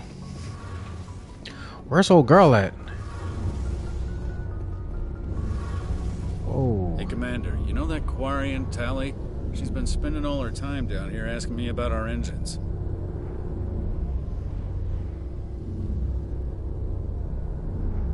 I'll tell her to leave you alone. What? No, she's amazing. I wish my guys were half as smart as she is. Give her a month on board and she'll know more about our engines than I do. She's got a real knack for technology, that one. I can see why you wanted her to come along.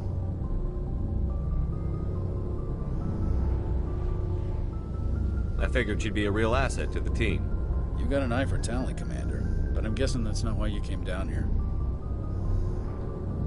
Fill me in on the IES stealth systems. How does it work exactly? You can't hide a ship out in space. They emit too much heat and radiation. Too easy for sensors to pick them up, unless you find a way to capture those emissions. So our stealth systems trap the energy we give off in storage sinks built into the ship itself. No emissions to give away our location. Eventually the sinks have to be vented. More than a few hours silent running and they overheat. Cook us inside our own hull. There's no way for anyone to detect us?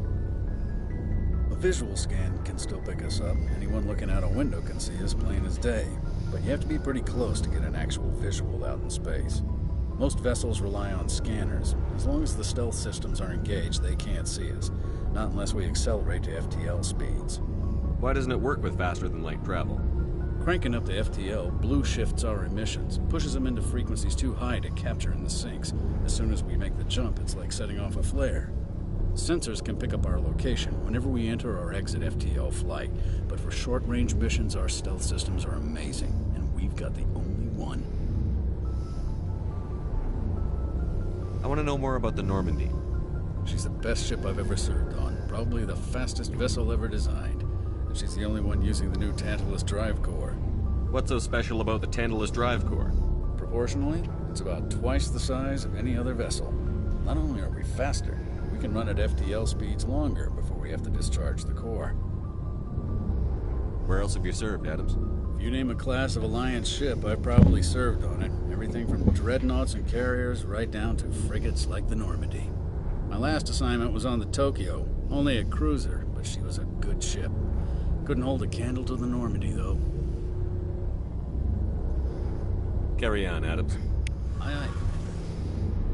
Okay, man. The team looking solid, bro. Your ship's amazing, Shepard. I've never seen a drive core like this before. I can't believe you were able to fit it into a ship this small. I'm starting to understand why you humans have been so successful. I had no idea Alliance vessels were so advanced.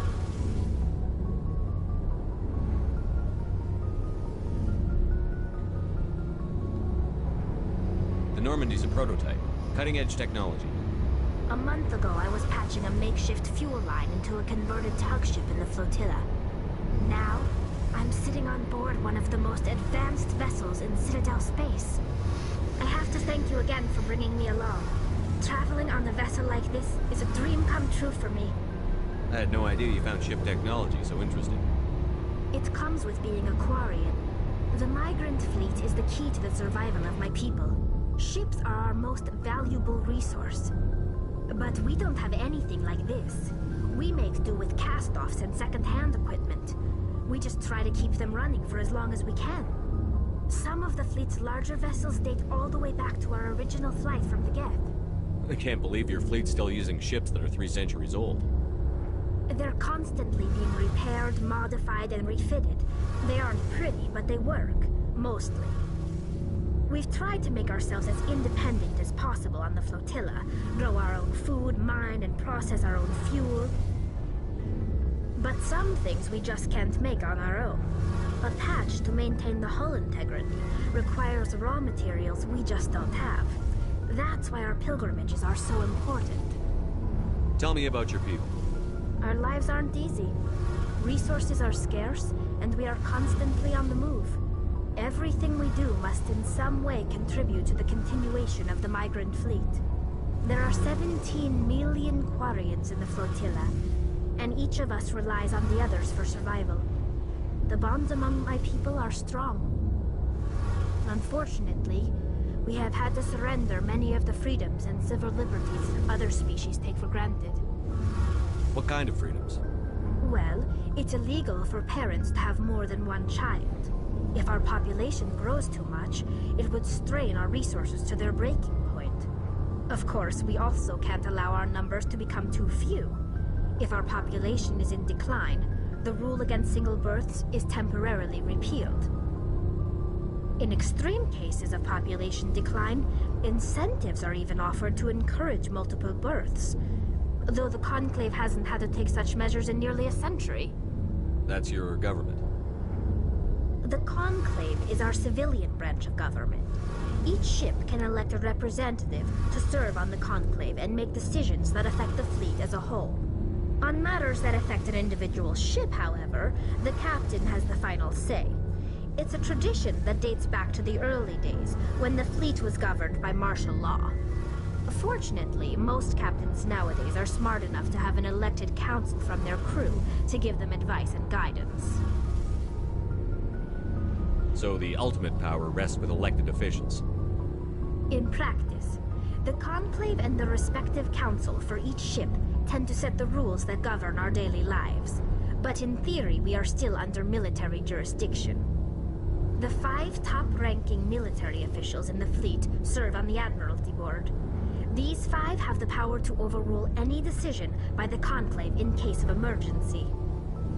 To do so requires unanimous agreement among the Admiralty, and they can only do this once. After that, the entire board must resign their posts. It's a safeguard that served us well.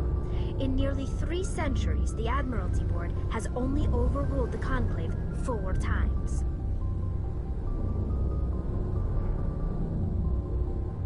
I want to know more about the Geth. I doubt I can tell you anything you don't already know.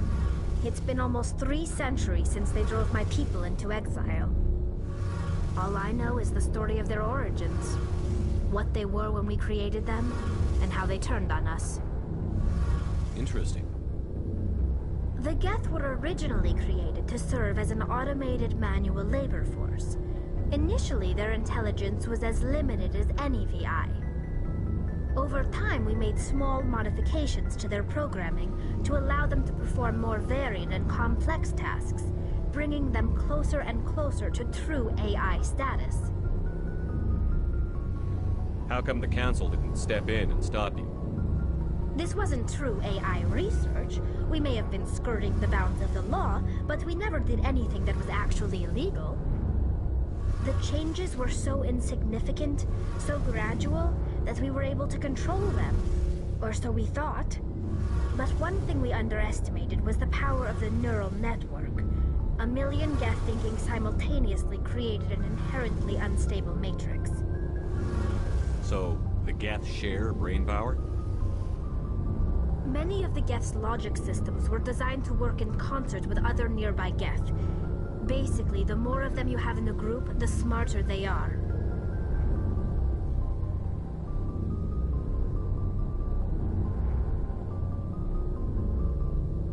So there's some sort of group consciousness? No, nothing like that. They cannot share sensory data or information. Their programming cannot handle that much simultaneous input. Each Geth maintains an individual awareness and identity. The neural network only operates on a process-based level.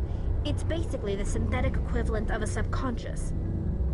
But when they're in close proximity, they can coordinate low-level functional processes, freeing up more capacity for original or independent thought. What made them rebel? As we built more and more Geth, their effective intelligence became more sophisticated, more abstract. One day, a Geth began to ask its Quarian overseer questions about the nature of its existence. Am I alive? Why am I here? What is my purpose? As you can imagine, this caused a near panic among my people. What did you do? It was inevitable the newly sentient Geth would rebel against their situation. We knew they would rise up against us, so we acted first. A general order went out across all Quarian-controlled systems to permanently deactivate all Geth. The Geth responded to this order violently.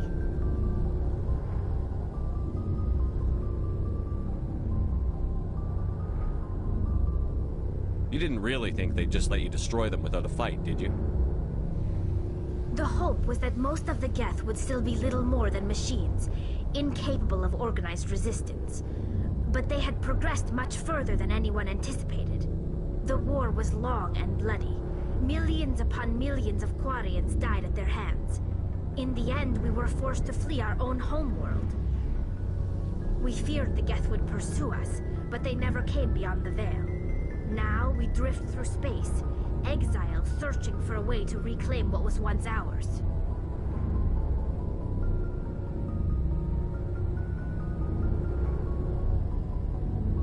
I want to know more about the pilgrimage. When my people reach maturity, we leave our birth ships and seek acceptance with a new crew. It's necessary to maintain genetic diversity among the fleet. But no ship wants to accept someone who will be a burden on them. So, to prove our worth, we embark on a pilgrimage. We set out alone, leaving the flotilla and our families behind us. We only return once we have found something of value we can bring back to the fleet. This is presented as a gift to the captain of the respective ship we wish to join. If the gift is accepted, we are welcomed into the crew.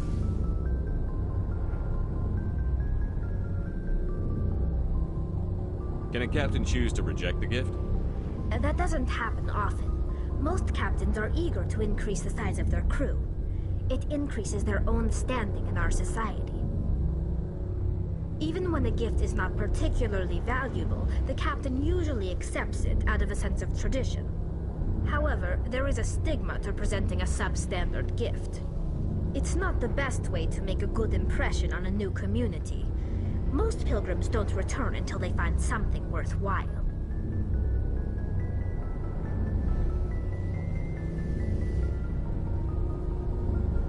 I want to talk about something else. Like what?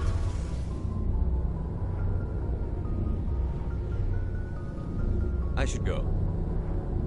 See you later. Okay.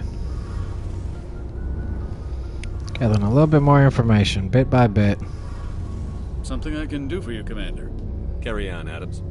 Aye, aye, Commander. Okay. Team looking good, boys.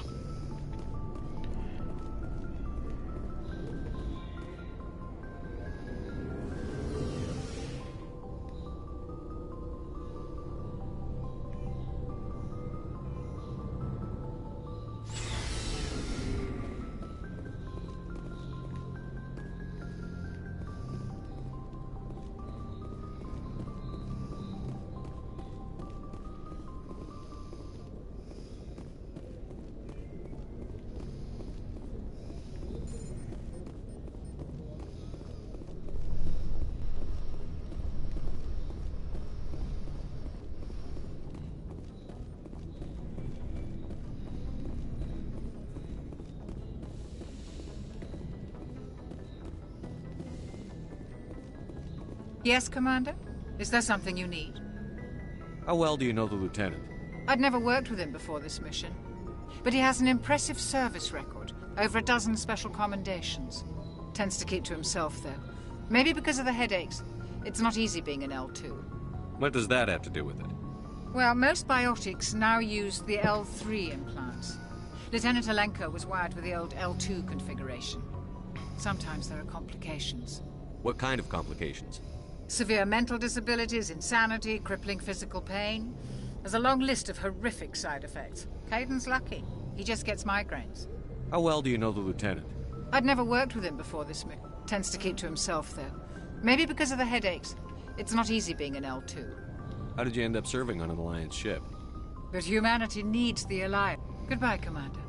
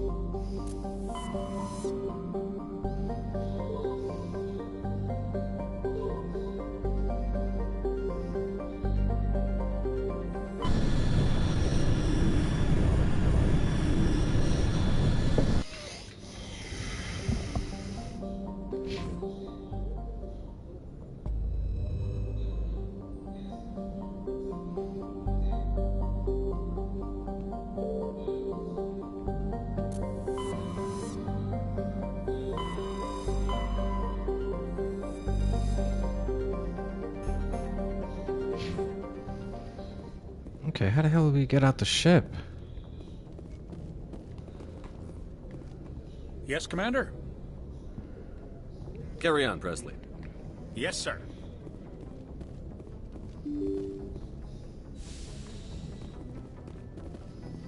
Okay, it's taking us downstairs.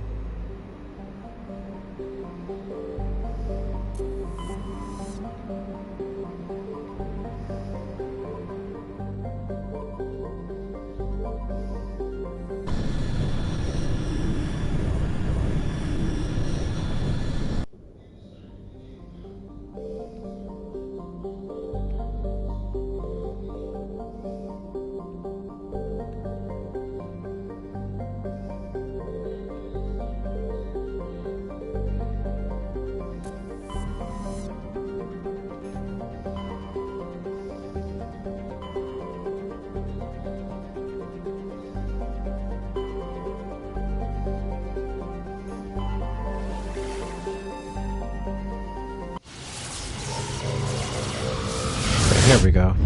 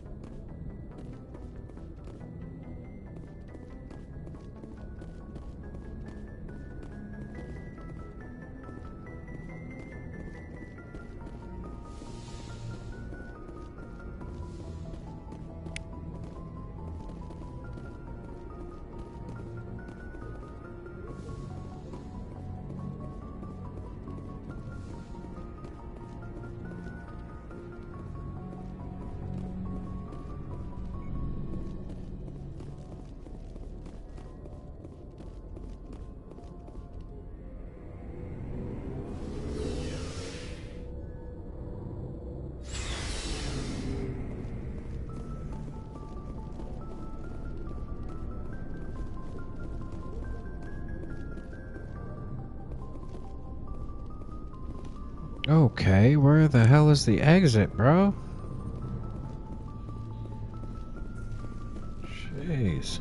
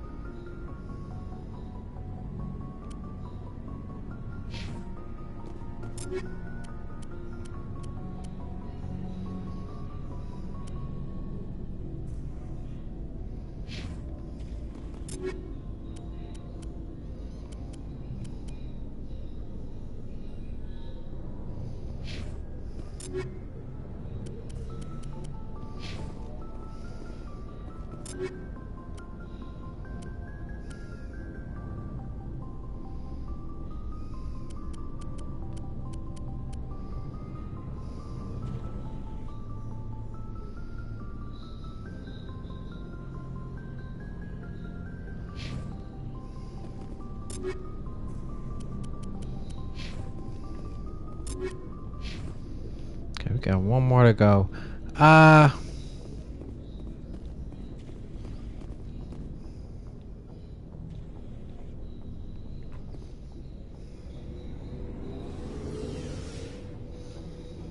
Maybe we didn't finish it. We didn't finish something at the Citadel or something.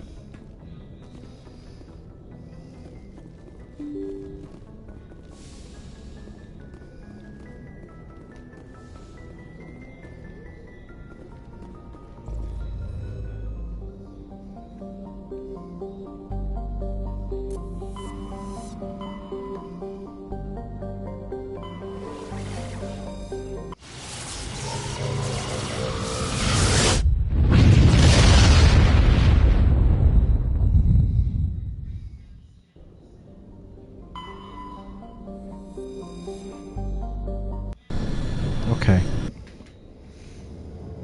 So we can actually land here.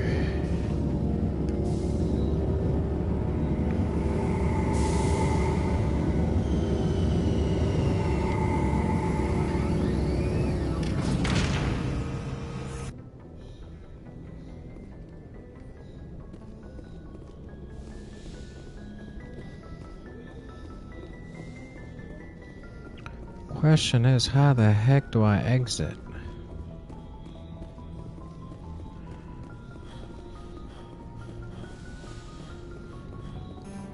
Okay, this is how we exit. All right.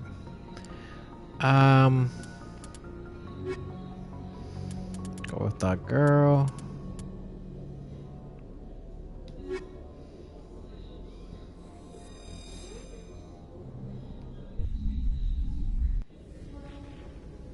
Equalizing interior pressure with exterior atmosphere. Logged. The commanding officer is ashore. Exo Presley has the deck.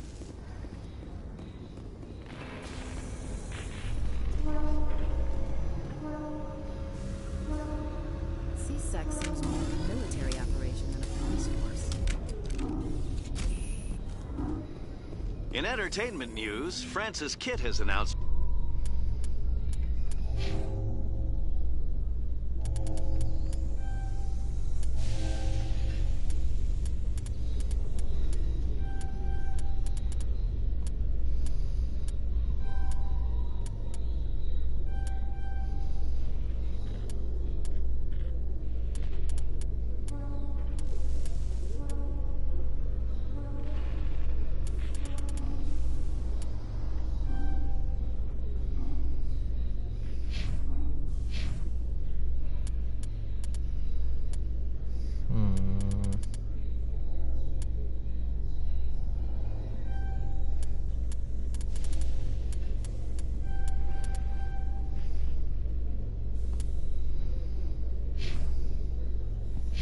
plans to direct Hamlet with Elcor cast members.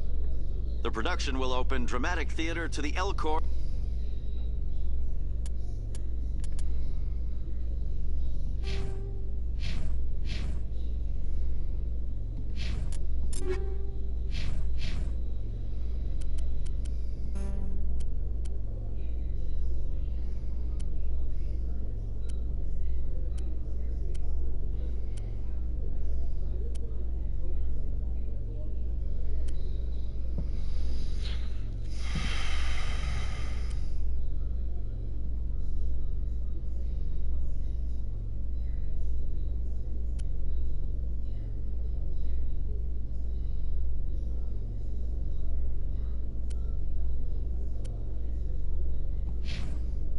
with a Hamlet who uses Elcor body language and pheromone.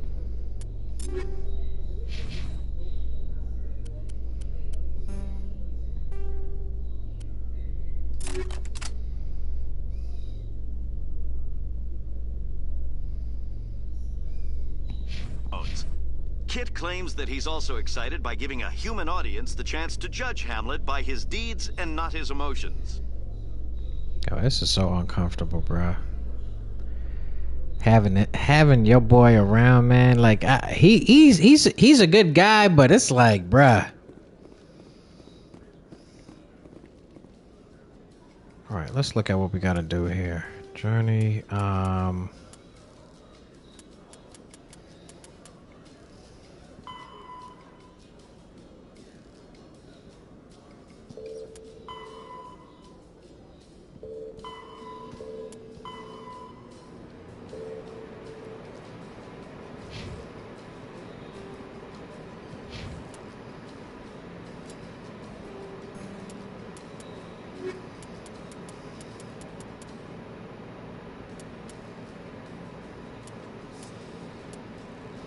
we are so close with the scanners.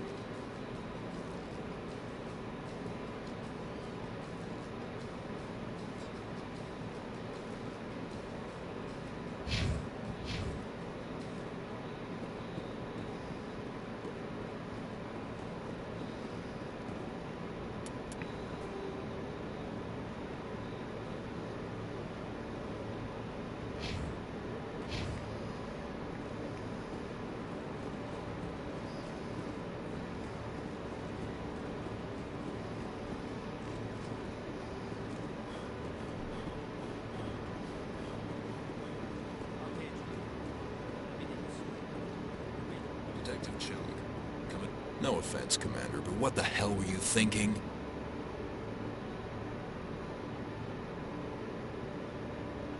Excuse me?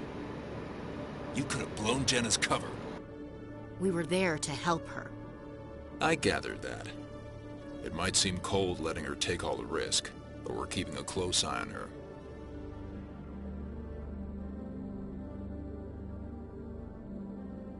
Do you really need to risk her life to get the information you want? This job isn't easy and it's usually unpleasant. I'll take help anywhere I can find it. But since you're so concerned with her safety, maybe there's a way we can help each other.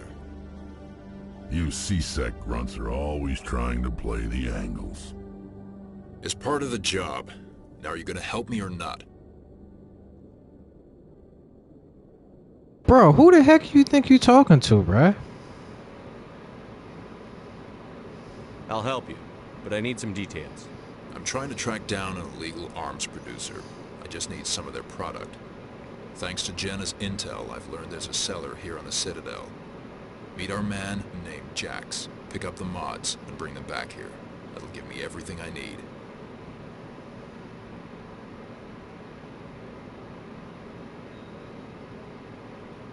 Why are you so concerned about these mods? We have access to some of the most sophisticated weaponry there is. It's what gives us our edge. What do you suppose happens when we lose that edge? These give criminals an advantage we can't afford to let them keep. I'll persuade Jax to tell me where these mods are coming from. No. You tip Jax off and all my leads will disappear faster than you can say bad bust. Where can I find this Jax? Jax is down in the lower level of the markets. I'll send word through our channels that you're the buyer. Good luck, Commander.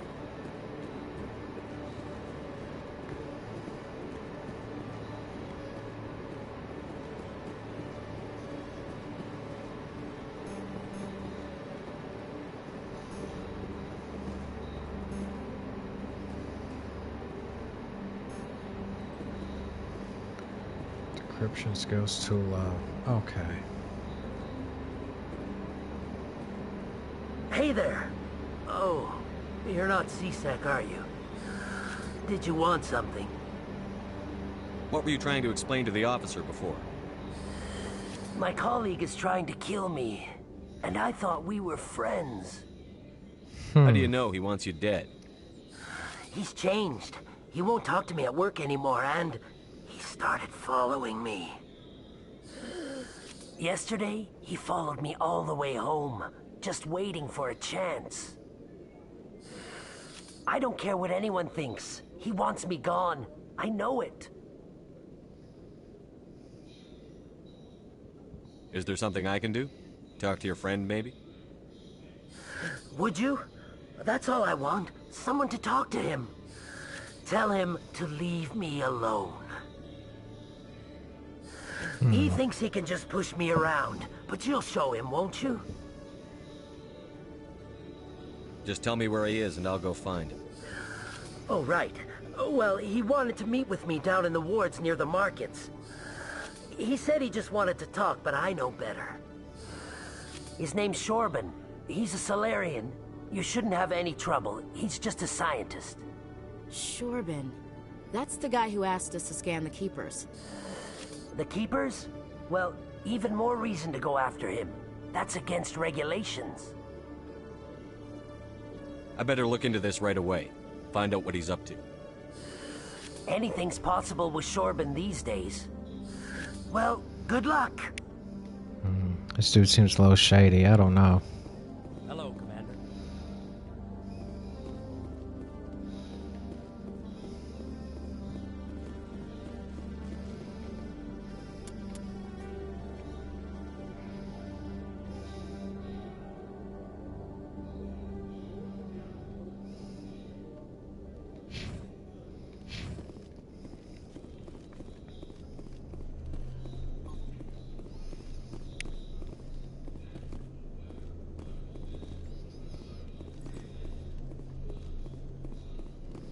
Found another one.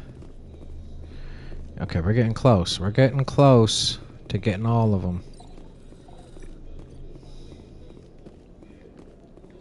Nothing in there. What the heck is this? Okay.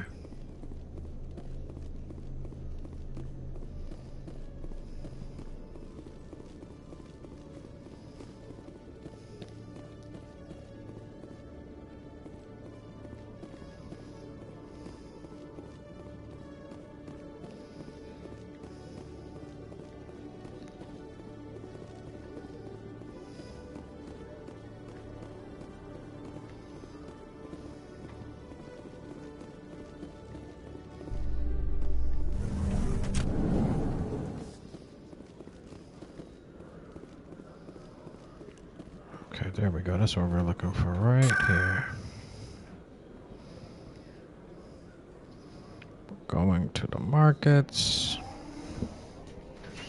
Alright, let's go check this out, see what's up. Okay. Best place on this ward to buy upgrades.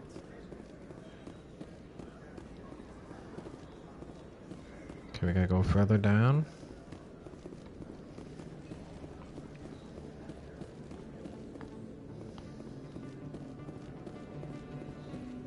Hold it. That's close enough, Army. You got my payment? Do you have the X-Mods? Show them the merchandise. That looks about right. Damn straight it is. These mods are the best on the market. Now hand over my credits.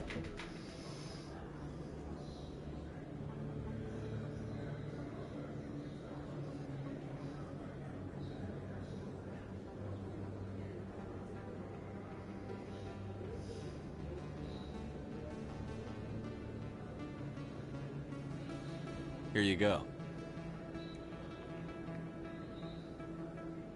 Here you go. Enjoy it. Come on, boys. We're done here.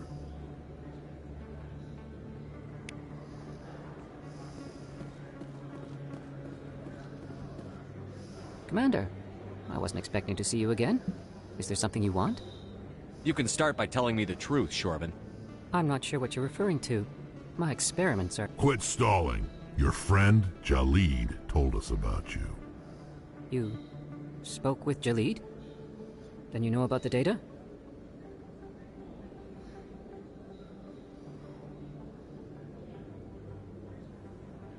Just tell me everything you know. You boys can go. Looks like my plans have changed. It's not as bad as you think, Commander. Jalid and I just got a little over our heads. Keep talking. The company we work for developed an experimental procedure for use in medical scanners. Jalid and I saw even more potential, so we stole the plans and secretly developed a tool to scan the Keepers. Can you imagine? A tool that can actually get readings from the Keepers?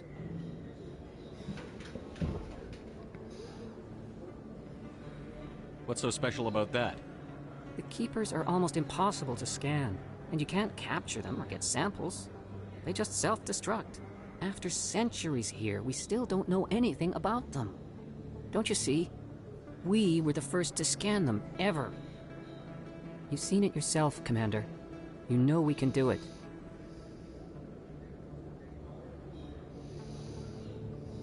Why are you trying to kill your partner? I'm not trying to kill him. Jalid's job was to disseminate our initial findings. But he decided to keep the data for himself. Maybe to sell it. I don't know. So you're just trying to get back what Jalid already stole? We lost our heads. We just couldn't let an opportunity like this pass us by. Commander, if you'll just continue gathering data for me, imagine what we might learn. And you'll stand to make a bit of a profit yourself, remember?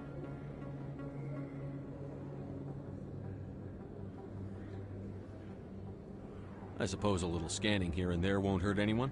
Very good. Maybe if you wouldn't mind speaking with Jalid. The data you're gathering for me is useless if Jalid won't help me analyze it.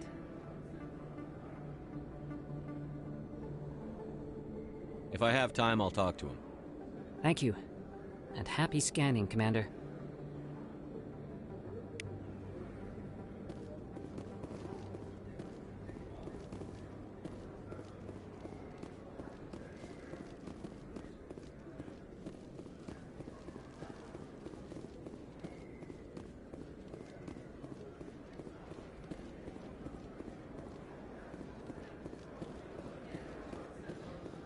I don't know, something seems fishy about this.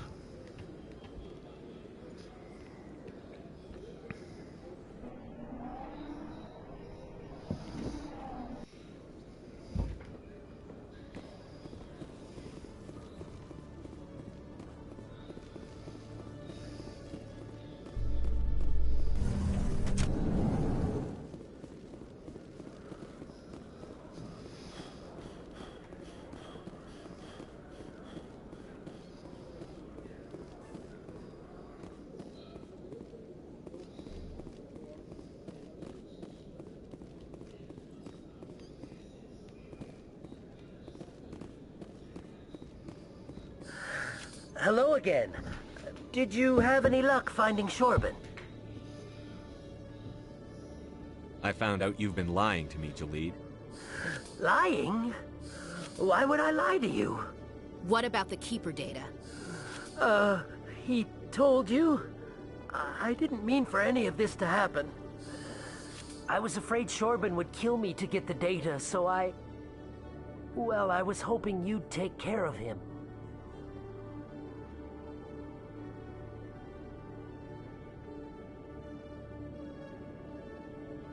I'm scanning the Keepers for Shorben, but you two need to stop fighting.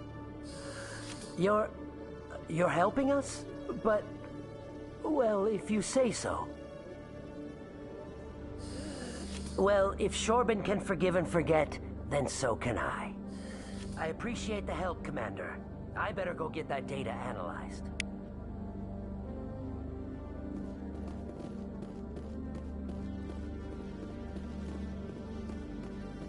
Commander, I hear you have something for me. Here's your shipment, Chelik. Excellent. This is everything I need. Maybe more than I need. Here, Commander, take this. I won't need it, and you've earned some payment for your work. As for Jenna, I'll make sure we get her out of Kor's den immediately. Now, I need to get these mods into evidence. Thanks again, Shepard.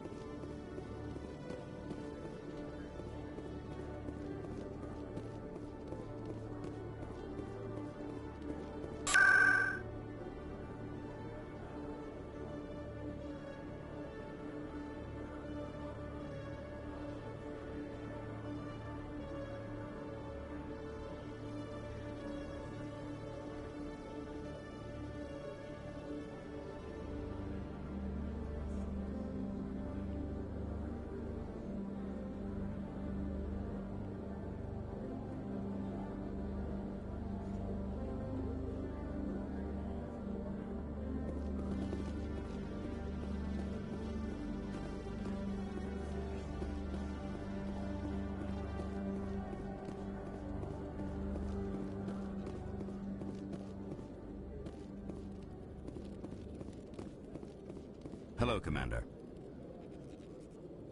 Show me what you've got. I'll open the rare stocks for you, Commander. Enjoy.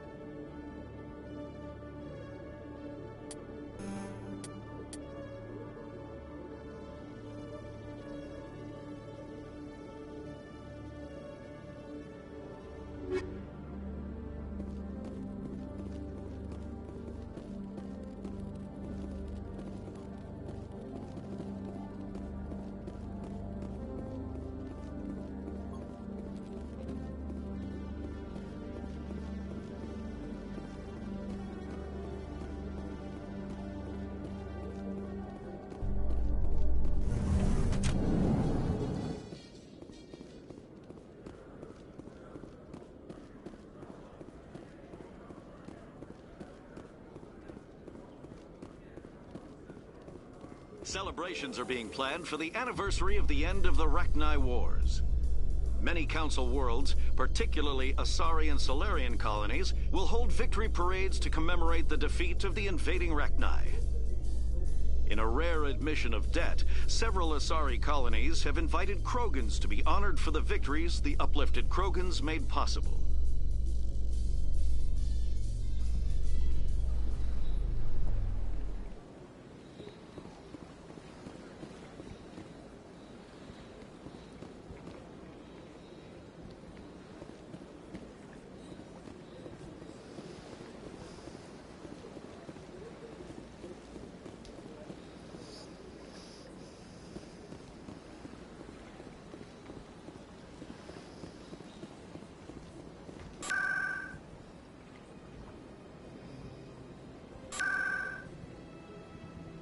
Come on, bro.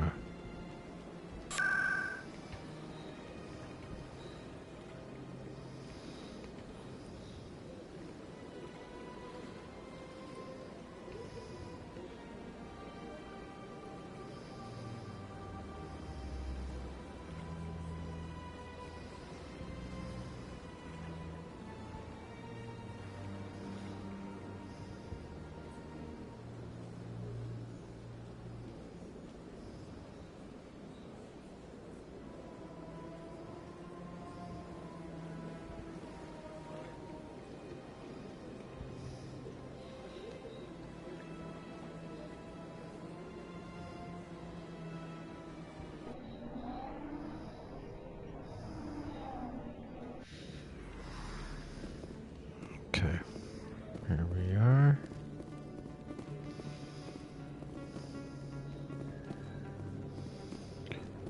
Let's go talk to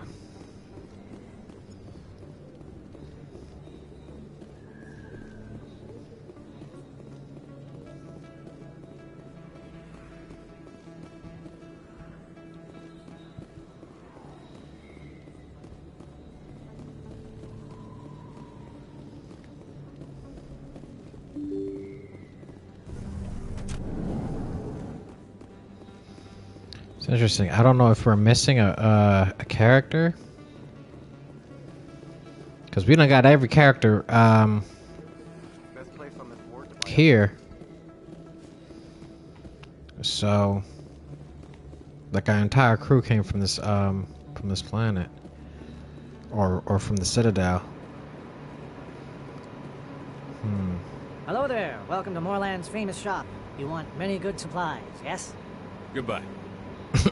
Yes, all right then. Good tidings to you, human. Hello there. Welcome to Moorland's famous shop. You want many good supplies, yes? Let me see what you have. Oh, you will be pleased, I think. Very good things I have. You will see.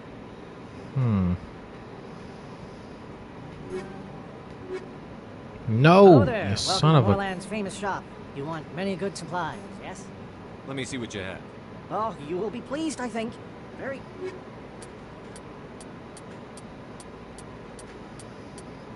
Everything's expensive. Okay. Item.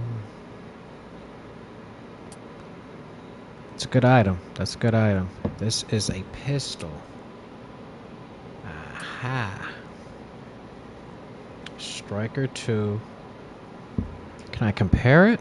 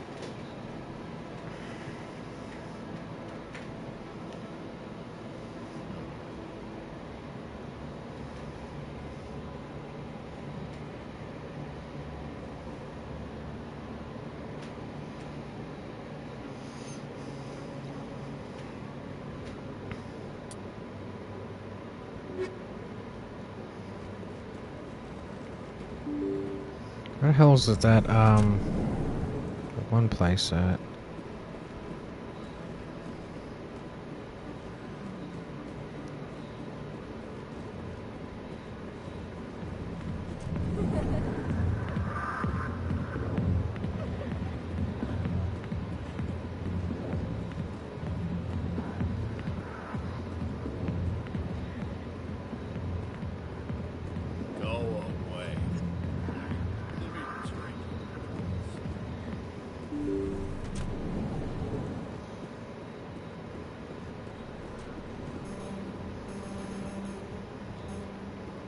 Decryption skills. Oh, come on. Okay, we still can't get in there.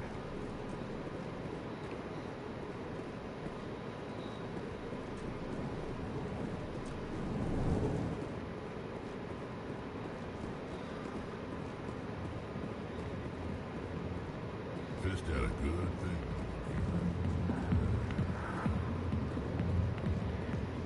I got business here, but not with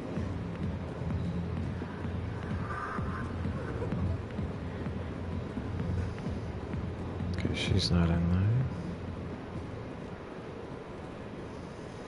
So what now? Let's see.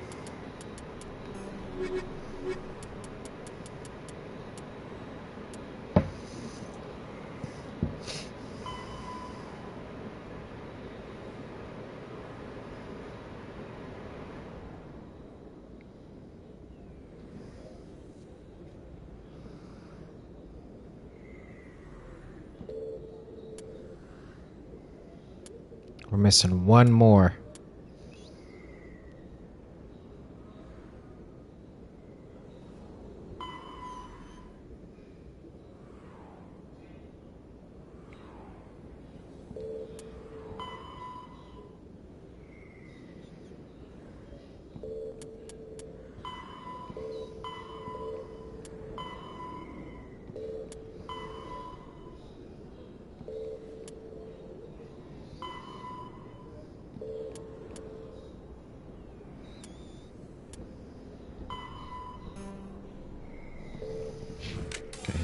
Okay, he's in the flux.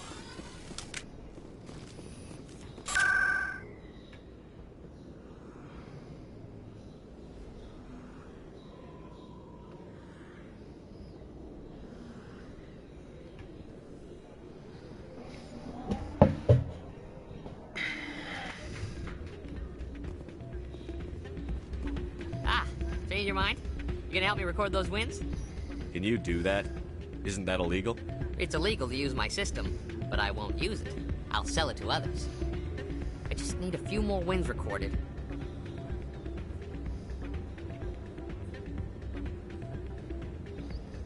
What's in this for me? Keep your winnings. That should be payment enough, I think. Does the device help me win? The device is set to emit a frequency that will slightly increase your odds. Nothing like my system eventually will, but enough to allow you to record your wins more quickly.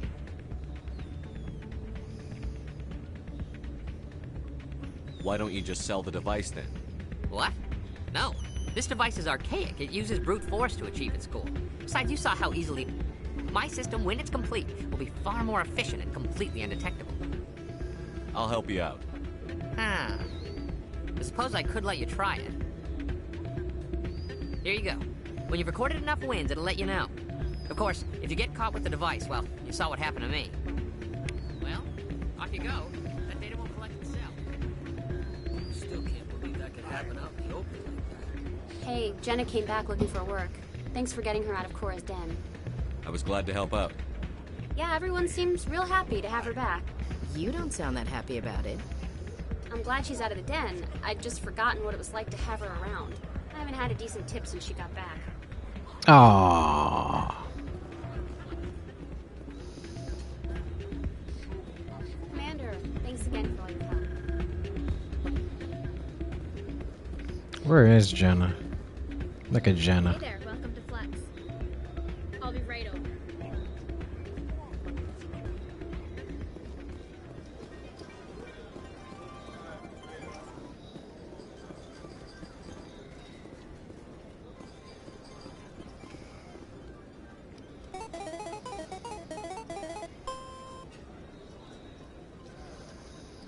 Hmm?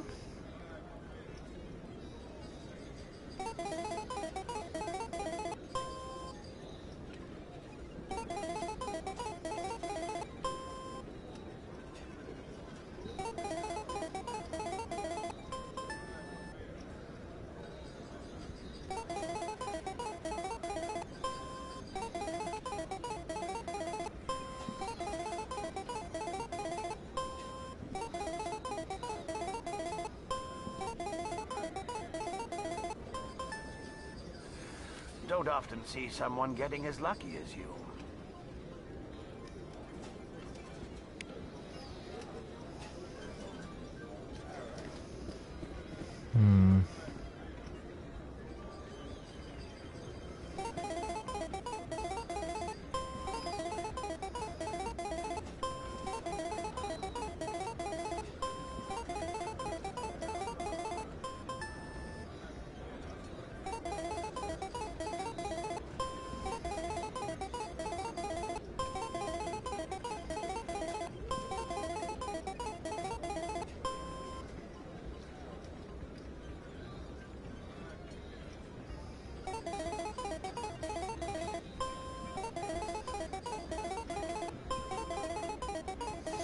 -50.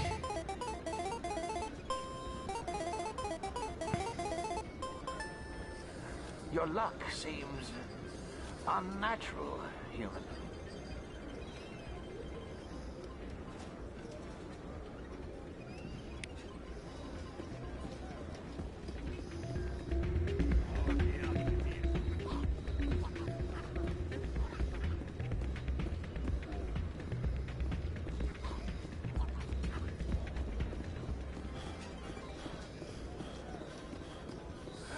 Welcome to Flux. Name's Doran. What can I do for you?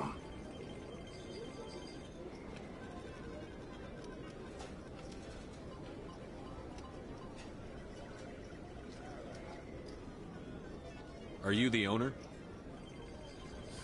Owner, cook, and bartender. I've even been known to dance a little when the mood strikes me. We've got some quasar stations, if you're interested. Is this a casino? Among other things, yes. We've got some quasar stations, if you're interested. Goodbye. Enjoy your time here at Flux.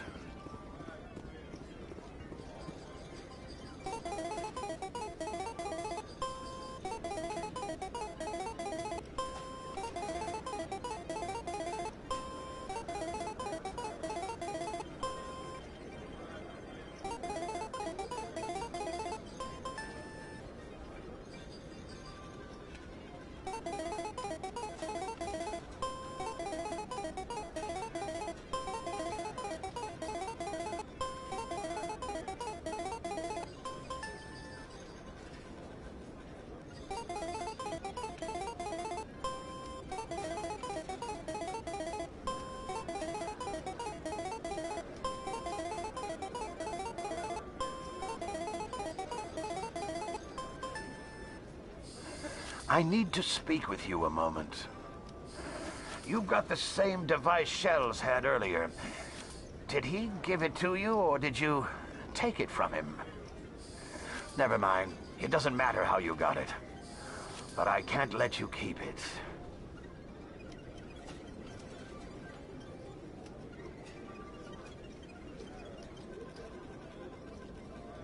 I don't know what you're talking about.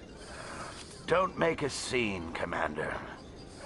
I've already recovered the credits you won. Now, I suggest you stick to playing the game fairly, or not at all. I'm watching you. No more tricks, or you'll be up. If we weren't on duty, you think it's a... I'm watching you. You can keep the Presidium. This is where the action is.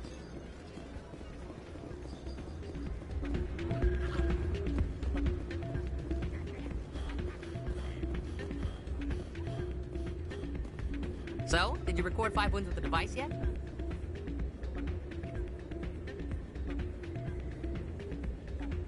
Doran caught me cheating and took it from me. But that was years of work. What am I gonna do now? Maybe you should put your talents to better use. You're no help at all. This is absolutely the worst day of my life.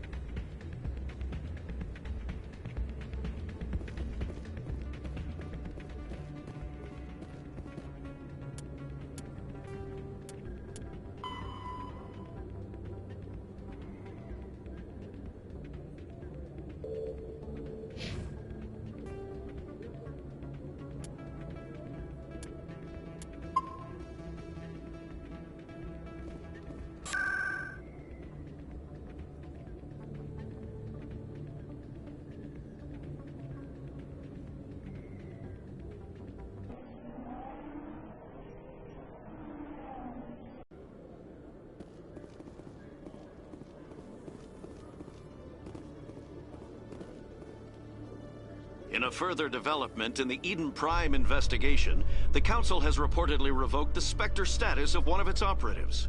While the unnamed operative has not yet been apprehended, a Council spokesman confirmed that corrective actions had been taken.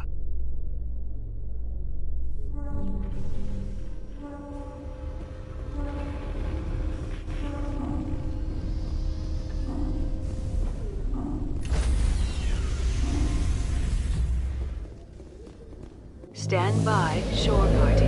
Decontamination in progress.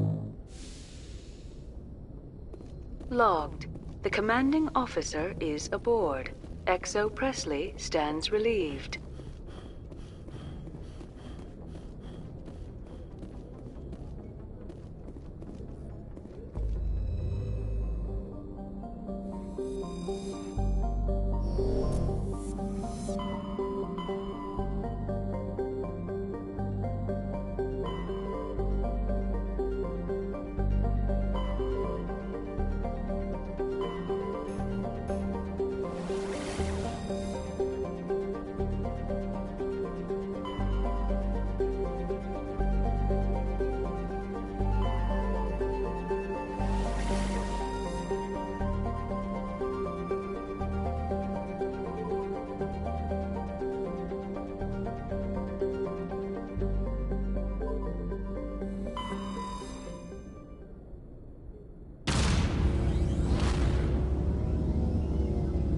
Here we go. I think we gotta figure it out. Hopefully we can get off this ship.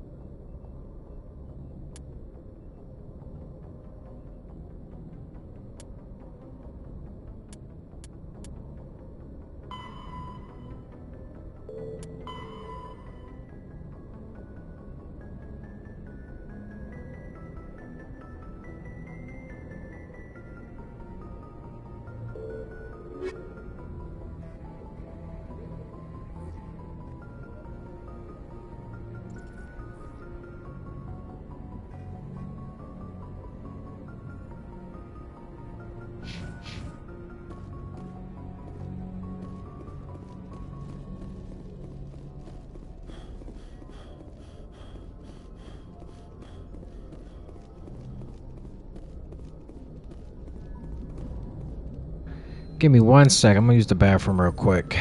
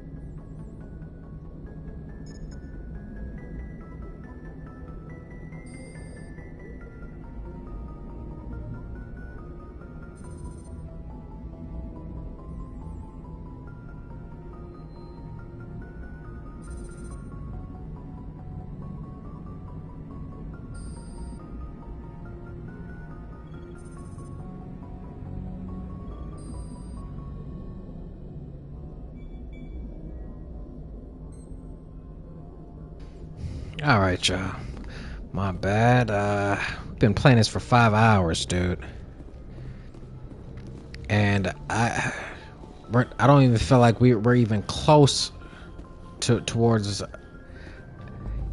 even figuring out what the hell we're doing here. Okay. Let's see. Travel here. Alright. Maybe find a place where it says land. Survey. Okay. No? Okay, let's check this place out. That's a no-go.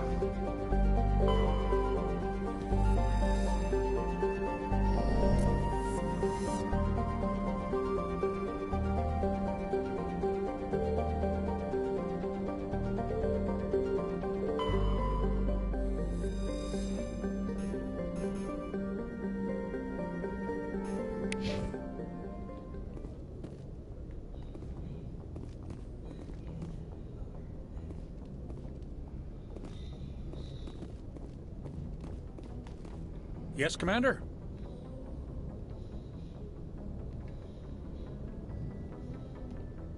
Carry on, Presley. Yes, sir.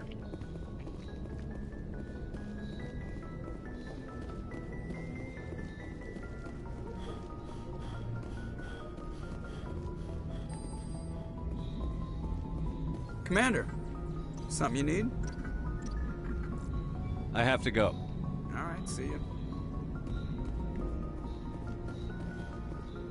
Okay, why won't they let us leave?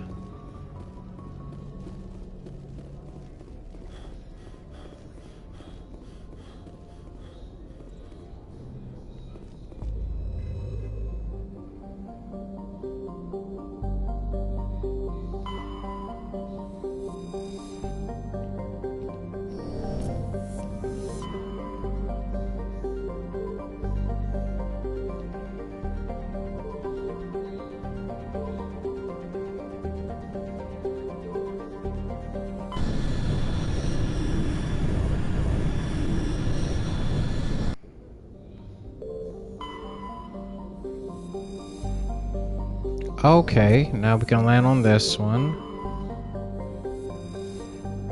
Survey that.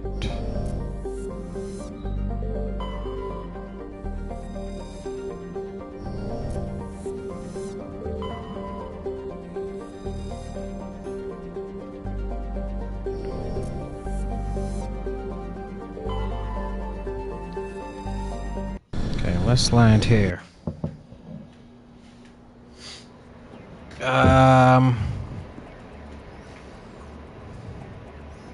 Let's take boy here.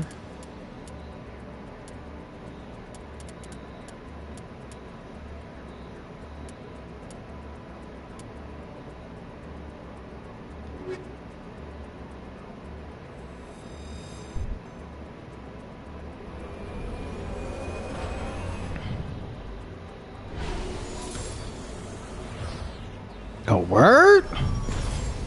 Got the whip?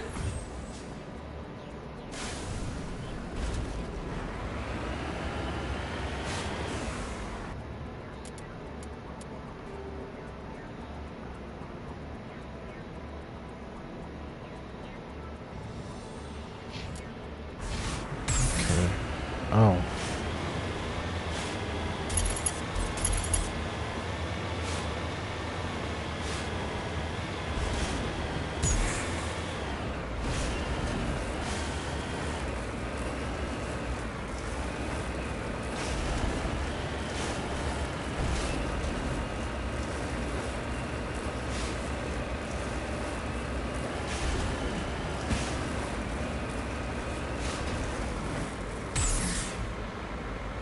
No, man, if you don't get up there, bro.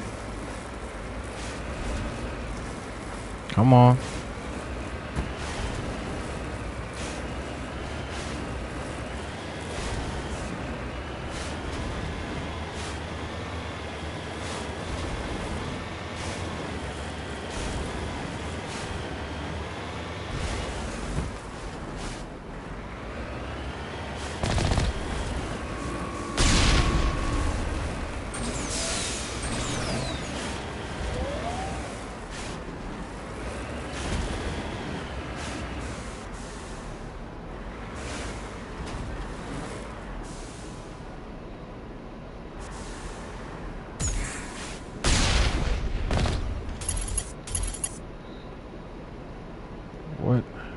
What do we do here?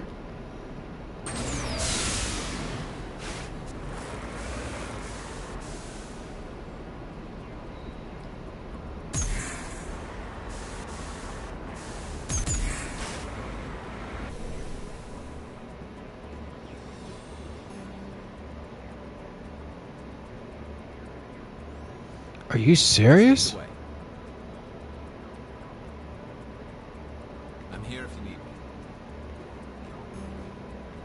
My electronic skills are too low. Really? Okay.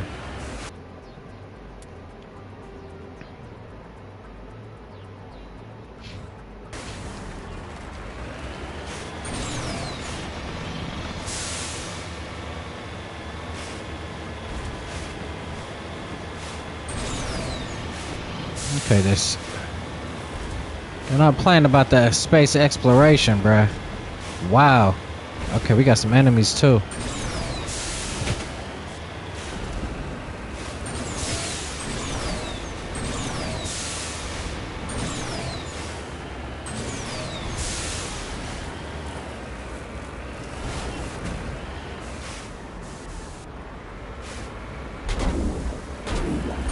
Whoa!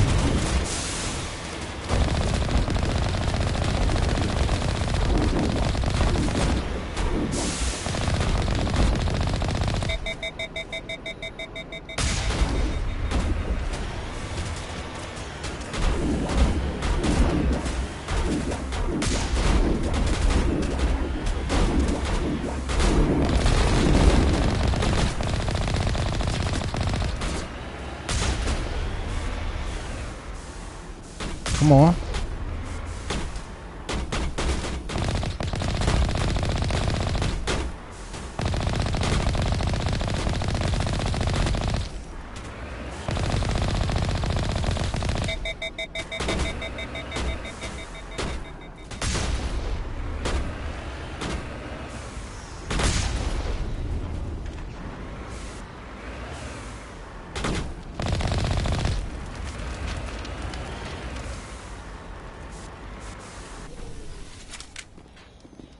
Let's park the whip.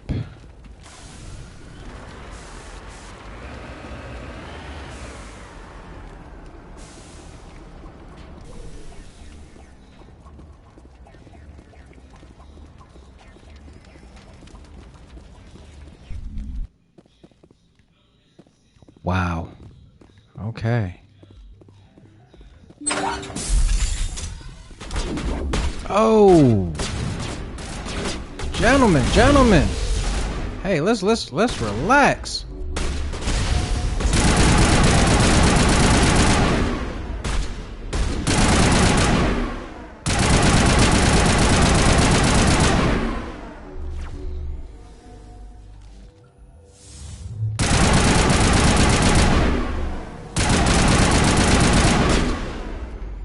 This guy's serious.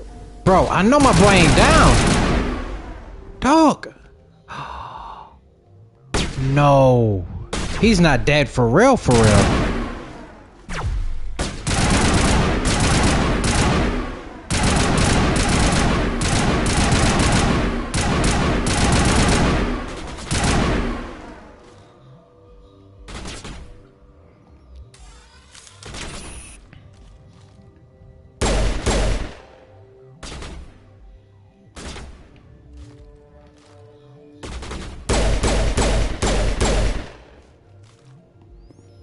Can we bring him back? No way he just died on me like that, dog.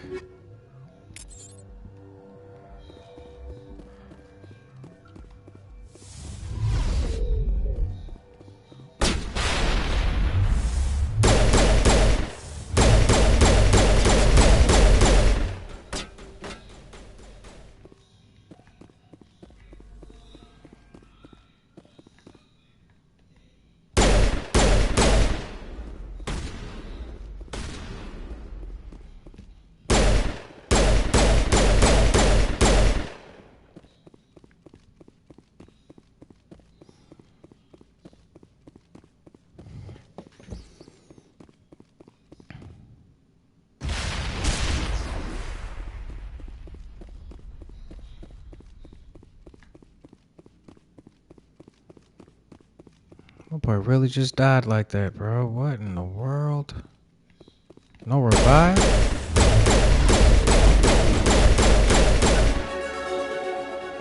Fuck you thought this was?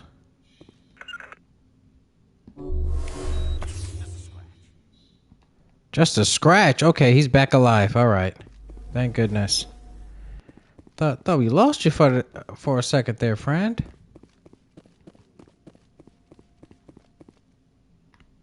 Okay.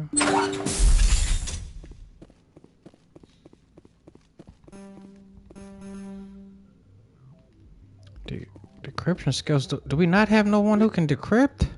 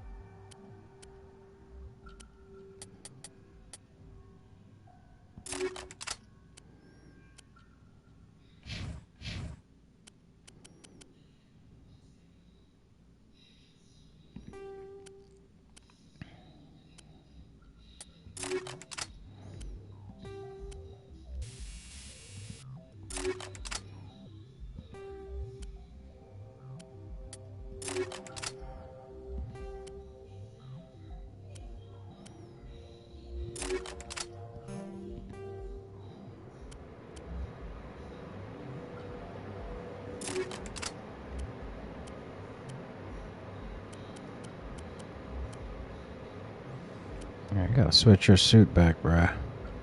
I don't know what you got going on over here.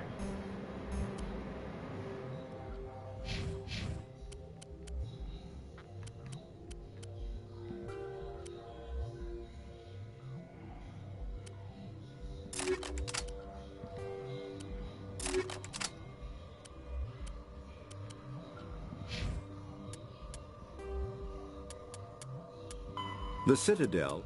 Citadel space is an unofficial term referring to any region of space controlled by a species that acknowledges the authority of the Citadel Council.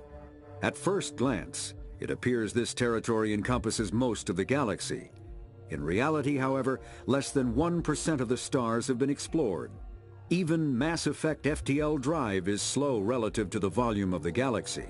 Empty space and systems without suitable drive discharge sites are barriers to exploration. Only the mass relays allow ships to jump hundreds of light years in an instant, the key to expanding across an otherwise impassable galaxy. Whenever a new relay is activated, the destination system is rapidly developed.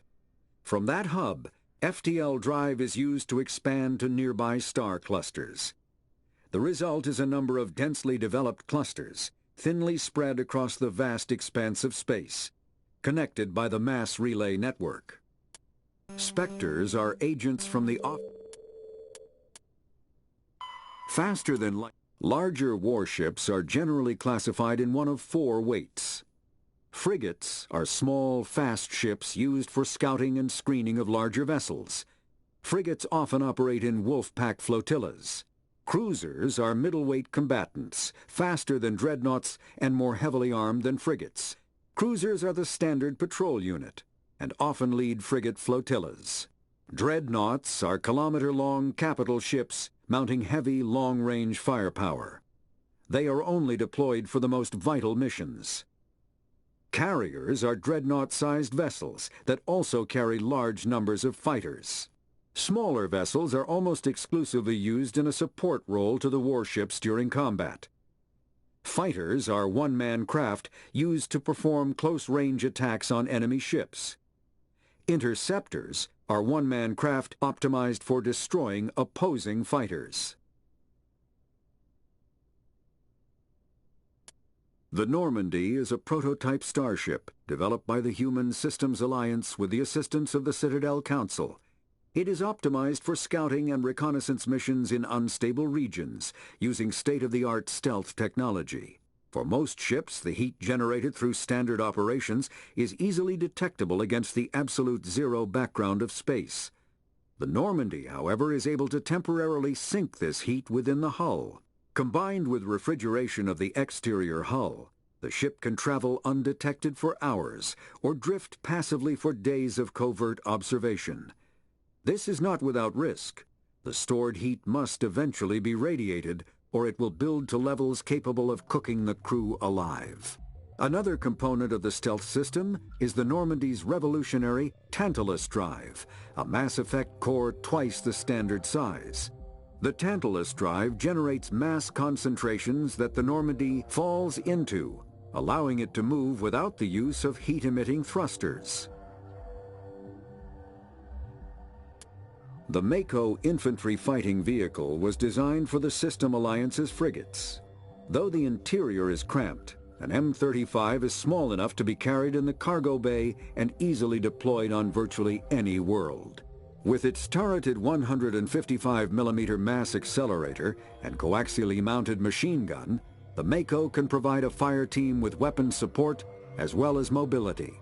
Since Alliance Marines may be required to fight on any world, the Mako is environmentally sealed and equipped with microthrusters for use on low-gravity planetoids. The Mako is powered by a sealed hydrogen-oxygen fuel cell and includes a small Element Zero core.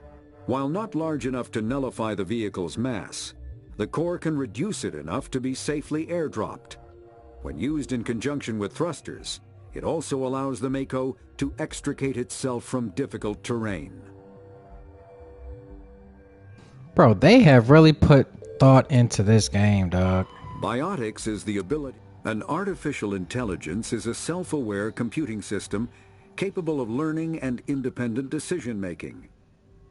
Creation of a conscious AI requires adaptive code, a slow, expensive education, and a specialized quantum computer called a blue box. An AI cannot be transmitted across a communication channel or computer network. Without its blue box, an AI is no more than data files. Loading these files into a new blue box will create a new personality, as variations in the quantum hardware and runtime results create unpredictable variations. The Geth serve as a cautionary tale against the dangers of rogue AI, and in Citadel space they are technically illegal. Advocacy groups argue, however, that an AI is a living, conscious entity, deserving the same rights as organics. They argue that continued use of the term artificial is institutionalized racism on the part of organic life. What? The term synthetic is considered the politically correct alternative. Listen, if they're saying that this is that AI is possibly dangerous, Mass Effect, right? If they're sitting here telling you that this AI can be, extremely dangerous, I don't know why we are messing with it. I do not know why we are playing with it like that. Okay, so we can't get in there. I don't know what's up.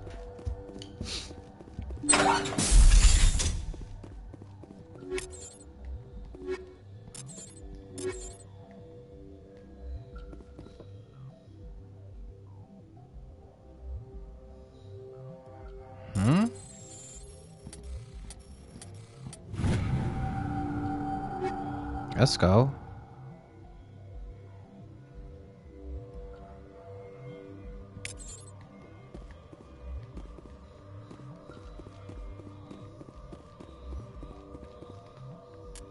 A lot of these items. Let me see.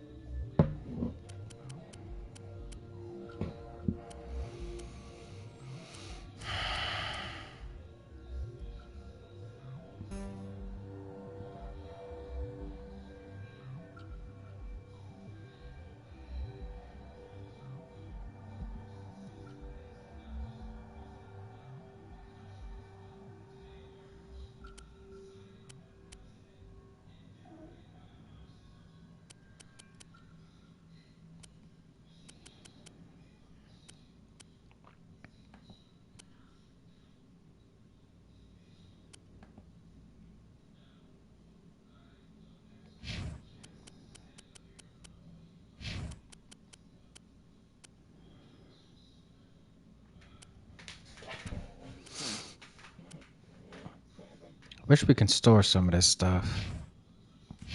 Like the items I would want. Matter of fact, I think we can, right? We had the lockers on the ship. Alright,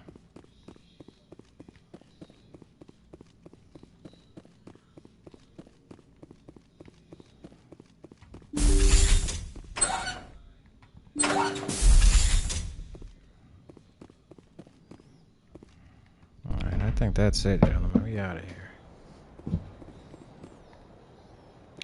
There's another place that I wanted to check out. Look at the web. Oh no. What? What's going on here?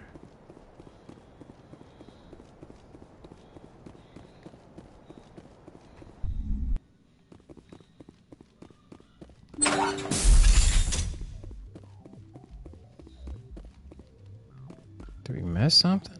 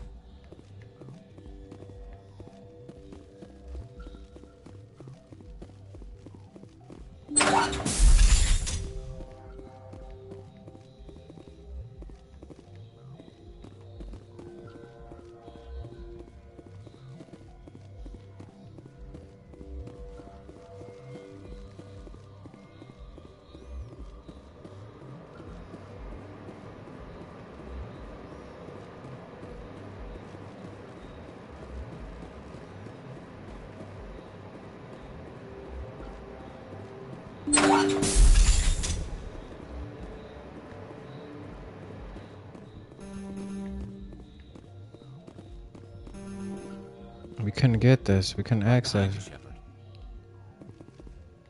Can you access that?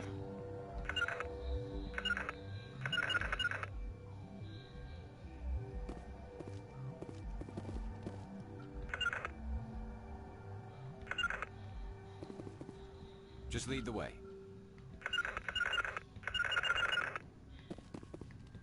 Destination blocked.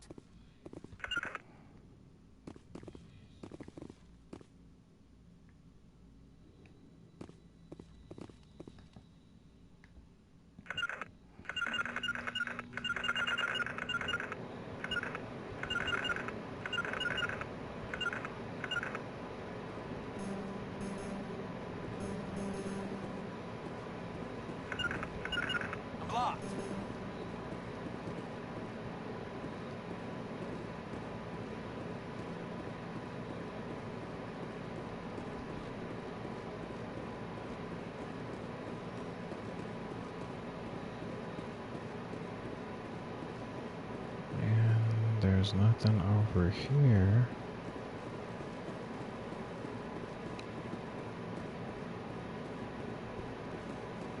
Maybe we can swing back around. I don't know.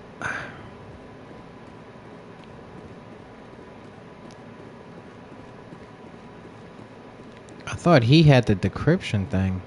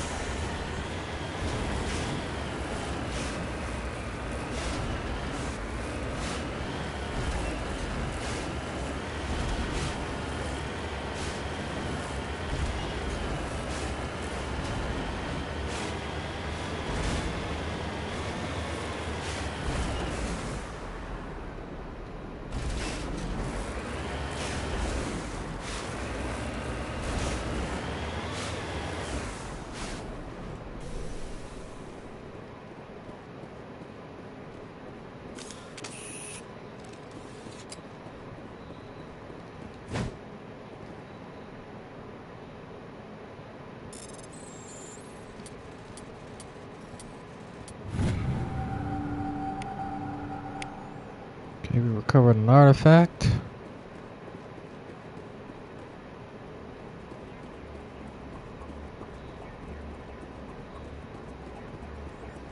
What is this stuff, though? Nothing.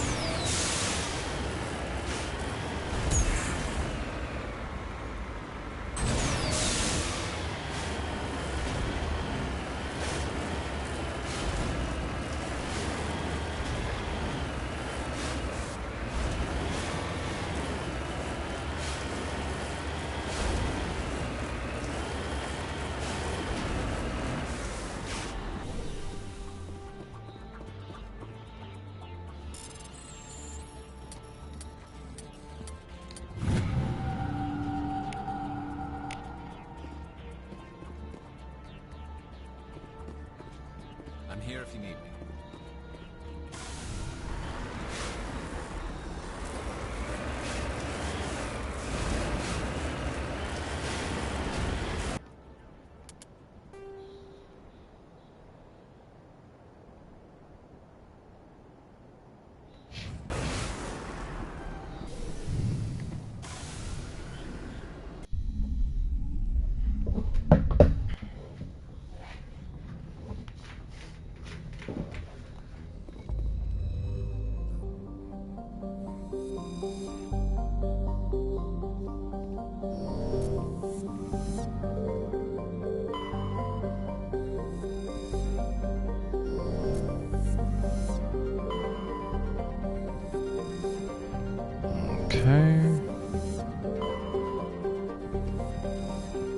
At this point, we're just looking for places where we can land.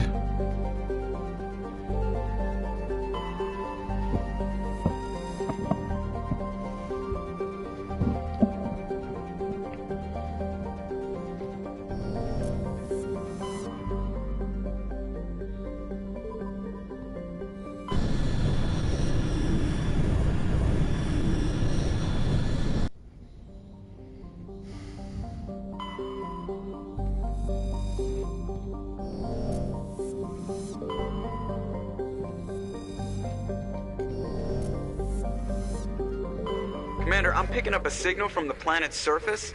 It looks like an automated distress beacon.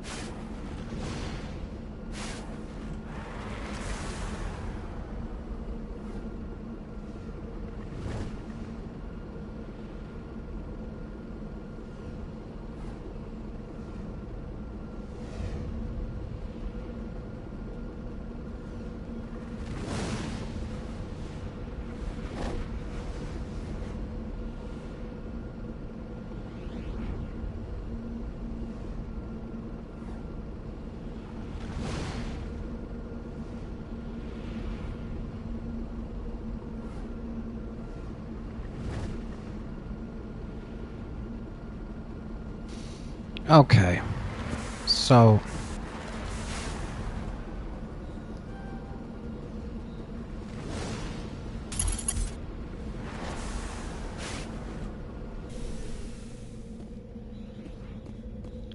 might need to huff it.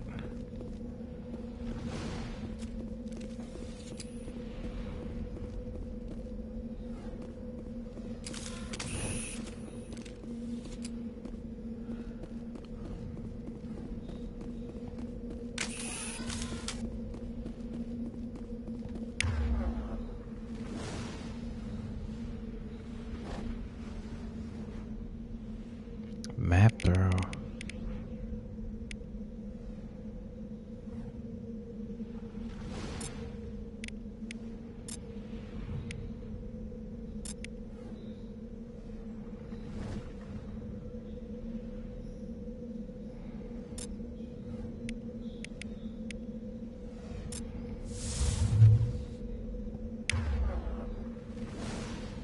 What?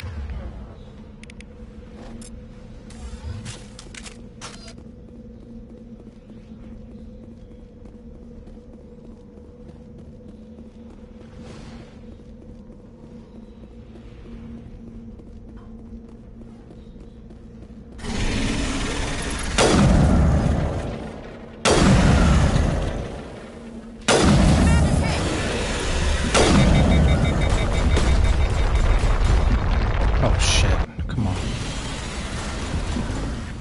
Yeah, it's time to go. It's time to go, boys.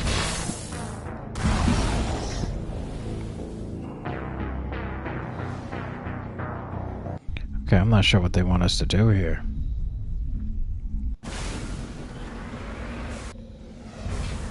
Alright, let's go the other way first. Let's go to that location first.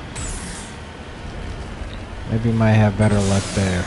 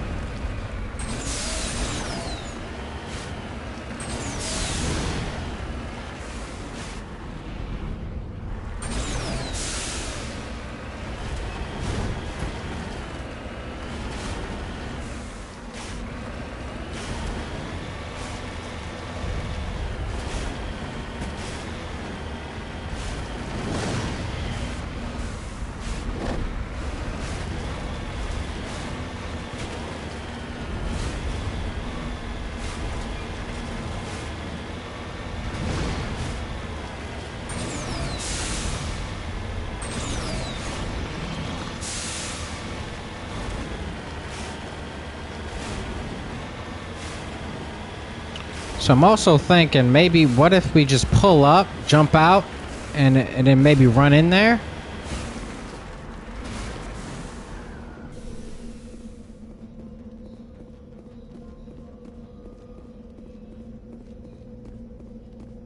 Oh.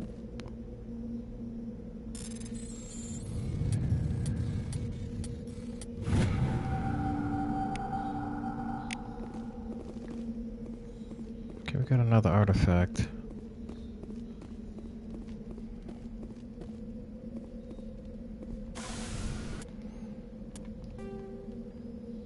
But this is the main problem here.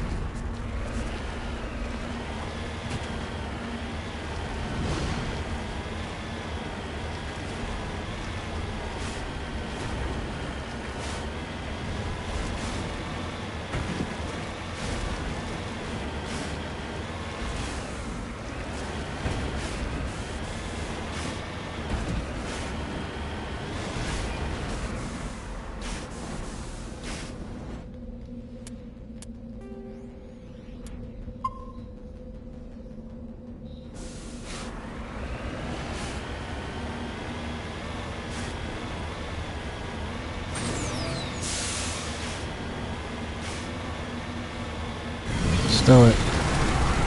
Can't jump out? Fuck it, fuck it. Come on, move, move, move. Okay, it's an instant hit. It's an instant kill. Okay, maybe we're not ready for this one. Maybe we're just not ready for this one.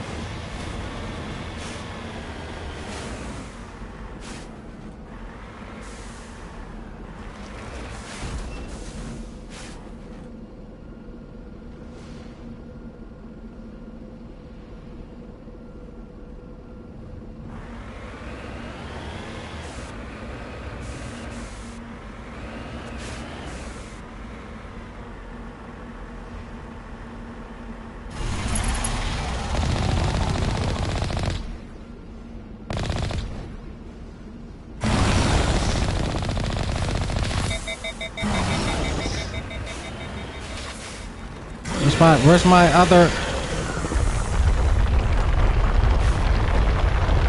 Come on, look at this bullshit.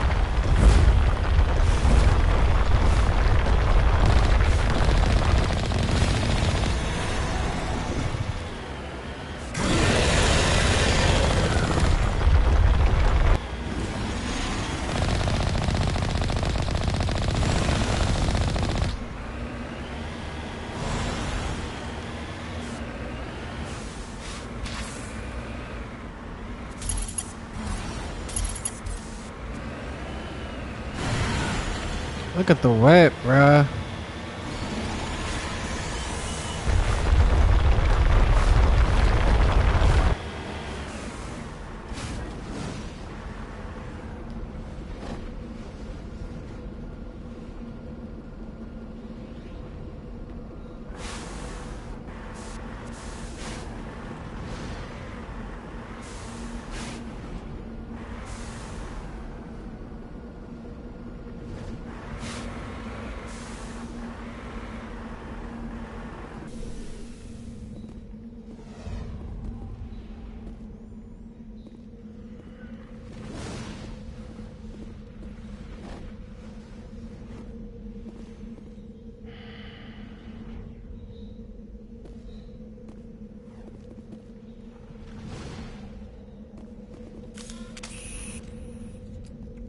Ready. Say the word. Charged and locked.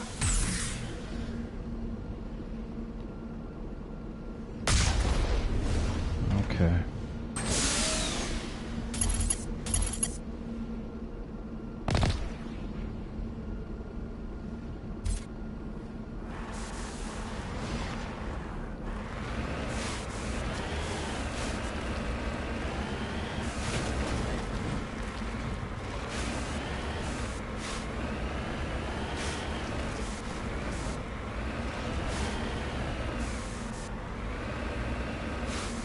Come on, where you at? Yeah, there you go.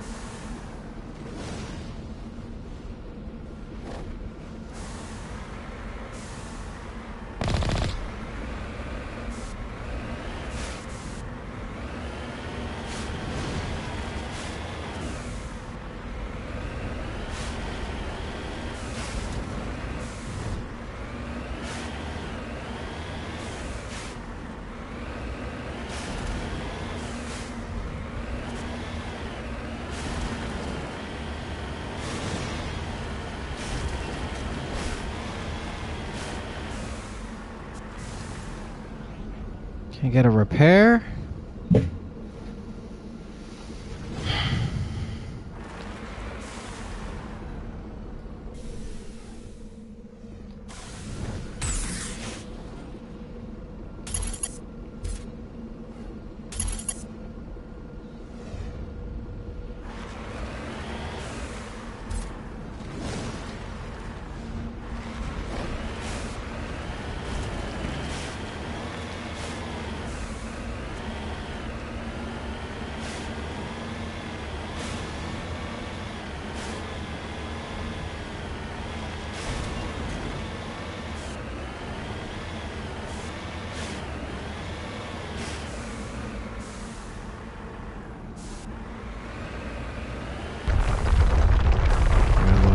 Here you go. Here you go with the bullshit.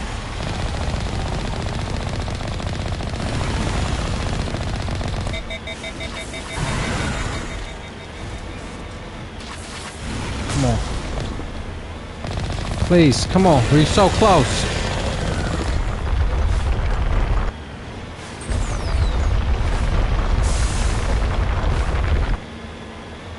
Bro, we can't take another hit. This is crazy. Come on, give me a freaking repair.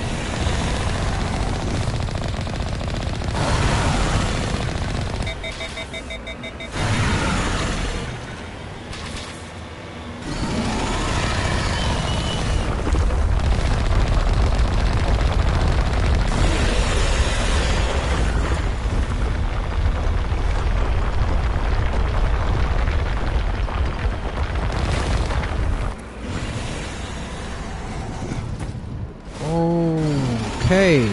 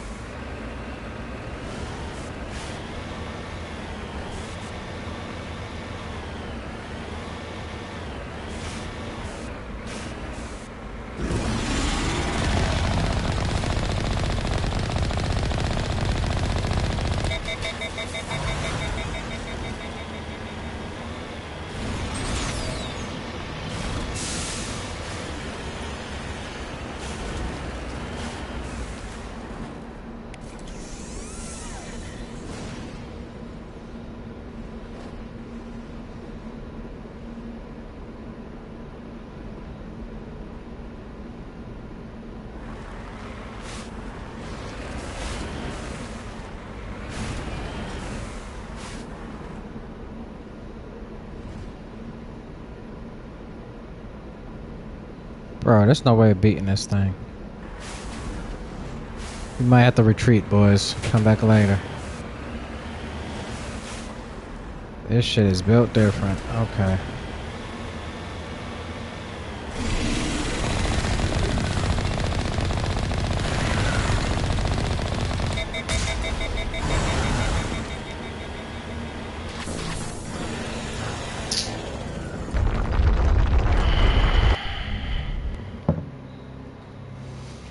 Alright, y'all, we're gonna leave it there for today. Boy, I've been playing for about 6 hours. Game has been great. I'm enjoying myself. Y'all let me know what y'all think about the game so far. Have y'all played Mass Effect? What do y'all feel? Who's your favorite character so far? How do y'all feel about the story? And yeah, make sure you like and subscribe. Show your boy some love. It's your boy Super Wolf. I'm gonna catch you on the next one. Peace.